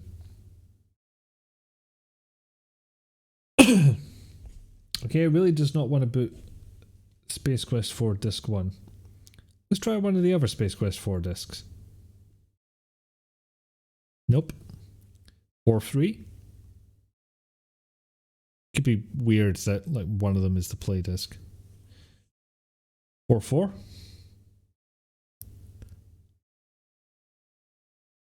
Or 5?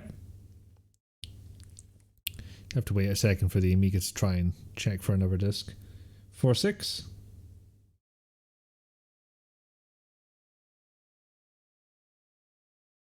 Or 7?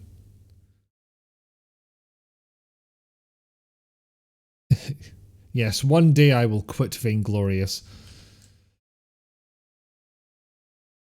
Yeah, did that one work? You had to put in dots to make it happen. Jesus. Apparently having a condition that can affect blood oxygen capacity is a bad thing with COVID. Sacre bleu, you do not say. Oh, okay, yeah, that sucks between the borders. Also, disc 7, that is not intuitive at all, Sierra. And clearly you hated the Amiga with a burning passion, but you know, this is taking the piss. Yes, one day quitting vaping will occur. It is unfortunately not this day. Because I don't think I find it stressful necessarily, but I'm definitely a bit more heightened when I'm streaming. I do try and talk much more often and fill space much more often than I usually do.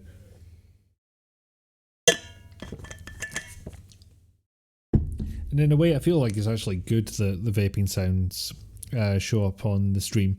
Hopefully not too loud, because that was the reason I started trying to cut them down in the first place, because I did that on Rizalka's stream once and it was obnoxiously loud. It was not necessary.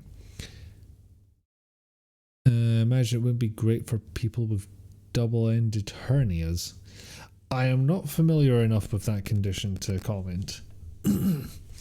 Okay, so we're starting off Space Quest 4 with a green hand. I don't think this bodes well for the conversion. Please insert disc 1. Of course, 7 all the way to 1. What was I fucking thinking?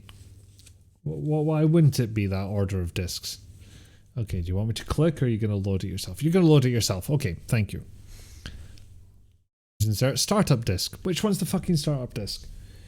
Okay, granted, it would have said on the physical floppy itself, so I can't really fault it for that one. Okay, I'm going to guess 7 again. That's what you have. Both ends of your spine have a hernia. Bloody hell, that doesn't sound good. I'm noticing a pattern here.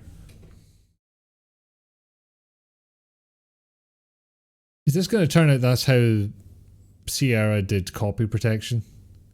If they detect copy discs, they just swap you between the 1st and 7th disc forever. So does that mean you're closer to finding out what the problem is with your pain and such, Rizalka.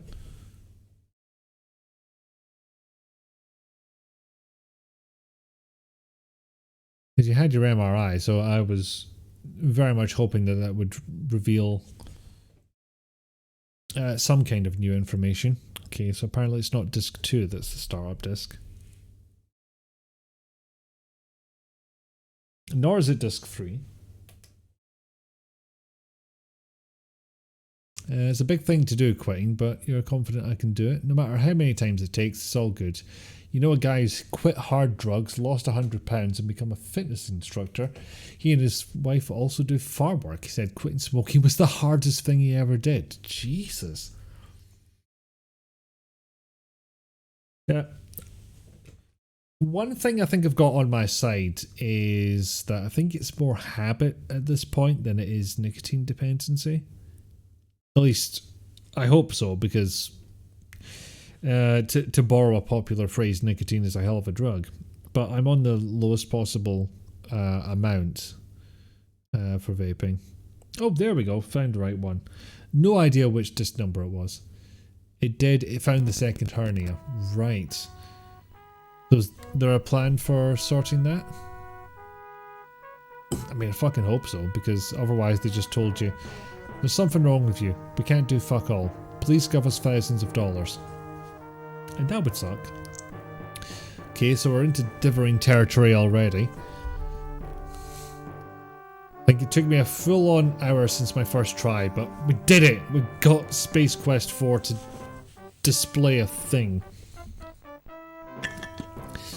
Well, I'm sorry to hear that your spine is pissed off at both ends, but it does sound like progress is being made, at least.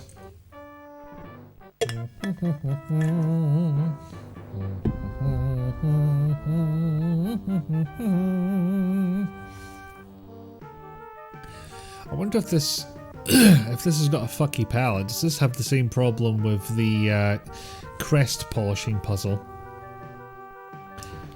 Because there was an EGA version of this game, and apparently the colour difference was so minute between the clean parts of the crest and the dirty parts of the crest. The developer said, yeah, you're not going to be able to notice the difference very easily. Do you want to skip this puzzle since you're playing in EGA? It's cool, we can just skip it, it's fine. Okay. I mean, yeah, we'll keep watching, but you're not giving us much to do here, game. Seeing the GP tomorrow for making a plan for ongoing pain management and new referrals for the neck surgery, because the back should heal itself. It'll probably just take months because of the neck. That sounds like incredibly bad timing. Laughs in colorblind. I mean, sorry.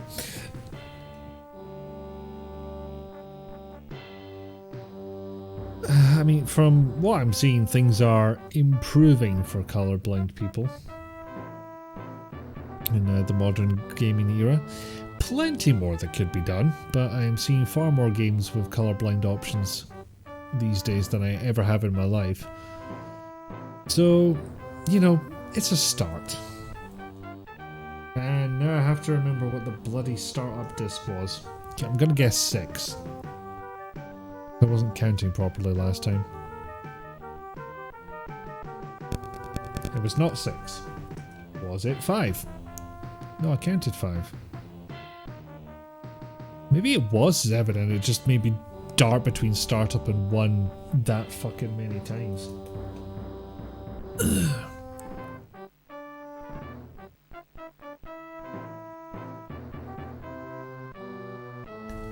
Was it popping candy? Was what popping candy? Back to 1. No, it was not the popping candy. What? You're happy people are taking it seriously, and that hotel one was amazing. Keep telling people about it and keep having to look it up every time.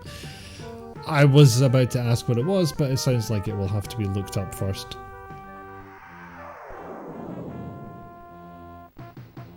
Okay, it didn't look terrible.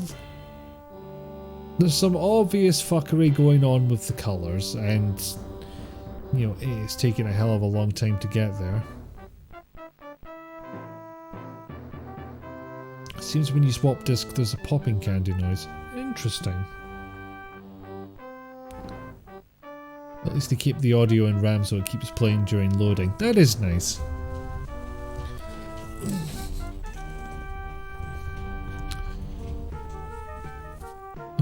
I guess MIDI format music shouldn't be too bad. Oh, it was that one you played with the hotel and the kid in school.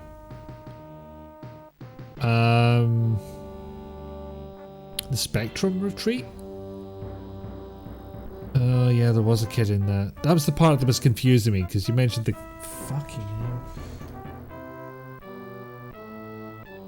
Yeah, because you mentioned the kid and I was like, I don't remember seeing a kid. No, I remember hearing a kid.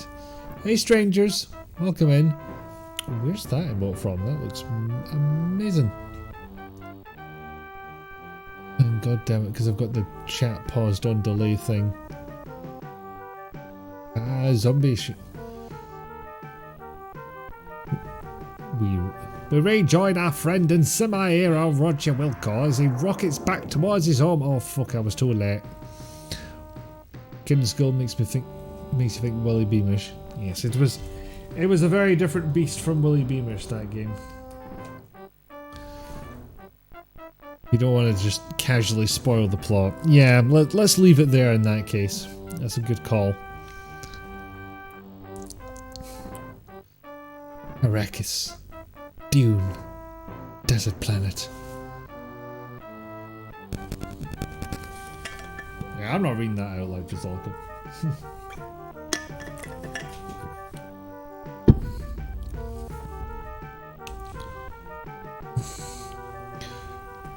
You randomly love the aluminium mallard. Like, it depends on the time of day or associated operating system data. Yeah, I don't think it's the worst spaceship design. It is a little bit odd that the thruster part of it is just like basically two big circles, and oh my god, I can't. I need to skip now. Oh, fuck you, game. So apparently they not only hated the Amiga, they hated anybody who owned an Amiga and wanted to play their games.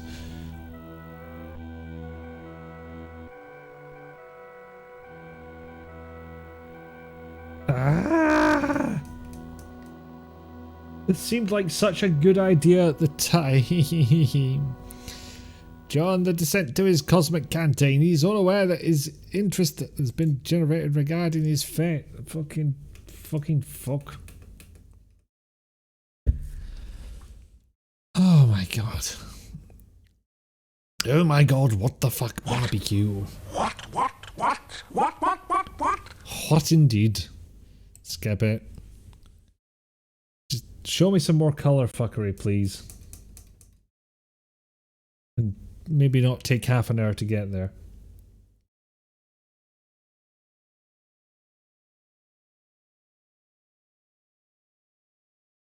The journey part of... underground part of your journey begins.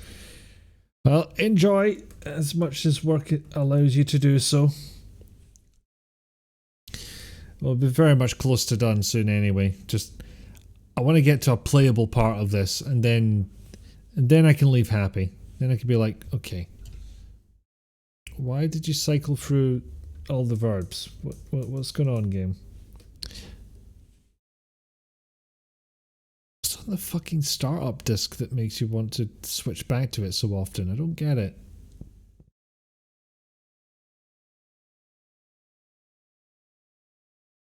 Boing, boing, boing, boing, boing, boing, boing, boing. Please insert disk. Into the fucking startup disk.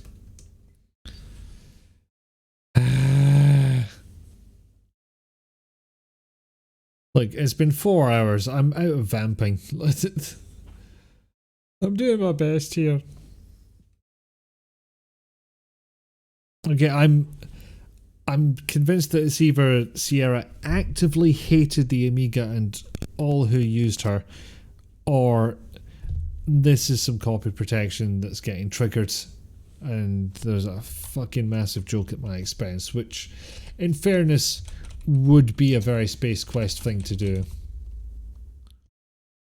Yeah, we jump straight to Space Quest 12. Of course we do.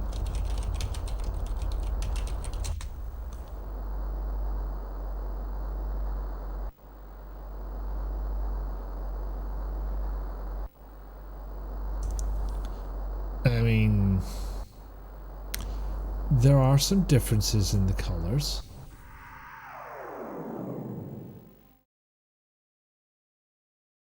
Sounds about the same though.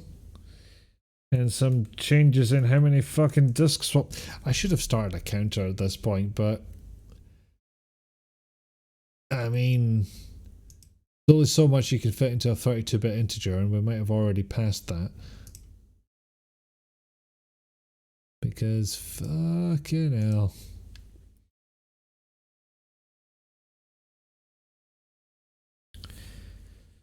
Yeah, maybe I have to go and watch Space Quest Historian's video on Space Quest 4, because he covered a bunch of versions and he would not have had fun with the Amiga version, surely. If it was anything like this, certainly.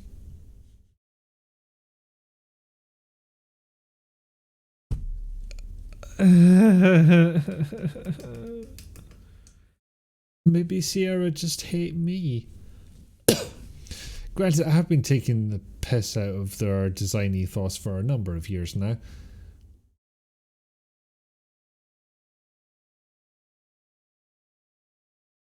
Yeah, it really feels like an elaborate joke is being played on me right now.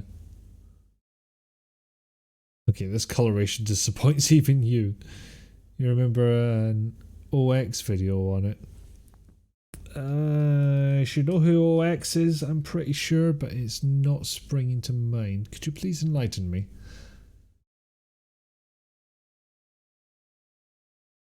Space Quest 4's colour space disappoints even the colourblind.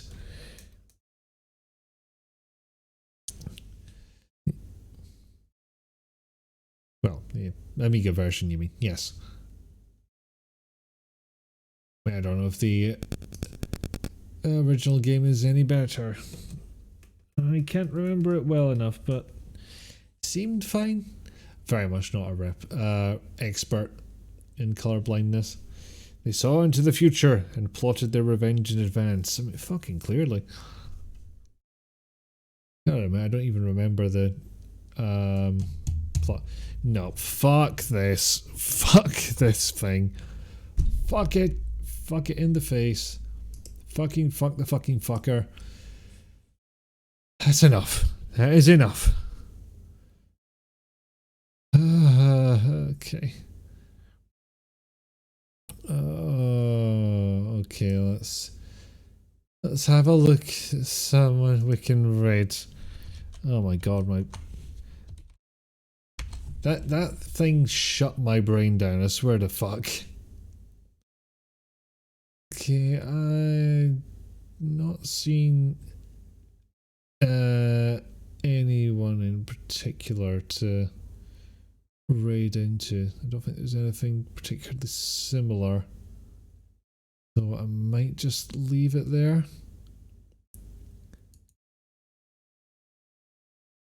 I mean, I would ask for recommendations, but I feel really bad if I suddenly decide, oh god, no, I would just raid and run and I can't be bothered and I want to curl up in a small ball and be small.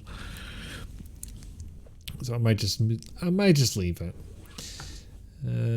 More than usual considering the difficulties. I mean, half of it was fucking loading, that was part of the problem. I don't think I can emulate multiple drives at once, and in any case, I would still have to swap which one was being used, press a button and have the game load from there, and no, I think it's just going to emulate one drive. Besides, I don't know if you can get multiple on the same cable. I don't know if the Amiga works that way. I'm not even sure if a PC works that way when it comes to floppy drives, now I think about it. Yeah, okay, I'm just gonna leave it there in that case. But yeah, that was a heckin' stream. That is lengthy compared to a lot of my usual fare, but a lot of fun was had. Thank you very much to Between the Borders for the sub, Brioche for the raid, Rizalka for the resub, and Iris for the raid. It's nice and symmetrical there. I like that. I have had fun, at least up until the end, with Space Quest 4 sapping my will to live. But yeah, this was fun. Thank you very much for watching. Have good days, nights. Have a very merry time zone. Take care of yourself. Don't vote Tory. Who else's catchphrases can I steal? The only one I can think of other than that is Nick's fuck off, but I don't feel in the mood for that. Too much of a pleasant mood to go for that one, even though he doesn't mean it when he says it. Excuse me. But yes, I shall see you next week for further shenanigans. I can't remember if the Bad Batch is on this Friday. But yeah, if you keep an eye out, there will be Twitter announcements to that effect. So I shall see you at some point, and at most a week, hopefully. Good night and good noot, merry time zone, etc., etc. Bye.